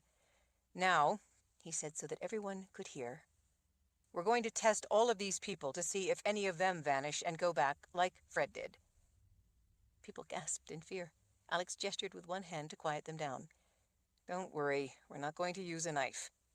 Struck with a sudden worry of his own, he glanced over at Jax and whispered, You don't need to cut the skin, do you? No, I only use a knife because I want to send their people a message delivered in blood. I can use anything that will make marks. Hal, Alex said, gesturing with his gun. Frisk them. I want to know if any of them are armed. Hal apologized as he went from one person to the next, doing a thorough job of looking for hidden weapons. When finished, he stood. No hand grenades, no rocket launchers. Good. Can you get Jax a pen off the table there, please? Hal stayed out of the line of fire and walked around behind to hand Jax the pen. Jax crooked a finger at Mike Fenton, then pointed at the carpet a few feet in front of her. Stay on your knees and come forward. Mike moved forward, keeping his fingers locked behind his head. He looked up at Hal as if pleading his case. Just do as they ask, Mike. After what happened with Fred, Alex is making sense. We have to check everyone out. Why not you? Mike asked. Hal heaved a sigh and knelt down in front of Jax. He tapped a finger against his forehead. Test me first. Jax nodded and started drawing the symbols with the stubby motel pen. When she finished, she sat back on her heels and rested her drawing hand in her lap. Hal turned and showed off the symbols on his forehead. See, she said to the group. I'm drawing a trigger that will activate a lifeline to take anyone from my world back there. If Hal had been from my world, he would have gone back just like that dead man Fred did. Everyone nodded that it made sense. They all looked considerably less worried. They came up one at a time and let Jax draw on their foreheads with the pen. It looked bizarre to see a room full of people on their knees, all getting strange symbols drawn on their foreheads. Mildred went last. She didn't vanish. She looked relieved, though, as if she had feared she somehow might. "I wish I could somehow preserve it," she said to the group as she looked at all their foreheads. "We're the first members of the society to see something from that other world since the book was first written." "Now what?" Hal asked, concerned with more important things than preserving a design. "Now we let the doctor see to Jax's arm," Alex said. "About time," the man grumbled as he stood and came forward. On his way by, Hal grabbed the man's shirt at his shoulder. "Don't you be that way to Alex. Fred's the one who tried to kill Jax. Alex didn't have to come. He didn't have to take the land, and he doesn't have to be a part of any of this. Don't begrudge him being afraid for his life, and the life of this young lady here. It was one of the people we asked him to trust who attacked her." The doctor sighed. "You're right, Hal. Sorry, Alex, Jax. I guess I just feel guilty because we let one of them into our midst. We could have ruined everything, and it would have been our fault." Other people nodded. "Like I said, they fooled me too," Alex said. "But just because you all passed the first test, that doesn't mean that I'm satisfied yet. Jax and I were almost killed by a doctor from this world who was working with them." Hal looked surprised. "Seriously?" "Serious as a heart attack," Alex said. "This is going to need stitches," the doctor said as he unwrapped Jax's arm. "Can't you use magic glue?" Jax asked. When the doctor frowned up at her, Alex said, "She means superglue." "Oh, well, I could. I have some in my truck. Hal, you want to get it?" "Wait." The doctor tossed Hal his keys. "Get my bag out of the back seat of my car instead, will you? I've got superglue, but it's medical grade. It's more flexible and works better." Hal hurried out. He shortly returned with a black bag. The doctor gestured to the table. "Over there. Let's get her over there so she can lay her arm on the table." The two of them guided Jax over to the table. The doctor warned her that the glue would feel hot and sting. If it did, she didn't voice a reaction. Alex didn't hear a peep out of her as he kept his eye on the group on their knees before him. A few of them were getting tired and sat back on their heels. It seemed to take forever, but when the doctor was finished, Jax reappeared at Alex's side, sporting a tightly wrapped arm below the rolled-up sleeve of her white blouse. "I have blood all over me," she said. "I need to get some other clothes or I will draw attention." With a quick glance, he saw that she looked like she'd participated in an axe murder. "You're right. Hal, would you go out to my truck with her? Watch her back?" Hal caught the keys when Alex tossed them. "Sure." After they had returned, Jax hurried into the other room to change. It wasn't long until she came out of the bedroom wearing the red top and different jeans. "What now?" Hal asked. "Now?" Alex said. "We're leaving." "What about all of us?" Mike asked. "We have so much more we need to talk about." "We'll have to talk later. I'm going to let Hal do the second half of the testing first, to see if any of you were in cahoots with your dead Daggett Society member from another world." Alex kept the gun pointed in the general direction of the group as he took Jax by the arm and backed toward the door. 51. "Any ideas what we should do?" Jax asked on the way across the dark lot toward the Cherokee. Safely out of the room, Alex scanned the area and at last holstered his gun. "I don't see that we have a lot of options. We can go after them, or we can run." "If we run, they will hunt us down." "And I guess that answers your question." He looked back over his shoulder to see Hal come out of the motel room and turned to tell everyone to wait there and that he would be back shortly and they would discuss it all then. Hal shut the door and started across the lot after them. He was carrying something under an arm. "We came here to get to the land and see what we could figure out," Alex told Jax in a low voice. "I think it's about time we do so." "That makes sense," she said, as she watched the shadows at the edge of the lot. "But I don't think we're going to be able to get to it in the middle of the night." "And it's still a long drive to get there.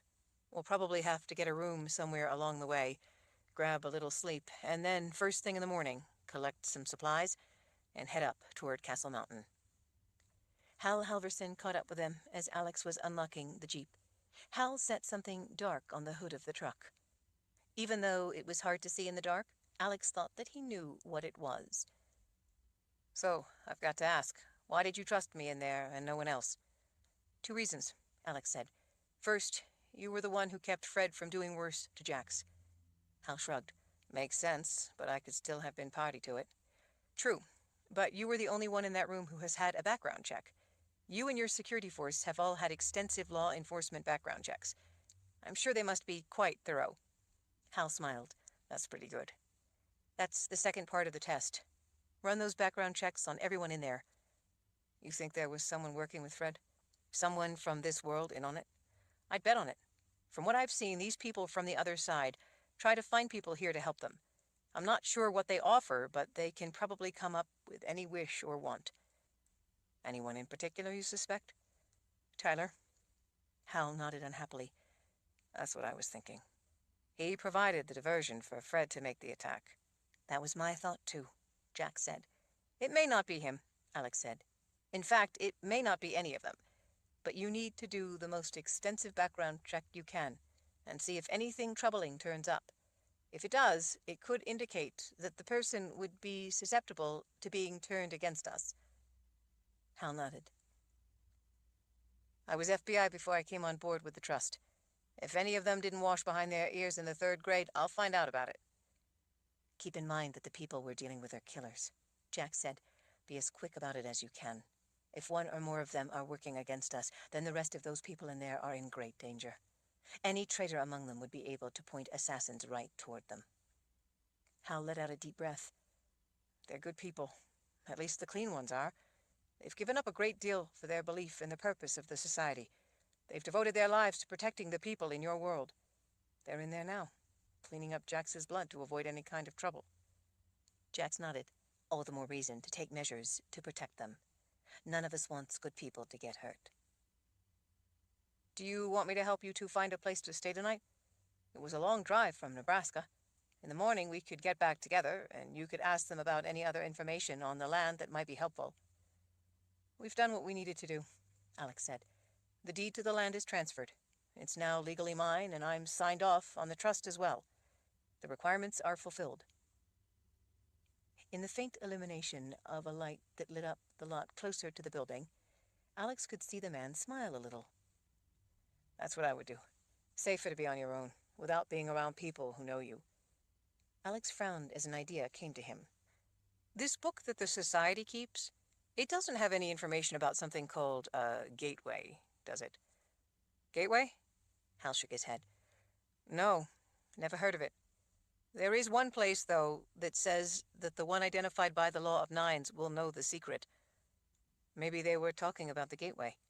But listen, Hal went on. There is one other thing from the book that we weren't able to get to because of the attack. What would that be? Alex asked. Hal slid the object sitting on the hood of the truck toward Alex. The knife we showed you. We didn't get the chance to tell you that the book says this must go to you, that you will need it. Are you sure? Jax asked. Hal nodded. In a way, the whole purpose of the book, the whole part with the Law of Nines and all the rest, is just a long, involved way of finding the person this knife needs to go to. And what am I supposed to do with it? What purpose does it have? Hal shrugged. Sorry, but the book is mute on that topic. It insists that you must have this, but doesn't say why. In a way, the whole purpose of the Daggett Society is to make sure you get this knife. Alex lifted the lid to look at the silver knife lying in the box. Faint light on the side of the building reflected off the ornate scrollwork that made up the letter R. Alex sighed. Then they've carried out their part in all of this. For the time being, at least. It's up to me now. Besides, I don't want to stick around long enough to give other people a reason to snatch those people and torture them for information about us. They don't have the mindset to deal with the likes of those who are after us. They're good people, but you're right. They don't think like we do. Most people aren't good at being properly paranoid. I'm thankful that you seem to have the knack. Alex smiled. You'd be paranoid, too, if people were after you. Guess so, Hal said with a laugh. He pulled some papers out of his inside jacket pocket and laid them on the hood of the Jeep. He brought up a small flashlight. Here are some maps I thought you could use. He shined the light on a state map as he opened it. I've outlined the property, since it isn't identified on any map. This highway here is the best way to get up that way. Then take this road here, through Westfield. Hal tapped a thick finger next to the town. Most people go through Westfield on their way to Baxter State Park. It's a tourist town that has become a destination in and of itself. A lot of art, crafts, antiques, that sort of thing. Instead of heading on toward Baxter State Park, though, you take this small road that cuts off here, right after Westfield. Then follow it up this way, he said, tracing the road with his finger. It will eventually take you all the way to the property, right here. It's about a 2.5 hour drive from Westfield to the property. It only gets more remote the farther you go. If you want any food, supplies, or gas, you'd best get it in Westfield, because there isn't anything between there and the property except woods. Are there any roads on the property? Alex asked. Yes, if you have four-wheel drive. Your Jeep is ideal. Good. Hal pulled out a paper from under the map. I drew this out for you. It shows the state road here, that's on the regular maps. And then here I drew in the private road that isn't. This takes you onto the property. Here's the combination for the locks. We keep the gate locked at all times to keep people out. These roads here, on the property, are only accessible by four-wheel drive. You can only drive into the land for a short distance, and then you have to hike the rest of the way to Castle Mountain. That's here, he said as he tapped the homemade map. I marked it for you. Thanks, Alex said. This will be a big help. The man extended his hand. Alex and Jax shook it in turn. I'll call my people and tell them they can expect to see you out there sometime, probably late tomorrow morning, Hal said. I'll give them a description of your truck and the license number so that they won't get spooked when they see it. Good idea, Alex said. I'll tell them to watch your back and make sure you aren't followed once on the property. Thanks, but I'm afraid that won't do a whole lot of good. These people can show up out of thin air. Hal sighed heavily. I suspected as much. He handed Alex another piece of paper. Here's my number. It's a new phone, never been used. Call if you need anything. Maybe I'll come with guns blazing. Alex smiled. Will do. As he gathered up the maps, he saw a small envelope. What's this? Hal frowned as he took it from Alex's hand. I don't know. I had the maps sitting on the table earlier, before you two arrived. I must have picked it up with the maps without seeing it. He turned it over. Both sides were blank. He ran a finger under the flap, tearing it open. He unfolded the piece of paper that was inside and stared at it a moment, reading. All it says is Hamburg, Germany, 7:15 a.m. local time. London, England, 6:30 a.m. local time. Alex took the paper and looked it over. The words were handwritten with precise care. He handed it back. Any idea what it is? Not a clue. Well, we have a long drive tonight. We need to be on our way. As Alex and Jax climbed in the truck, Hal came to the driver's door. You be careful, Alex. He ducked down so that he could look over at Jax in the passenger seat. You too, and please take care of him for us. That's why I'm here, she said with a smile. We all have been waiting a very long time for you to finally come to the property, Alex. We'd all hate it if you got yourself killed on our watch. Alex didn't want to tell the man what he thought of his chances of success. You be careful too, Hal. Alex turned the key as Hal nodded. Nothing happened. Alex sighed. Hal, could you give me a little push, please, to get us rolling? The starter has a dead spot in it. Hal put a hand against the windshield pillar. If this happens once you get out on the property, you're going to be in trouble. You can't roll the truck to get it started on those rutted dirt and rock roads. Listen, I assume you planned on grabbing some sleep in Westfield tonight. That's the plan, Alex said, unless you have a better place. No, Hal said, shaking his head. Not a lot of choices going that way. Unless you'd like to sleep in the truck, but I don't advise that. Not out all alone where unfriendly eyes could look in and spot you sleeping. Kind of dangerous. Better to stay in a room. I thought the same thing. A lot of people up that way drive four-wheelers. Westfield has a small Jeep dealership. You ought to stop in first thing in the morning and let them fix the starter while you get any supplies you need. Thanks for the tip. You wouldn't believe how long I've been putting off getting the starter fixed. Take care, Hal said as he leaned his weight in and pushed. As soon as I run the background checks, I'll head out to the property to be close if you need me, he said, as he trotted along beside the truck, pushing. As they picked up enough speed, Alex let the clutch out. The engine turned over and started without a fuss. Alex waved goodbye to Hal, then rolled up the window as he made his way out of the lot, back toward Hammond Street. You can take a nap if you'd like, he said to Jax. I'd rather keep a lookout. Kane's people are waiting for us somewhere out in that darkness. 52. May I see a driver's license, please? The young woman behind the counter asked as she entered information into a computer. Alex glanced out the side window, keeping an eye on Jax to make sure she was all right. The blue vacancy sign lit up the side of her face as she sat in the idling jeep just outside, watching him. Tired as he was, he reminded himself that he had to remain vigilant.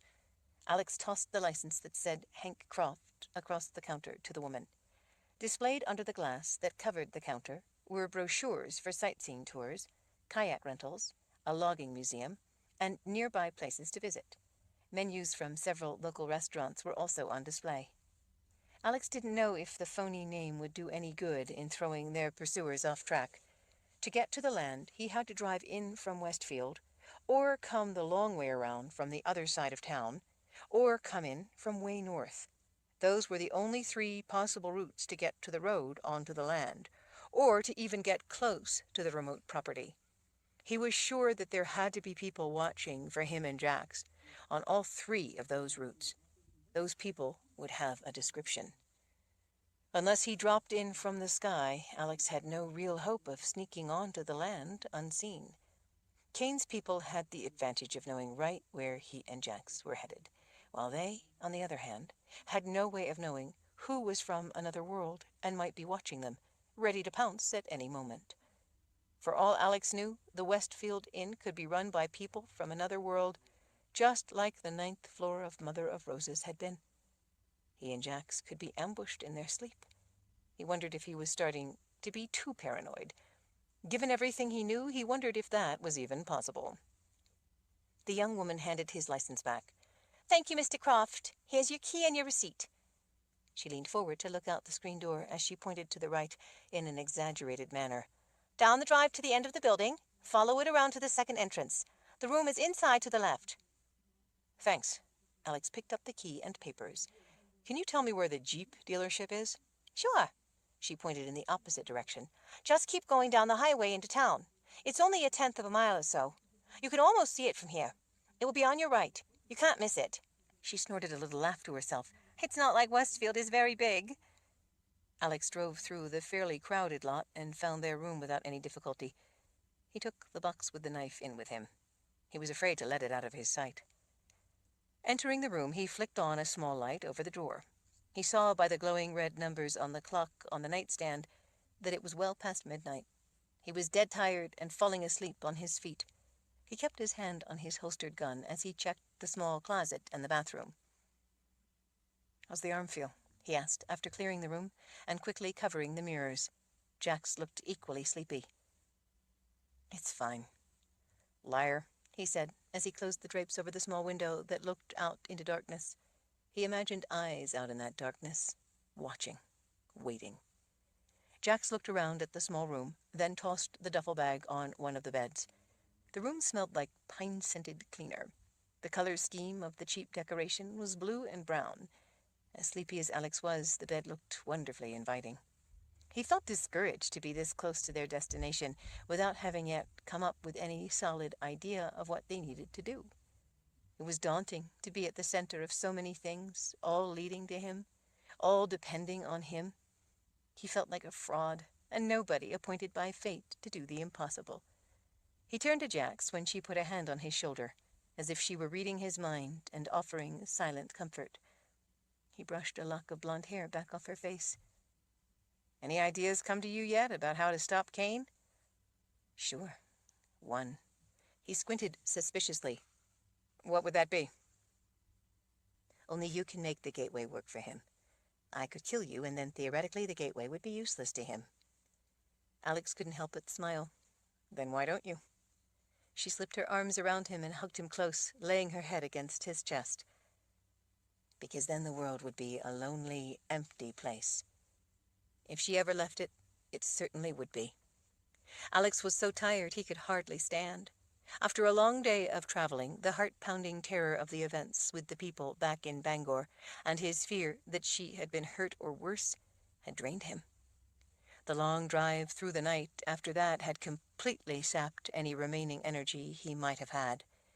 It seemed that even his spirit had abandoned him, leaving him feeling nothing but despair at what lay ahead.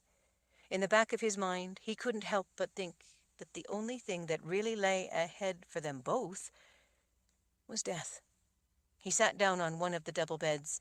Jax sat with him, one arm still around his waist. When he lay back on the bed, she went with him. Together they both moved up to put their heads on the pillow. In such a remote, lonely place, on such a desperate, lonely mission, their only comfort was with each other. In the shelter of each other's arms, they both silently shared an understanding of the enormity of the task before them, and felt at least momentary refuge from its unknown terrors. They came together in a soft, gentle kiss. Jax was so warm and alive in his arms that it made life itself seem to have a point and a purpose. Her kiss felt as perfect, as compassionate as any kiss he could imagine. Somewhere over the course of events since Jax had first come into his life back in Nebraska, she had come to be at the center of his heart. It seemed a mystery exactly when that had happened. In a way, it seemed like he had always known her, always known that he never wanted to be with anyone else but her. There could be no one else.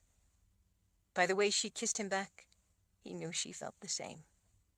Right then, right there, that feeling seemed complete. There could have been no better comfort in the face of all the difficulty they faced. No matter what happened, they were together.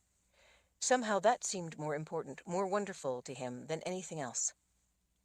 In a loose embrace, still fully dressed, they fell asleep. Alex woke with a start. Jax, still in his arms, woke up when he did. In the muted, mellow light, it took a moment to remember where he was. Weak daylight leaked in around the curtain. The small light over the door around the corner of the bathroom was still on. He looked over at glowing red numbers on the clock on the nightstand. It was a little past 7. Alex yawned. He wanted to go back to sleep. He wanted to keep holding Jax. But he couldn't. He needed to get the Cherokee over to the dealer and see if he could talk them into doing a rush job of replacing the starter. He figured that if he gave them a big tip up front, it might help persuade them to hurry. "Do I have time for a bath?" Jax asked. "Sure, go ahead. I'll run the truck down the street and leave it to get the starter fixed. That should give you plenty of time. We're going to need to go out and pick up some supplies, and hopefully by then the starter in the truck should be fixed." She rolled over on top of him. "Do we have time for another kiss?" He pulled her into his arms in answer. Her hair slipped forward over her shoulders to fall around his face, as if even her hair wanted to be close to him. After a long, luxurious kiss, she pushed back. With a finger, she brushed his hair back off his forehead. "I've never cared this much for anyone." "I know. Me neither." "Not even Bethany," she said with a mischievous grin. "Especially not Bethany," he said, without smiling, before he pulled her back for another kiss. When it ended, she pushed back again. "What are we going to do about us?" "What do you mean?" She shrugged as her eyes turned away. "Well, I'm not from here. If I can find a way, I have to go back." She had just touched the agony that tortured him. Alex knew that he couldn't ask her to turn her back on the people who were depending on her. He didn't know what or who she was in her world, but he knew that she was someone important there, and that people needed her. "What if there was a way for me to go with you?" She sighed. "If only. But you can never come to my world. There is no way that can ever happen. Without the spark of the gift that those of us there all carry, you can't make it into my world. You would only die in the attempt. If you can work the gateway, you can't use it. I can. With the gateway, I would have a way to return home. I must..." Alex swallowed at the painful thought of her leaving his world, leaving him. "Maybe I won't be able to figure out the gateway." "No hope of that," she said with a sigh. "You're Alexander Rawle." "Well, who knows? We may never have to worry about it." Her brow bunched together. "What do you mean?" "If Kane has his way, we'll both die before then." Her smile returned. "You have a way of making me smile even when my heart is breaking." Then you should at least give me another kiss. She did. It was a kiss that made the kisses before seem less than meaningful. It took Alex away, made him forget everything but her. It made him feel complete, as if he had never really been alive before that moment. In that moment, he felt, for the first time in his life, sheer, perfect bliss. Finally, she pulled breathlessly away. Alex didn't think he would ever get enough of looking at her. She was the most perfectly feminine creature he had ever known. She was so beautiful it made him ache for her. So, she whispered as she looked down into his eyes, do we have time for more than a kiss? 53. Alex had been correct. $100 tip to the service rider got him an eager promise of prompt attention. Fearing to give the man the phony license because the registration for the Jeep was under his real name, he handed over his real driver's license instead.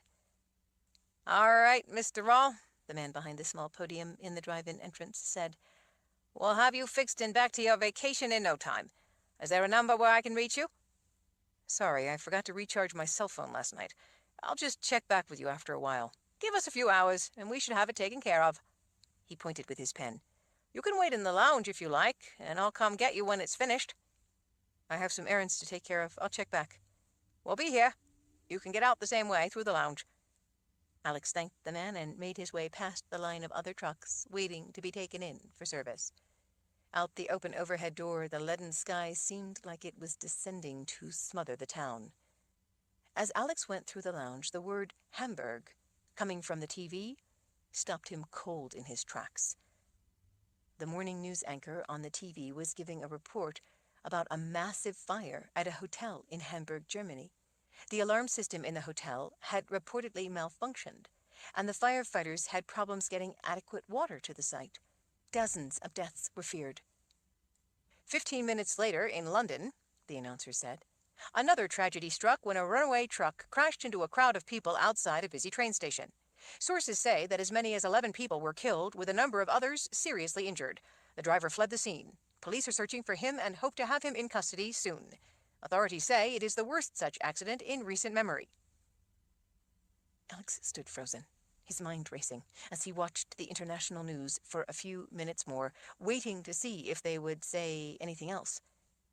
But they went on with stories about a global summit on world economic growth that leaders from the industrialized nations were scheduled to attend in Japan in the coming days. Alex remembered the note that Hal had found with the maps in the room back in Bangor. It had listed 2 cities, Hamburg and London. The times written on that note had been for that morning, and they had been 15 minutes apart. He knew without doubt that it was not a coincidence. He hurried up the street, suddenly feeling the urgent need to get back to Jack's. He rushed into the room and found her pacing. She had an envelope in her hand. The phone rang. I answered it. The person said that there was a letter at the front desk for Hank Croft, so I went to the office. They wanted identification. I showed them the thing that Mike Fenton made for me that shows my image and says I'm Jenna Croft. They gave me this. Jax handed him the envelope. On the outside was written, Mr. Hank Croft. Alex tore it open. Inside was a single folded piece of paper. He recognized the precise handwriting. It was the same as the handwriting on the paper Hal Halverson had found. Jax bit down nervously on her lower lip as she watched him reading. Well, what is it? It's a list of cities. Springfield, Scranton, Raleigh, Tampa, Mobile, Indianapolis, Fort Worth, Grand Rapids, Denver, Bismarck, Winnipeg, Provo, Sydney, Boise, Eugene, Mexico City, Bakersfield. It says now at the bottom. Alex's hands shook as he lowered the paper. Do you know what it means? Jax asked. I think I do, but I hope to hell I'm wrong. He switched on the TV. The images of confusion and screaming people hit him like a blow. Breaking news ran in a big band across the left corner at the top of the screen. The second line underneath said, Terror attacks rock the nation. The news crawl rolled slowly across the bottom of the screen, listing cities where attacks were reported. All cities that were on the list in Alex's hand. As these reports are just now coming in, the president has promised a statement sometime within the hour, the anchorwoman said. We're also just getting word that mayors and governors across the nation—" The woman glanced to the side to someone or something off camera. She looked rattled. "We're getting news from Florida." She cleared her throat. "Sources are reporting that Hamilton High School in Tampa, Florida, is the scene of a large fire. We have a live report from our local affiliate there in Tampa." They switched to a man in a gray suit holding a microphone. In the background, a column of smoke rose into a blue sky. "The county school administrator here in Tampa, Loretta Dean, has just issued a brief statement saying that the fire is confined to the Hamilton High School auditorium. Other unnamed sources tell us that students were assembled there as they arrived at school to be counseled in dealing with the frightening news of the knife attacks at schools in Raleigh and Indianapolis. It was during that assembly that fire broke out. The size of the fire, as you can see in the background, is extensive. Several students we've spoken with who managed to escape the blaze tell us that when they tried to get out of the auditorium, they found the exit doors were locked. They say that the people inside panicked and students were trampled in an attempt to escape. Unnamed sources are telling us that the doors were all heavily chained and that over 300 students and teachers were trapped inside until firefighters were able to use the jaws of life to cut the chains. School officials insist that they have never used chains on school doors. Firefighters were not able to determine how many students may have been overcome by smoke and died before they were able to gain entrance.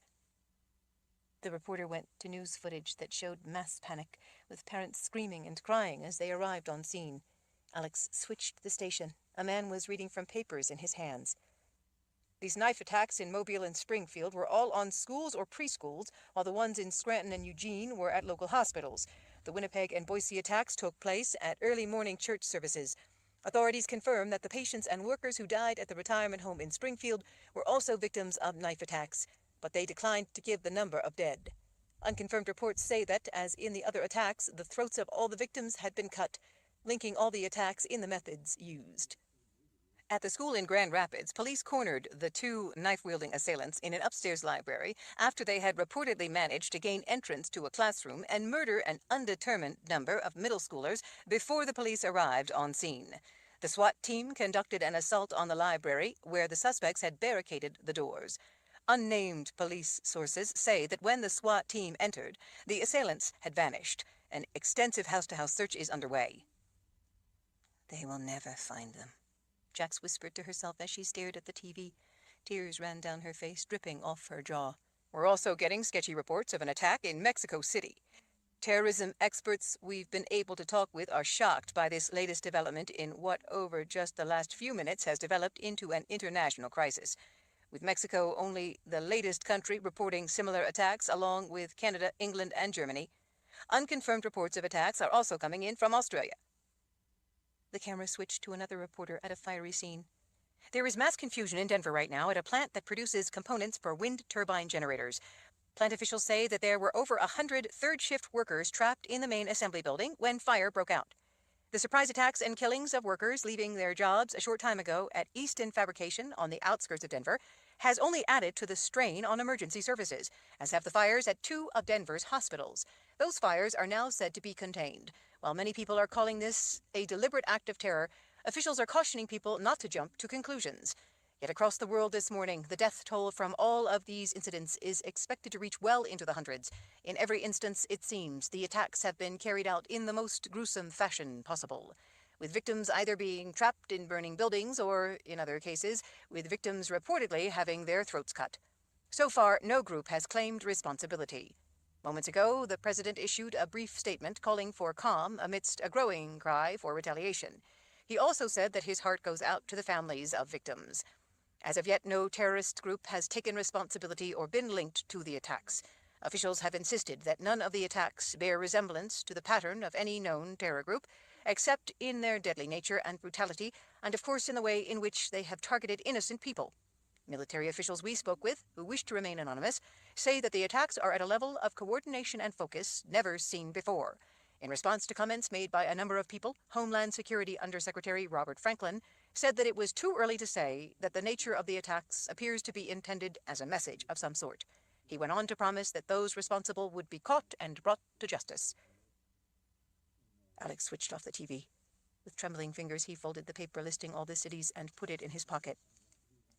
"Let's go." 54. As they left the motel and walked quickly down the sidewalk toward the center of the small town of Westfield, Jax put her hand on his back in silent compassion. Neither of them spoke. Both of them were in a state of shock at the unexpected turn of events. Riddell Kane had just turned everything upside down. Before, Alex hadn't known what to do, but the task had at least seemed straightforward.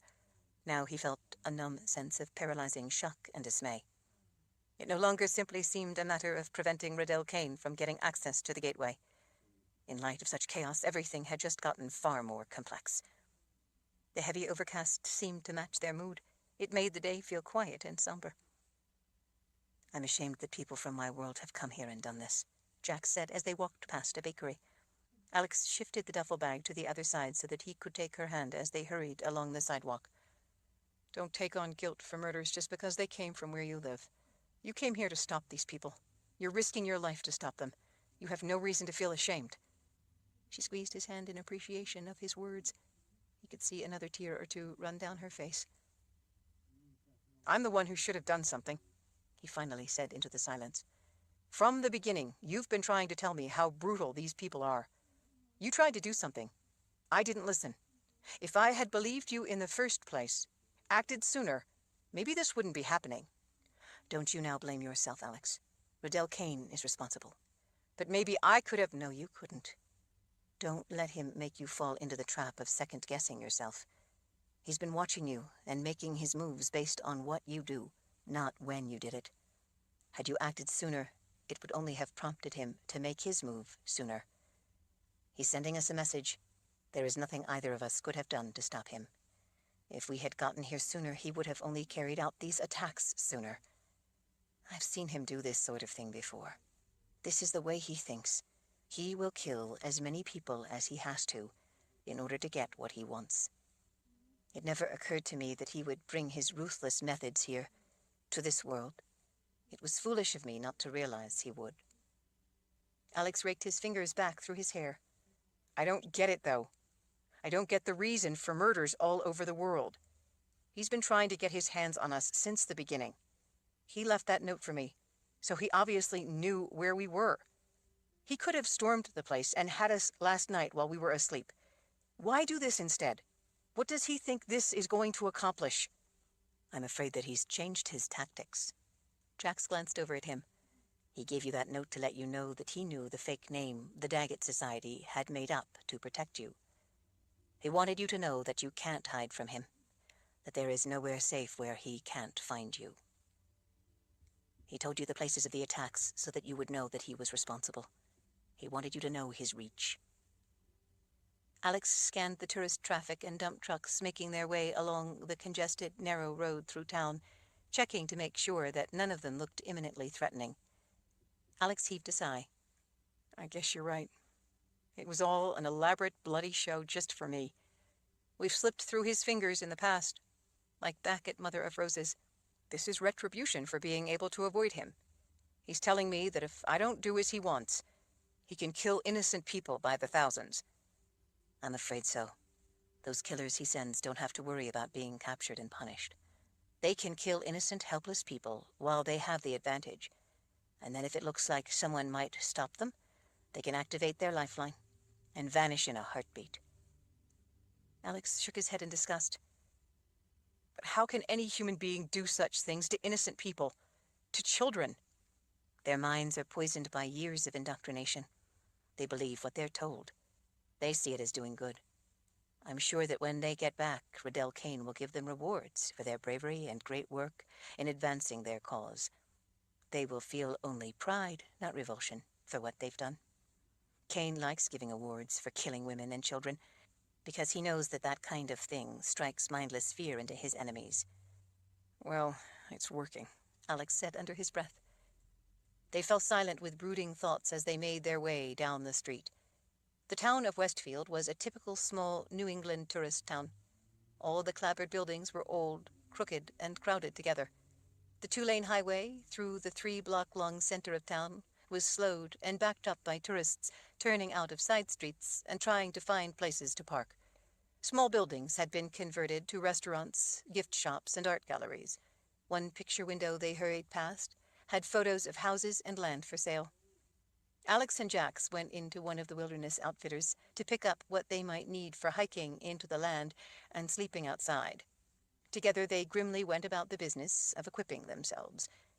Jax knew exactly what was needed. Alex converted her list into what his world had to offer. When she said that they would probably need bedrolls, he showed her sleeping bags. They selected a small, compact tent for two that took up very little space strapped under a backpack. She was impressed with the quality and innovation of the backpacks and other equipment, and was able to minimize what they would need. All Alex could think about as they quickly went about selecting various equipment was all the people who had died such horrific deaths that morning, and all the traumatized survivors, and all the lives that would be forever altered. Everyone in the shop was talking about the terror attacks.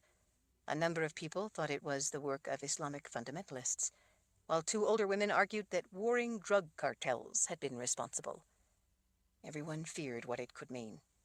The mood was one of dread and expectancy, that they were yet to see the true dimension of the coming shadow of a cataclysm. Some people seemed to think such violence would soon swoop in to visit even the little town of Westfield. Everyone feared what would happen next. Alex guessed that what happened next depended on him.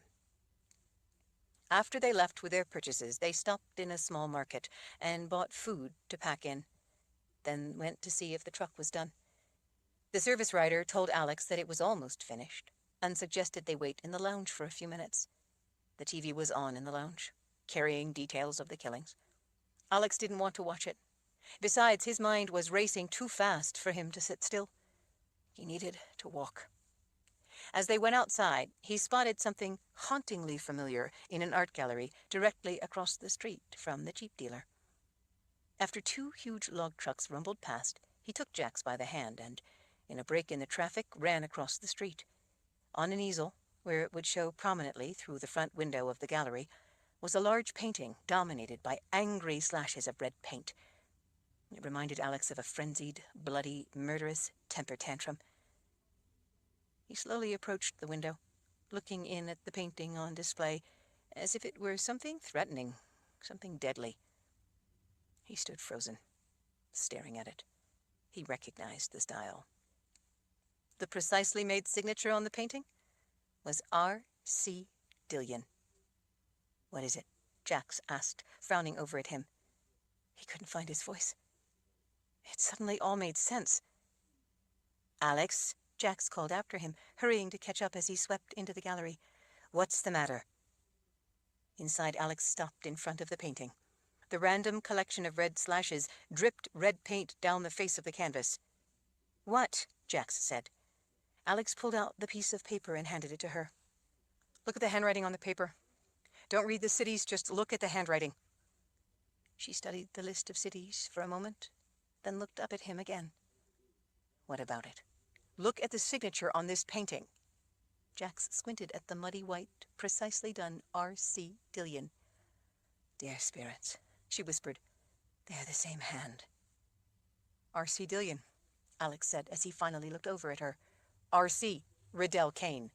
He's been right under my nose the whole time. He's been there watching me, playing with me." "Quite a stunning piece of work, isn't it?" a woman in a tightly buttoned, dark gray suit said as she came up to them, smiling, clasping her hands before herself. "You can't imagine," Alex said. "He's an up-and-coming Midwestern artist who is becoming a national figure at the forefront of a new reality in art." Alex recognized the words Mr. Martin, the gallery owner back home in Orden, had used to describe R.C. Dillion. He wondered if R.C. himself had given them that description. "A new reality," Alex repeated in a flat tone. "Yes, so I've heard. How much?" She was a little taken aback that he so immediately demanded the price. She fingered the small white collar folded over the suit at her throat as she ran fingers through her head. "It's well worth—" "How much are you willing to sell it for? Cash, right now." The woman smiled. "R.C. Dillion has recently arrived in town for a little rest and seclusion," he told me, "and only just placed this with us. We're honored he allowed us to offer one of his pieces. The price is $12,000. Doing his best to contain his rage, Alex pulled one of the fat envelopes stuffed with cash from his pocket. He started counting out $100 bills as the woman stood in mute shock to see him paying cash on the spot. It was the money from the settlement for the fire that had destroyed his grandfather's house. Alex thought that Ben would have approved of what he was doing. When he had handed over the whole $12,000, he asked, "Do you have a black magic marker? The fat kind, with permanent ink?" A little confused, she half turned and gestured toward an old oak desk sitting behind a furnace grate, back against the white plastered wall. "Why, yes, I believe I have one like you're talking about. It's the kind of marker we use to write signs for the window. Is that what you mean?" "Yes. May I borrow it, please?" The woman went to the desk and searched through a couple of drawers until she found the marker. She returned, her heel strikes echoing off the warped wooden floor, and handed it over. Alex picked up the painting he now owned and in big letters across it wrote, "R.C. I will be at the gateway. Come and get me." He signed it, Lord Rawle. He handed the painting to the stunned woman. "Please give this to good old R.C. when he returns, will you? My treat." The woman stood slack-jawed and speechless as Jax and Alex walked out. 55. After locking the gate, Alex walked back to the truck. Beyond all the official signs on the other side of the formidable gate, warning people not to enter the property, it felt as if he were standing in the narthex, leading into a grand cathedral. In the uncanny quiet, he looked around at the gloomy shadows, searching for any eyes that might be watching back. The highway was too far away for them to hear any traffic, if there was any. The remote road had been virtually deserted on the way up from Westfield. Once past a few clusters of camps and some logging roads, they had seen only a few trucks. Standing in the silent, ancient forest, Alex felt as if he were in another world. He could see by what lay ahead that the road into the property was hardly what he was used to thinking of as a road. It looked like little more than a cut through primordial woods. Here and there, trees crowded in tight, right up to the edge of the road. Out ahead lay an open chamber, cast in the gloom beneath the big pines. The thick overcast and mist only added to the sense of foreboding. Immense trunks of monarch trees rose up through the underlying regions of the forest, where only muted light penetrated. It was as if there were two worlds, the open, lush vegetation on the forest floor and the world of the towering pines overhead. Nurseries of small, waist-high spruce huddled in clusters here and there in the understory.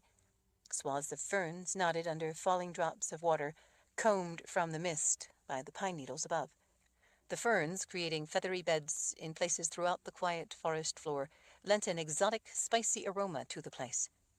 Alex climbed back in the jeep and shut the door. Jax carefully watched out the side windows for any signs of trouble. "Can I ask you a question, Alex?" He turned the key and the jeep started without him holding his breath for once. "Sure." "When you wrote on that painting, why did you sign it Lord Rawle?" Alex shrugged as he eased the truck ahead into the woods. "I don't know. I thought it might rattle Kane, maybe distract him. For some reason, it just felt like the right thing to do." "Why?" "I just wondered, that's all." "Does it bother you? Because of what it meant in the past?" "No, I don't care so much about what went on in the past. I care about what's happening now and what's going to happen." "I know," Alex said, thinking about all the helpless, innocent victims who had died that day because of Riddell Kane and his people. As they crawled along, moving ever deeper into the somber woods, Alex wondered what Jax was brooding about. Since it didn't seem like she was going to say anything, he finally asked, "What's going through your head, if you don't mind my asking?" She stared out the side window for a time. She finally answered without looking at him. "I was just weighing the worth of worlds." Alex glanced over at her. "What does that mean?" "I came here for a reason. I came to fulfill prophecy, to save the innocent people in my world from the threat looming over them." Alex shrugged. "Go on." "I don't know if I can do that anymore." "What do you mean?" "A lot of people died today, Alex. What do you think I mean?" "You mean you're thinking of quitting?" "I know what Riddell Kane has planned next. I've seen him do things like this before. He's going to make you responsible for the deaths of innocent people if you refuse to help him. He's going to force you to choose. Alex stared ahead as he inched along the rocky ruts. He had considered such questions in the back of his mind. He hated to bring them to the front, to dwell on them, to contemplate having to make such a choice. As they drove on deeper into the woods, they eventually passed 2 side roads that were on the map that Hal Halverson had drawn for him. Those roads essentially circled the entire property. The road he was on was the only one that went deeper in toward what the people of the Daggett Society called the crown jewel of the property, Castle Mountain. They had long since left the buffer property that he controlled through the Daggett Trust, and were now on the land that he had inherited. It seemed surreal to think that he actually owned everything he could see. Another hour and a half of tough going finally brought them to a circular spot that had been cleared so that vehicles could turn around. Off to the left side was a brook that came from farther into the property. Beside the brook, Alex saw a trailhead. He circled the jeep around and parked. As he got out and shut the door, Alex noted that the brook rushing over rocks created a lot of noise that would mask the sound of anyone who might be sneaking up. He scanned the woods before he lifted the tailgate so they could get their gear out. The dark wooden box with the knife was sitting in the back, seeming to wait for him. Underneath the velvet he found a black leather sheath trimmed in silver that looked just like the one Jax had. He threaded the sheath onto his belt, placing it on the left side behind the pouch holding 2 spare magazines. He had the other 4 spare magazines in an easily accessible pocket on the side of the backpack. He had also packed a number of boxes of ammunition in the backpack. Ammo was heavy, but he wasn't about to leave it behind. Ben always told him that you could never have enough guns or ammo. He wished now that he had taken the time to get another gun. He was thankful to at least have one, and to know that it was as dependable as a rock. Jax lifted the silver-handled knife out of the box. She pulled hers out to look at them together. The one from the box still had her blood on it. Alex gestured at the weapons lying in her hands. It's mind-boggling to think that those 2 knives haven't been together for probably 1,000 years or more. That's what I was thinking, she said. When she handed him the knife, he started to wipe the blood off. Jax stopped him. No. Leave it. Alex frowned at her. Why? These blades were made to draw blood. It should have a taste to wake it from its long sleep to its purpose. Alex gazed into her resolute eyes for a moment, then slid the knife, still stained with blood, into its sheath on his belt. He and Jax silently went about the task of getting their gear together. It was already early afternoon. Fixing the truck and the drive up had taken most of the morning. He knew that there was no way they would make it all the way into Castle Mountain that day. They would have to set up a camp and make it the rest of the way to their destination the next day. He supposed that Riddell Kane, Cedric Vendis, and Yuri the Pirate could simply pop in at Alex's destination without having to go through the effort of a long hike. He certainly had no doubt that they would show up. Alex was looking forward to finally meeting the visionary artist who was creating a new reality. His blood boiled with rage in anticipation of meeting him. Jax looked like she knew what she was doing with the camping gear. She got her pack together quickly and efficiently, then hoisted it up onto her back and buckled the waist strap. Alex did the same. Their packs had collapsible water containers, and they also had water bottles hooked on utility belts. As they left the jeep and started into the woods, the calls of birds echoed through the trees. Walking along side by side in the more open areas, they shared a couple of packages of rolled-up meat and cheese. They had preserved food, but the meat wouldn't keep, so they ate it all as they made their way deeper into the gloom. Farther in, the trail became less defined, but it wasn't difficult to follow. The security people probably used the trail into the interior of the property, and over the time that the Daggett Trust had protected the land, the trail had become a reasonably well-defined route. Besides the roads, Hal had also marked such trails on the property. There weren't a lot of them, but they provided access to just about any corner of the land. As he walked along, Alex could see that there were deer trails that could probably be followed if need be. As the afternoon wore on, the land began rising. At first it was gentle slopes, but it soon began to get rocky and more difficult to climb. They were both breathing hard as they ascended a series of ridges, having to go down the backside of each one before going up again to get over the next. After the ridges, the trail took switchbacks up a steep area with a series of cliffs. Each of the rock faces wasn't all that high, but negotiating them was difficult, especially carrying all the gear they had. In some of the places, Jax's legs weren't long enough, and Alex had to lie on the upper trail and reach down to help pull her up so that she wouldn't have to take time to climb around. Other than that, he was having a hard time keeping up with her. As they went higher, the mist thickened. It felt cool on Alex's sweaty face. The land finally leveled a little. The trail wound its way up through trees with gnarled roots clinging to seams in areas of exposed granite ledge. Leaving the ledges behind, they plunged back into thicker woods. Moss underfoot made it a quiet walk. "It won't be long until dark," Jax said back over her shoulder. "With the cloud cover, there won't be any moon or stars. It's going to be a pitch-black night. Hiking in this kind of terrain after it gets dark is dangerous. You could walk off a rock face or break a leg in a hole. We're going to have to think about setting up camp pretty soon." Alex sighed. He was weary from their pace, but he hated to have to stop. He had wanted to get closer to their destination, but he knew that she had a lot more experience at this kind of thing, and so he took her advice seriously. "How about if we keep pushing for just a little longer? We can always use flashlights to help us set up camp." She agreed, but told him that it wouldn't be long until it would be too dark to push on. Everything soon began losing its color, making the trees look gray. Darkness was falling quicker than he would have thought. And then they came out of the closed trail to a small opening in the woods that, for the first time, gave them a view into the distance. They halted together, surprised by the unexpected sight. Silhouetted against the fading gray sky, while at the same time lit a little from the obscured sun setting to the left, stood Castle Mountain, rising up before them from the undulating, rolling landscape. It didn't really look at all like a castle to Alex. It looked more like a plateau, rising up out of the surrounding forests. Its top wasn't flat, though, instead looking somewhat crenellated, with irregular rock outcroppings rising and falling across the surface of the top. "Dear spirits," Jack whispered. What's the matter?" "I don't believe it."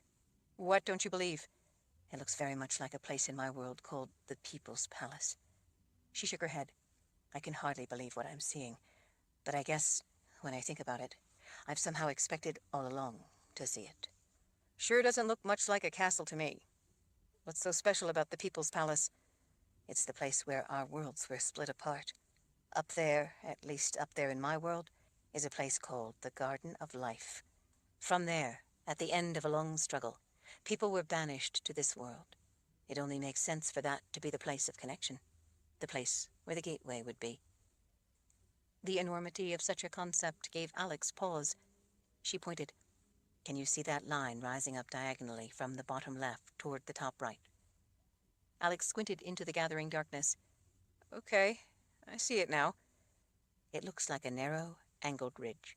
In my world, that's a road up the plateau to the palace at the top." She let out a sigh. "From here, it's probably a hike of 4 hours to get there. We'd better look for a place to camp and get some sleep." 56. The trail soon took them back into the shelter of the woods. They found a place that Jax liked for a camp because there was a rock overhang to protect them in case it started to rain. In the gloom, they quickly set up their tent and unrolled the sleeping bags. "Tonight we should stand watches," she told him, as she used rocks to make a fire ring around an area she had quickly scraped clear of forest litter. "A fire could possibly be seen, but it's more important that we can see them and not die of exposure." Gathering wood nearby, he looked back over his shoulder. "You think that watches are necessary?" "I hope not," she said, "but being this close, I wouldn't want both of us to be asleep and have Yuri and his friends show up in the dark." Alex built kindling up in the center of the fire ring and lit it with a match.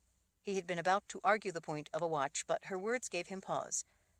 "All right, but only if you will take the gun on your watch." she said she would. He handed her a foil pouch and a plastic spoon. In the dark, he wasn't sure if he had pulled out meatloaf or roast pork.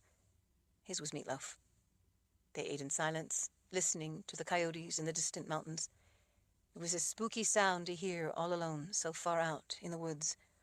When they were finished, Jax said that if it was all right with him, she was really tired and would rather sleep first and take her watch the second half of the night. Alex agreed. She found a comfortable place on a flat rock, just out of the ring of light from the fire, and told him that it was a good place to keep his eye on things without being blinded by the fire. She told him to make sure to keep wood on the fire. She rested her arms on his shoulders and clasped her fingers together behind his head. Come wake me when it's my turn.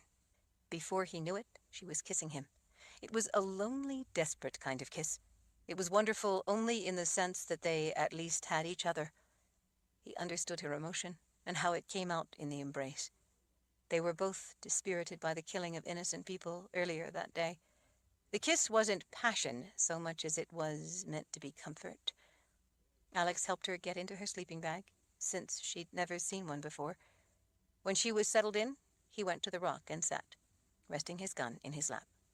The mist came and went, but at least it didn't rain. He checked his watch every once in a while, and waited longer than half the night to let her have a little extra sleep. When he woke her, she put her arms around his neck and hugged him tight. It felt like a fearful, lonely hug. He put more wood on the fire for her. Then, when she sat on the rock, he put the gun in her lap. On the long drive from Nebraska to Maine, he had explained how it worked in case she ever needed to use it. At night, he had taught her to switch magazines and clear a jam. She was familiar enough that he didn't feel he needed to give her another lesson. Jax put her arms around his neck again and pulled him close. Alex, you do know how much you mean to me, don't you? Alex smiled in the darkness. He pulled back to gaze at her face. Firelight sparkled in her beautiful brown eyes. He thought about that morning back at the motel in Westfield. He smiled to reassure her. You made it quite clear. I would do anything for you. I hope you know that. You won't ever doubt me, will you? He smiled. Never. Her eyes brimmed with tears. She put her hands to each side of his face as she gazed into his eyes. Alex, would you do anything for me? He frowned a little. What is it you want me to do? To say you love me. Alex had wanted to say it 1,000 times. He guessed he had always been waiting for the right time. That morning had been the right time. In his whole life, nothing had made him happier than when he'd heard those same words from her lips. I love you, Jax Amnell. I love you, Alexander Rawle, defender of man. She kissed him softly, then pulled back just a little. Promise me, she said as she looked at him from inches away. Promise me that you will never doubt that I love you, that you will never doubt that I will always love you as long as I draw breath. Jax, are you all right? I will be, if you promise me. Alex ran a hand tenderly down her hair. I promise, as long as you promise the same. I do, she whispered before kissing him again. She let out a reluctant sigh. You had better get some sleep. It will be light sooner than you think. Alex lifted an eyebrow. Now you want me to try to sleep? After that, you think I will be able to sleep? She smiled a strangely sad smile and gave him a quick kiss. Yes, you need to sleep. I want you to be strong tomorrow. For you, anything. Alex crawled into his sleeping bag and tried to go to sleep. His heart seemed to be beating too fast for him to ever be able to sleep. He could think of little other than those precious words from her. Yet his mind started drifting to the dangers she faced. What with alternating between fear and rage at those dangers, it was difficult to try to sleep. But somewhere in that wild swing of emotions, as thoughts of her filled every part of him, he was so overcome with exhaustion that it carried him into a sound sleep. When he woke up, it was just getting light. He yawned, wondering why Jax hadn't woken him up sooner. As he turned, he saw the gun lying not far from his head. Alex sat up in a rush, staring at the gun, trying to make sense of it. Jax, he called out from the tent as he picked up the gun. She didn't answer. She should have been close enough to hear him. He untangled himself from the sleeping bag and raced out of the small tent. The fire was dead. Jax was gone. 57. Alex frantically searched around the campsite, hoping against hope that he was wrong and that Jax was actually close at hand. He screamed her name as he looked. Panting in panic, he realized that he wasn't mistaken. She was gone. He searched the site, looking for the footprints of intruders. He didn't see any. At the trail, he found a partial print left by her boot. It was headed in the direction of the mountain. With a sinking feeling of icy dread, Alex knew what she had done, and why. He snatched up his pack and threw it on. He left the tent and the gear they had gotten out. He took time only to grab the water bottles. Her pack was leaned up against the rock where she had been sitting. He left it and took off up the trail. Before he had gone far, a man suddenly appeared directly in front of him in the trail. He was big, perhaps in his early 20s. He looked like he belonged in a biker gang. His matted brown hair didn't appear to have ever seen a brush. Alex froze. The man grinned wickedly. "Riddell Kane has a message for you," the man said in a deep, gravelly voice. "I have a message for him," Alex said as he drew his gun. He put a bullet in the center of the man's chest. Birds took to wing at the resounding bang. With a look of stunned shock on his face, the man crumpled to the ground, groaning. The sound of the single gunshot echoed through the woods to reflect back from the mountain up ahead. Ben had taught him to quickly fire 2 or 3 rounds into the center mass of a threat, and it warranted more. The man was seriously wounded. There would be no help for him out in the middle of such remote woods. The only thing that would find him would be the coyotes. Alex had a limited supply of ammunition. He wasn't going to waste any on a man who clearly wasn't going to present further threat or last long. He stepped over the gasping, dying man and hurried up the trail. As the morning wore on, Alex only pressed on harder. Instead of climbing down and then up to cross small gullies, he bounded across. Instead of climbing down short troughs, he jumped down. He knew that he had to be careful or he could break an ankle and then he would be helpless, but he couldn't make himself slow down. He knew that he was in a race to stop Jax before it was too late. He kept thinking of her asking him to promise that he would never doubt that as long as she drew breath, she would always love him. He felt a lump rising in his throat as he ran. The limbs and brush he flew past turned to a watery blur. He was furious at himself for not catching on to the things she'd said. He thought that it was because she was upset at hearing about all the deaths that morning. He should have known it was more. Having been sleepy was no excuse. Excuses couldn't undo it if he lost her. A few hours of grueling effort brought him to the base of the plateau that rose up out of the forest. Catching his breath, he looked up the rugged series of cliffs toward the top. Squinting into the iron-gray light, he couldn't see anything beyond the edge other than the wispy limbs of trees.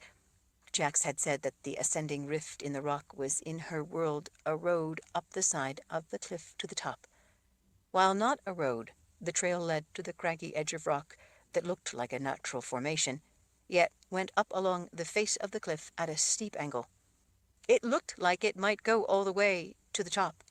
If it didn't, if the lip of rock ended, he was going to find himself awfully high up with nowhere to go. Alex couldn't see that he had a choice, and so he didn't give it a whole lot of thought. He simply started climbing. There were places along the way that at first looked impassable. In each case, though, he quickly found a way to pass.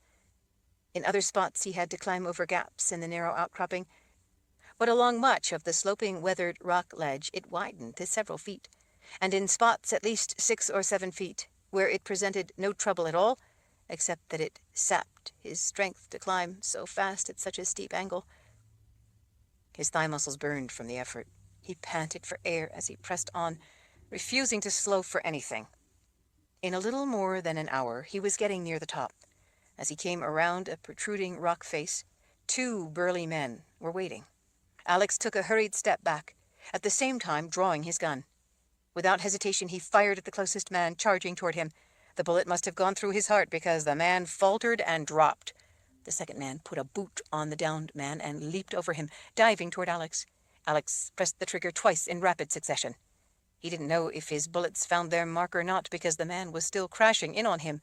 As the man's arm came out to tackle him, Alex dodged aside, seized the man's hair, and used his forward momentum to help heave him out over the edge. The man stumbled, trying to stop, but he was moving too fast. He screamed all the way down. Gun held in both hands, Alex pressed his back against the rock wall, catching his breath. He looked out over the edge and went weak in the knees at how close he had been to going over the side with the assailant. The man on the ground wasn't moving. Alex didn't like the idea of not having the gun fully loaded as he went into an unknown but definitely hostile situation, so he quickly pulled a box of ammo out of his backpack. With his thumb, he forced 4 more shells into the magazine, filling it to capacity. 17 rounds in the magazine plus 1 in the chamber gave him 18 rounds in the gun, plus the rest of the loaded magazines if he needed to reload in a hurry. While 18 rounds sounded like a lot, he knew that if there were enough men coming at him, even that many shells wouldn't last long. He didn't know what choice he had. Gathering his wits, he hurried the rest of the way up the trail to the top, where it flattened off considerably. Even so, it wasn't exactly flat. Beyond an expanse of forest, jumbles of rock rose up to make the top of the massive plateau a series of rocky layers. While from a distance it might have looked flat on top, up close, the stacks of ledge, the sheer granite faces, and the squared-off breaks in the stone had a hauntingly man-made look to them, even though the plateau was obviously entirely natural. A person with a good imagination could make more out of it than layers of rock. With some imagination, it looked almost like an extensive, complex structure. Now that he had made the top, Alex wasn't sure what to do. He searched around the area where the sloping rock ledge had emerged on top, but there was no man-made trail. While the trail below was used by the security force to get to the mountain, they apparently rarely or never climbed to the top. It didn't look to him like anyone had ever walked across the delicate pale lichen and deep green mosses. He finally decided to follow the exposed ledge that created a natural trail through the woods. In one low, damp place, he spotted Jax's boot print. Deeper in, he came to a curious depression leading into the rock jumble. Before going into the narrow chasm, he pulled a box of ammo and 4 magazines from his pack. He put the box of ammo in the front pocket of his jeans and the spare magazines in his back pockets. As he moved into the tight opening in the rock, he found that it wound into gorges that eventually rose perhaps 100 feet in places. The natural trail through the rock led him into a narrow cleft. High above, he could see that the smooth sides revealed only a long slash of leaden sky. Alex went in deeper. The rock overhead that must have once stood taller, yet had toppled over in the distant past, possibly during earthquakes, so that it now lay across the cleft and acted as a roof. The deeper Alex went, the gloomier it became. The farther in he went, the more the jumbled, weathered rock turned into a dark labyrinth. Alex stuck a hand into his pack, searching blindly for a flashlight. He found it and pulled it out. When he switched on the light and pointed it ahead, a man was standing in the narrow passageway through the rock. Alex went for his gun. "If you want to see her alive, you need to follow me." Looking at the man through the iron gun sights, one eye over each of the 2 outer dots, and the center blade of the front sight rock steady over the bridge of the man's nose, Alex hesitated, but for only an instant. He pressed the trigger. The gunshot inside the confines of the rock passageway was deafening. "I don't negotiate with murderers," Alex said under his breath as he stepped over the corpse and made his way deeper into the maze of rocky crags. 17 left, he counted to himself as he hurriedly followed what was becoming like a cave running deeper into the mountain. With his flashlight, he had to check that each side branch he came to was clear. He stuck to what seemed the main crevice running through the mountain. In places, the huge slabs of granite had shifted over millennia or even tipped and fallen, leaving many spots a tight squeeze to get through. In other places, he had to climb over rubble from when the rock overhead had collapsed. Alex didn't know how long he had been running when he realized that up ahead he saw natural light. As he continued on, the light grew steadily brighter. When he rounded a slight bend in the fissure through the mountain, he spotted something out ahead in that area of light. He rushed ahead, trying to make it out. His heart came up in his throat.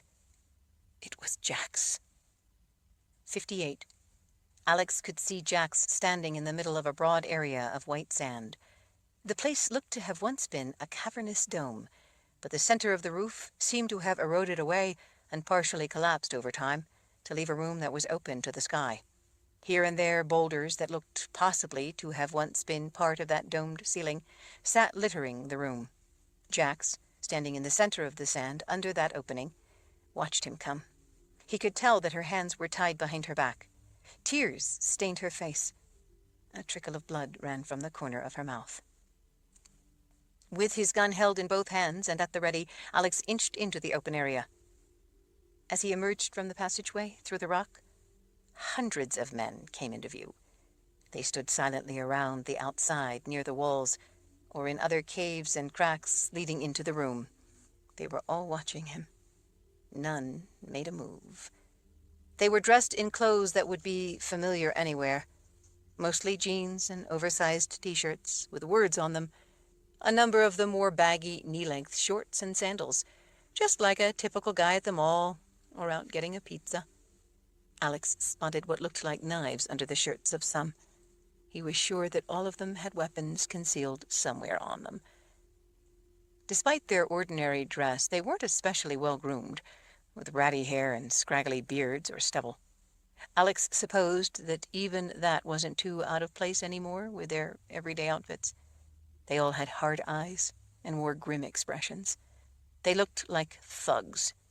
That, too, was a rather conventional look that seemed to be cultivated by many men and had become accepted.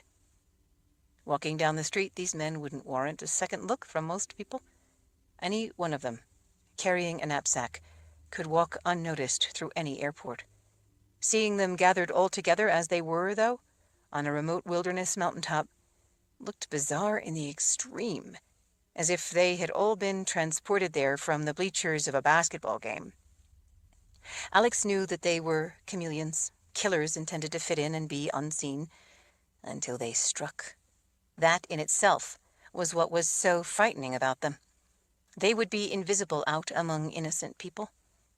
A glance back showed that the way he had come in was now blocked by dozens more men just like them. "Alex," Jax said in a shaky voice, "give them your gun." "No." "Please.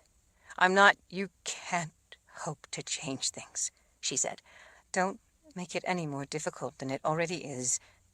Please." The audience of killers all silently watched. Alex knew that even if he hit his target with every round, and he managed to reload with every one of his spare magazines, he wouldn't have enough bullets to take out all the men gathered. When he ran out of ammo, they would have him. But he knew that in reality, it would never come to that. They would all simply rush him at the same time. They'd be on him before he could empty the magazine in his gun. "Talk to me, Jax. What's going on?" "Give them your gun, or they'll just hurt me until you do, or take it away from you after you run out of bullets." As if to demonstrate, one of the men heaved a fist-sized rock. It struck Jax in the back of the shoulder. She cried out as she went to a knee, bent by the pain of the blow. Alex put 2 rounds into the man, dropping him almost instantly. None of the other men so much as flinched at the loud sound or the flash. Dozens of other men all around the cavernous room lifted rocks to show him that he had no chance to change the outcome. Jax staggered back to her feet. If all of those men threw those rocks, she would be stoned to death before he could do anything effective to stop them. Alex's vision was red with rage. He wanted to strike out at all of them, but he knew that doing so would only get Jax hurt. Violating a rule that had been drilled into him from the first time he had learned to shoot, he squatted down, laid the gun on the ground, and slid it across the granite toward Jax. It stopped right before the area of sand. Ben had always told him that you never give up your gun. But a gun was merely a tool of self-defense. If it couldn't defend him or protect Jax, then it ceased to be a tool and became nothing more than a useless hunk of metal. Alex was enraged that he had no choice but to give up the weapon. He was ashamed of himself for not thinking of something to keep it from coming to that. He reminded himself that it wasn't over yet. He might have had to give up his gun, but he wouldn't quit as long as he had breath in his lungs. Cedric Vendis stepped out from behind some of the men in a dark cave opening to the left and walked out to retrieve the weapon. He picked it up and stuck it in his waistband. "That's better, Alex," he said with a smirk. "Sorry I missed the show at the hospital. I hear it was quite the event." Alex ignored him. "Jax, what's going on?" "I'm saving your world," she said in a voice choked with emotion. Alex had thought as much.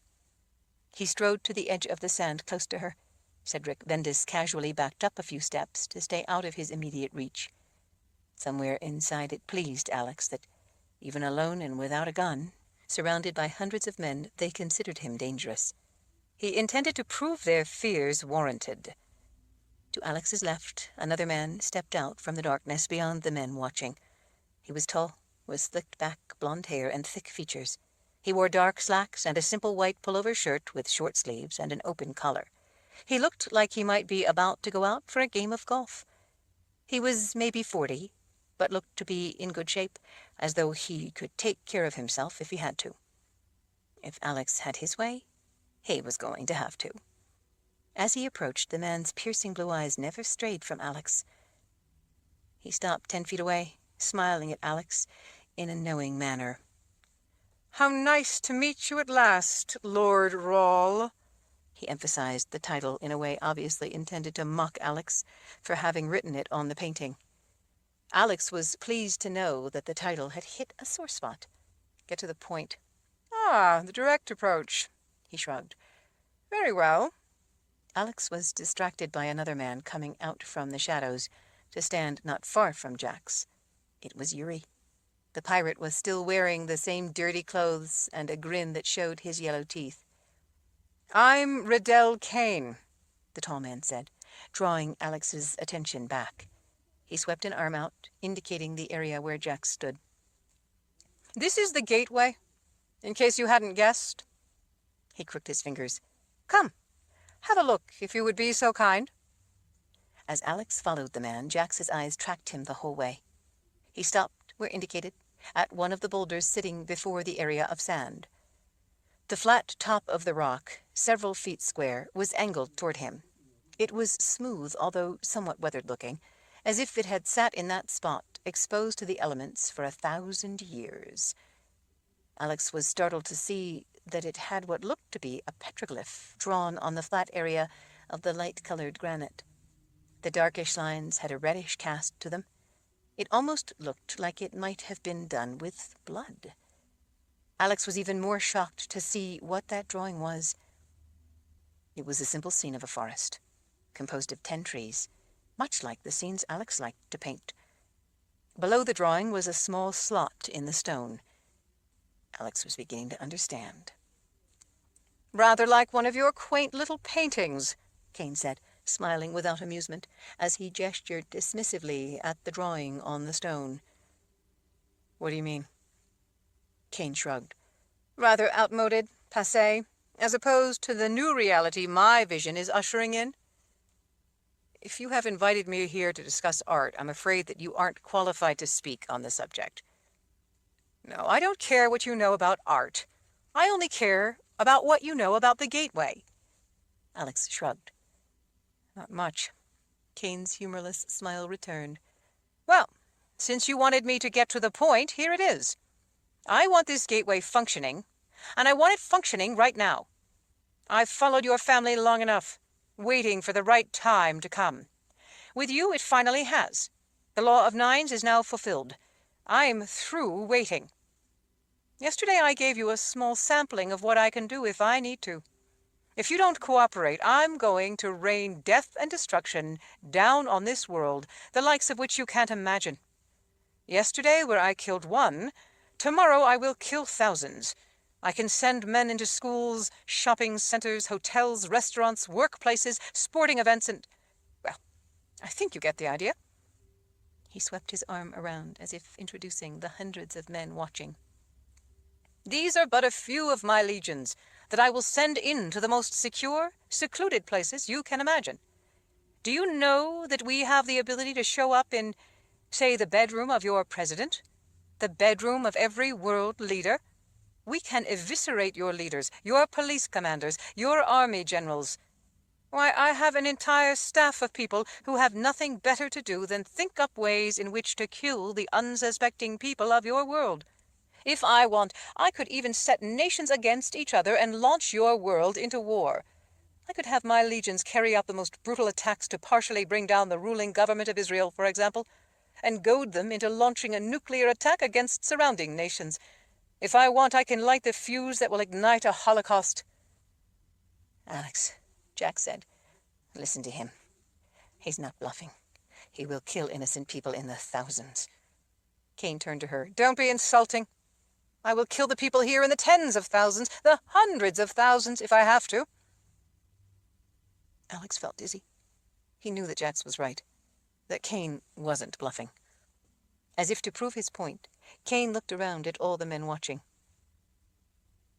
If Lord Rawle here does not give me what I want, you will all receive my order to carry out the instructions you have already been given. The men all bowed their heads. I'm not giving you what you want, Alex said. Kane turned a cold glare on him. Then the killing will continue until you do.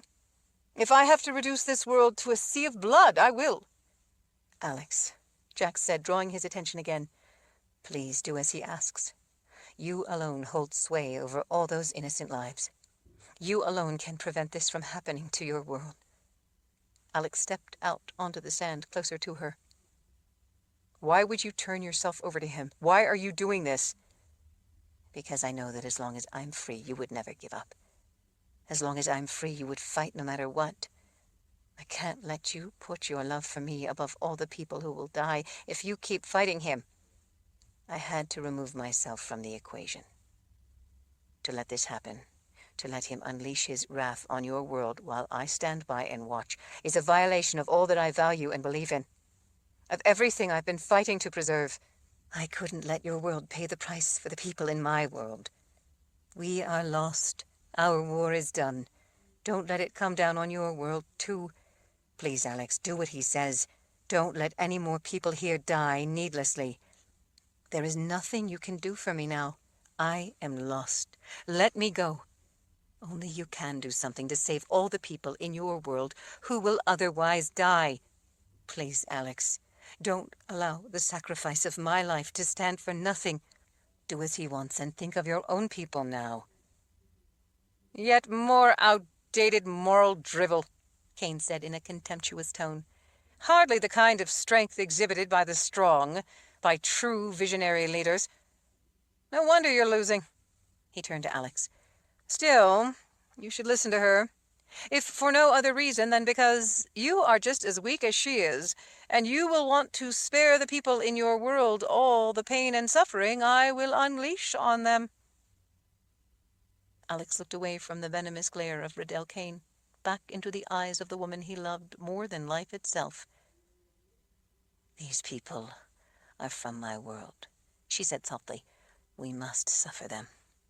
You must not let this place suffer them as well. That is your highest responsibility. I gave myself up because if I didn't, my life would be lived at the cost of the lives of thousands of innocent people. I can't live with that. I don't negotiate with murderers, Alex said. You aren't negotiating, she whispered. You are making a choice. You can't win by wishing it was other than it is. This is what is before us. We have to choose, or the choice will be made for us, and others here will suffer because of it. You should listen to her, Alex, Kane said. She's a smart lady. That's why I can't allow her to run free. Alex swallowed at the lump in his throat. He could think of no argument that could change things. He had nothing to fight with. If he held out, then all the suffering and death that Kane promised would come to pass. Let her go first. Kane heaved an irritated sigh. I grow weary of this. He turned to the men watching. You all have your assignments. Go now and await my orders. If you get my command, then you will unleash war on these people tomorrow.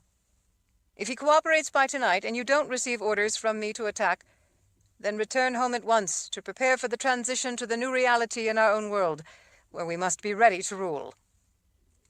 Men all around clapped fists to hearts in salute.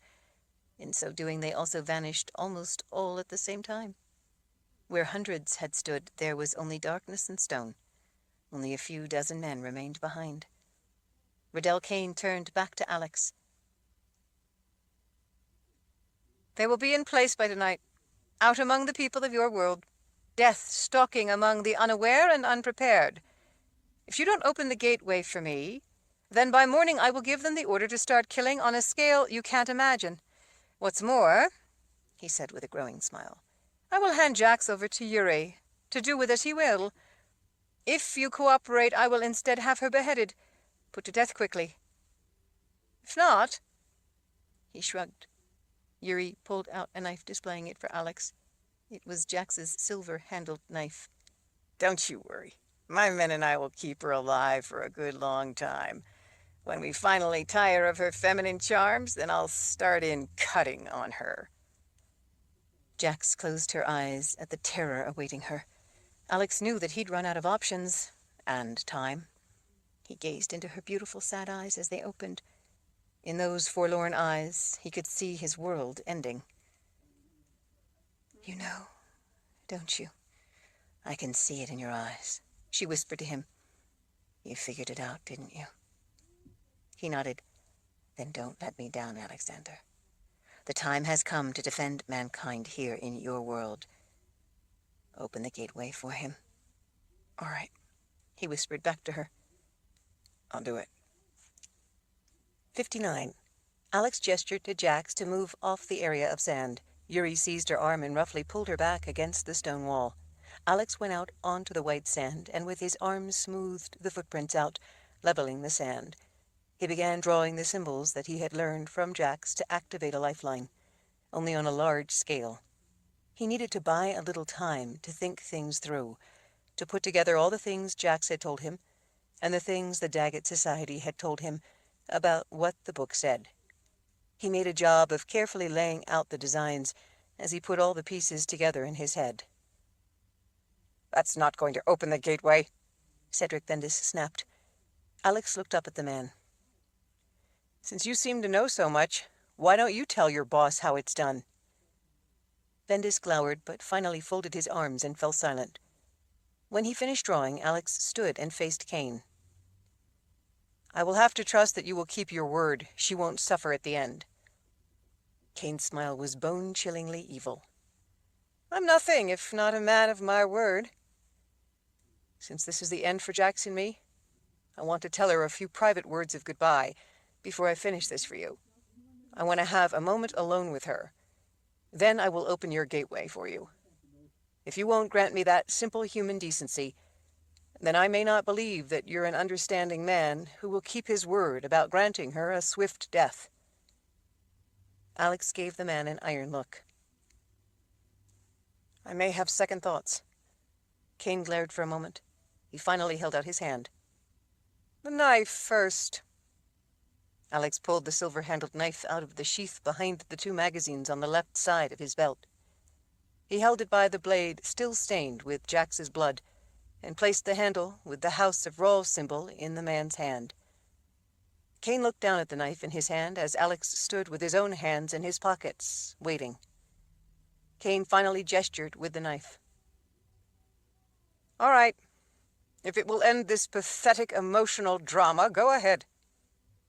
"Alone," Alex reminded him. "Leave them be, Yuri." The greasy pirate moved away to stand beside Cedric Bendis as the 3 of them watched Alex go up to where Jax, her hands tied behind her back, stood all by herself against the stone wall. She looked forlorn and resigned. Bendis asked Kane something in a whisper. The men leaned in, discussing it among themselves as Alex stepped up close to Jax. Her chin trembled as she finally looked up at him. "I'm so sorry, Alex." As he put his arms around her, she put her face against his shoulder and started to cry. "Don't be sorry, Jax," he whispered. "Be strong." Alex placed his open pocket knife that he had palmed into her hands behind her back. She went still when she realized what it was. The blade is razor sharp, he whispered into her ear. Be careful when you cut the ropes. Keep your hands together, as if they're still tied, and wait. You'll know when. Alex, Jax, I'd rather die trying than let them have what they want. You can't bargain with evil. You can't appease it. You can't compromise with it. Giving in to them will only lead to endless suffering and death in the long run. How long until they return here, deciding they want more from this world, and start to kill again to get it? I have to try to stop it now. You're the one who came here to stop this evil. You came here to do a job. It's not finished. Are you with me? Are you willing to try? He knew what he was asking of her. Yuri stood not far away, leering hungrily at her. They both knew the consequences if they failed, not merely for her, but for everyone. She nodded against him, putting on a show for the men watching. You're right. If we have any chance, we have to take it. I was so afraid for the people of your world, so afraid that I had come for your help only to end up causing harm, that I forgot who I was for a time. Dear spirits, can you ever forgive me for being so weak? He reached up and held her tight, smoothing her hair as he held her head to him. That's the Jax I love. You're anything but weak. You're the strongest person I know. In case this doesn't work, just know that I love you more than anything. You are a devious man, Alexander Rawl. She kissed his neck. I love you anyway. I learned it from you. Enough, Kane growled. Alex kissed her quickly, then turned to his task. 60. Alex held his hand out. I need the knife. Riddell Kane's eyes narrowed. Why? To open the gateway. And how is the knife going to do that? Opening the gateway requires the person named by the law of nines, right? Kane studied his face for a moment. Go on. Alex spread his hands. So how the hell is the gateway supposed to know it's me? No, I'm the one named by the law of nines. Do you think that because it's me, I can simply say, open sesame, and the gateway will recognize me as the one and open? There is no magic in this world. So how is the gateway to know that I'm the one that is able to open it? I give up. How? Kane asked with clear distaste for the game Alex was playing. Blood. Blood? Yes. It needs my blood to recognize that I'm the one who is able to open it. Well, Kane said, now you have my interest. He handed the silver knife, kept by the Daggett Society for 1,000 years, back to Alex, the one named by the law of nines as the only person who could open the gateway. Alex drew the weapon across his forearm. As dull as it was, he was still able to cut himself enough to bleed liberally. In the back of his mind, Alex realized that the cut on his left forearm was very much the same place, direction, and length as the cut on Jax's forearm, from when the man who had infiltrated the Daggett Trust had attacked her. Alex wiped the blade in the blood running down his arm. The cut stung, but he was already lost in his own world, in what he had to do. He turned the blade and wiped the other side until both sides of the steel were red, and blood dripped from the tip. Riddell Kane seemed to be quite caught up in the ritual to open the gateway. Alex went to the rock that had the flat spot with the petroglyph. He held the knife over the rock, slanting it down just a little. He let a few drops of blood drip off the tip into the slot. With a thud to the air all around, a faint glow of light ignited over the sand. Men watching oohed at the strange, charged feeling to the air and the light from nowhere shining before them. It was beautiful, entrancing, inviting. All right, I need some people to send through the gateway. What for? Kane asked with an angry frown. It doesn't just open, Alex insisted. You can't load cargo on the sand in the center and transport it. It needs people to work. It's people that are the core of its function. So the gateway needs people to open. The more people, the better it works. The wider the gateway opens to accommodate them. In that way, the more things, the more supplies and cargo, the gateway will support going through it. Riddell Kane thought it over. He seemed to understand that it made sense. Everyone else stood staring in amazement at the slowly twisting shaft of light hovering over the sand before them. "Well," Alex asked, "you wanted the gateway opened. It's opened. But to make it actually work, we need to send people through it." Riddell Kane, finally grinning in triumph, gestured some of his men forward. "Come on, then. Let's have some of you go tell them that we've succeeded." Half a dozen men rushed forward. Alex was surprised that they seemed so eager.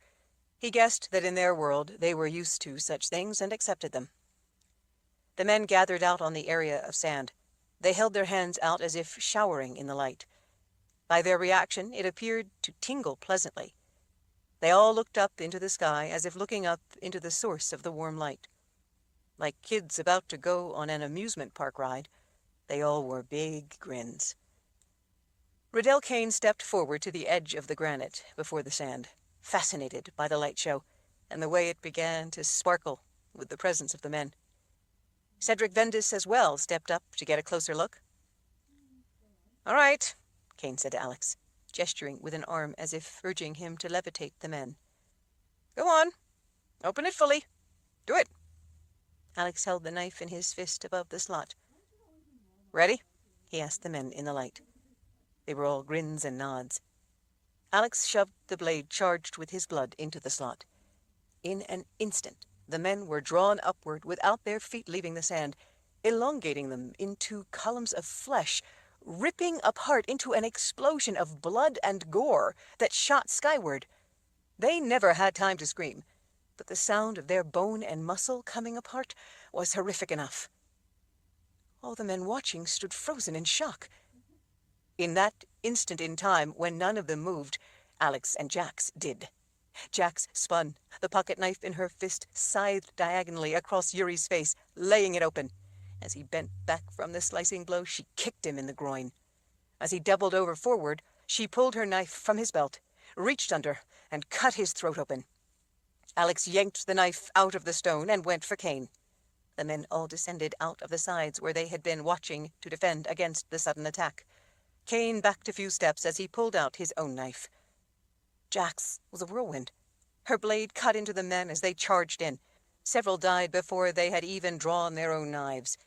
Alex dove to the side when he saw Cedric Vendis draw the gun that he had in his waistband. Vendis started shooting. By the way he handled the gun, Alex could tell that he didn't have any experience. But if he got hit, Alex knew that wouldn't be any consolation. Bullets ricocheted off rock and splattered against the far wall. Even Kane had to dodge to keep from being accidentally shot. Vendis turned the gun on Jax, firing wildly in a panic. Jax dodged and ducked past men, using them as shields. Several of the men were hit, but the bullets missed Jax. Alex dove in past Kane's own knife, coming up and ripping his leg open. Kane fell back with a cry of surprise, pain, and rage. Vendis turned the gun on Alex to protect Kane. He fired wildly, and again, Alex had to dive away to keep from getting hit. When the gun went empty, the slide locked back. When pulling the trigger no longer did any good, Vendis looked at the gun briefly, and then tried pulling the trigger again. When the empty gun still wouldn't fire, he growled in anger and threw it at Alex. Alex caught the weapon as it flew at him. With his thumb, he pressed the release behind the trigger and dropped the empty magazine. He shoved a loaded magazine home. When the slide slammed forward, it stripped the top round off the magazine and chambered the round, loading the gun. Vendis was coming for him with a knife. Alex fired 2 rounds into the man's chest and then put one in his head. Alex looked up and saw that Jax had just caught Kane before he could get his balance. Men were racing in from every direction to protect Riddell Kane. Alex started firing, taking them out as fast as he could before they could get to Jax. He could see out of the corner of his eye that she wasn't paying any attention to the men trying to get to her. She was lost in a rage of her own, hacking away at Riddell Kane. The 2 of them were covered in blood. One of the men charged at Alex just as his gun ran out of ammo. As the man lifted his knife to stab at Alex, Alex slammed his foot into the center of the man's chest. The man fell back.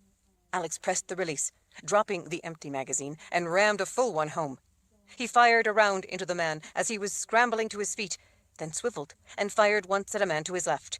He immediately turned and fired at 2 men going for Jack's. The first one dropped. The second spun around, but kept going. Alex, his heart hammering, planted the sights on the man and pressed the trigger. It ended the charge. He looked around but saw no more men coming for them.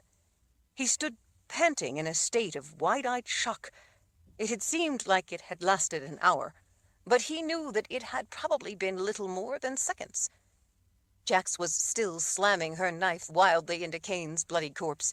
Tears ran down her face as she furiously stabbed the dead man. Jax. Jax. It's over. She lifted her arm again, but stopped with it raised. Her silver-handled knife held tightly in her fist, her teeth gritted with determination. Blood splattered across her face and through her hair, tears running down as she gasped in fury. Jax. It's over. She stared at him a moment, almost as if she didn't recognize him. Then her face softened, and she fell sobbing into his arms. We did it, she cried. We killed the bastard. I can't believe that after all this time, after everything he's done, after all the people who have died, after how long we have worked, we finally killed the bastard. You killed him, Alex corrected softly. I killed him, she wept. I killed the monster. I did it. She finally pushed back to look at him, as her sobs turned to tears of joy. You're a bloody mess, she said, half laughing. You should see yourself in a mirror, he said with a smile. Jax hugged him, as if she feared he would float away. 61. After a time, she finally allowed herself to part from him. I don't get it, though, Alex said. Why didn't they activate their lifelines and escape? A few of the men did, the ones back out of the way. Vendis and Kane feared to try. Why would they fear to try to vanish and escape? It's not as simple as you make it sound. It takes a moment of concentration to do it. It's not long, but for an instant when they would be doing it, they would be totally defenseless and vulnerable. They obviously feared to stand there naked to our blades and bullets, for that instant, for fear we would have had them. They're also used to being in control and killing others at will. They had confidence that with their numbers, they could get control of the situation. Alex sighed. They were wrong. They underestimated you. They underestimated both of us, she said, but they especially underestimated a person from this world without their abilities. She laid a hand on his chest. I made the same mistake. You did what you had to do. You were fighting for life. Alex smiled as he touched her face. I love you, and you're safe. That's all that matters to me. Jax looked around at the carnage. We need to send them back. We need to let everyone know that Kane and Vendis are dead. If you activate their lifeline, won't their bodies go back to their people? To their side? She nodded as she wiped her nose on her sleeve. What about the Garden of Life in your world? Alex asked. Who controls that place at the other side of the gateway? She looked up at him suddenly. We do. So, if we send them through the gateway, they will go to your side instead. Then everyone on your side will know of the victory won here today. She blinked. Well, that would be wonderful, but you mean you can really make the gateway work? For real? Alex smiled. Of course. Isn't that why you came here? All that Law of Nines business? Yes, but I don't understand. I did what was needed to open the gateway, but I only did part of what is necessary to make it work properly. I think it has a failsafe. How would you know about that? About what? A failsafe. Things of magic, things that are dangerous, usually have a failsafe. Riddell Kane thought that the failsafe was your blood, the blood of the one named by the Law of Nines. But sometimes a more subtle failsafe is integrated into dangerous things, so that only the right person can use it. Well, this failsafe is pretty simple, but I guess that sometimes simple things are the best. Alex took her hand and led her to the stone where he had put the knife to activate the gateway. She slipped her arm around his waist. "Look here," he said. She frowned as she looked down at it. "It's a drawing of trees. It's kind of like the picture you gave me. It's something like the Shiniste place you painted." She trailed her fingers across the drawing. "Except that this one has all the trees." "And how many trees does it have?" Jax touched the trees as she counted. 10. "And if I'm the one named by the law of nines, how many do you suppose it ought to have?" She puzzled up at him. "It should have 9. It has one too many." Alex nodded. For the gateway to work, for the one named by the law of nines to activate it, for his blood to work, for it all to ring true to the failsafe, one of the trees has to be removed, just like I removed one in that painting I gave you. Jax was frowning in earnest. "How are you supposed to know which one to remove?" "Easy. You take out the one that doesn't fit the composition." Alex laid a finger on one of the trees. "This one spoils the composition of the drawing. It doesn't belong. An artist would know that. I knew it the instant I first saw it. Riddell Kane didn't see it because he wasn't really an artist. The Lord Roll who put this there was." "You mean to say that if that tree is erased, the gateway will function?" "I'd bet my life on it." Jax looked around. "Then let's send them back. Let's try it." Together the two of them gathered up the bodies and piled them in the center of the sand. The white sand turned red as it soaked up all the blood still running from the corpses. They laid the bodies of Riddell Kane and Cedric Vendis side by side on top for all to see when they arrived. Alex used his thumb, wetted with his own blood from the cut on his arm, to erase the tree that didn't belong. When it was gone, he slid the knife into the slot. With a thud to the air, the light instantly ignited above the sand, sparkling around the pile of corpses. The bodies vanished in a blink. No fading away, sparkling twirls, no nothing. Just gone. The sand was again white. Alex and Jax looked at each other. All of the blood from the men was gone off them as well. All that remained was their own. Suddenly alone, they looked into each other's eyes for a moment, before coming together in an embrace, and then a kiss that was filled with joy and relief. As they sat together close under the soft light coming in from above through the open roof, in the center of the room, she said, "You really are Alexander, defender of man. You were true to your name." They sat in silence for a time, just letting the peace and quiet settle in as they held each other close. "I know what you're thinking," he finally said. Jax, her head against his shoulder, glanced up at him. "You do?" Alex nodded sadly. "You're thinking that your part isn't finished yet. You're thinking that you are the defender of your people." A tear trailed down her face. She swallowed as she looked away from his eyes. "I wouldn't love you, Jax, if you were willing to abandon them, without at least preparing them for you to leave them on their own." Her smile returned. "You wouldn't?" "No," he whispered. "You understand?" He nodded, having difficulty finding his voice. "Even though it will break my heart to have you gone from my world, I understand that I have to let you do this." She laid her hand on the side of his face as she rested her head against him. "Only for now. I promise it will only be for a while." Her lips trembled as she held back tears. "But I have to go back while we have the chance you have just given us. You've saved our world, if we act quickly. I need to see to it that we use what you have just done to make sure we strike while we have this chance to end it." "I know," he said as he looked away, unable to bear it. She reached up and turned his face down to look at her. I swear, Alex, I'll be back as soon as I can. My life is yours now. Even if I'm not here, I'm yours, now and always. Tears ran down his face as he kissed her, never wanting it to end. 62.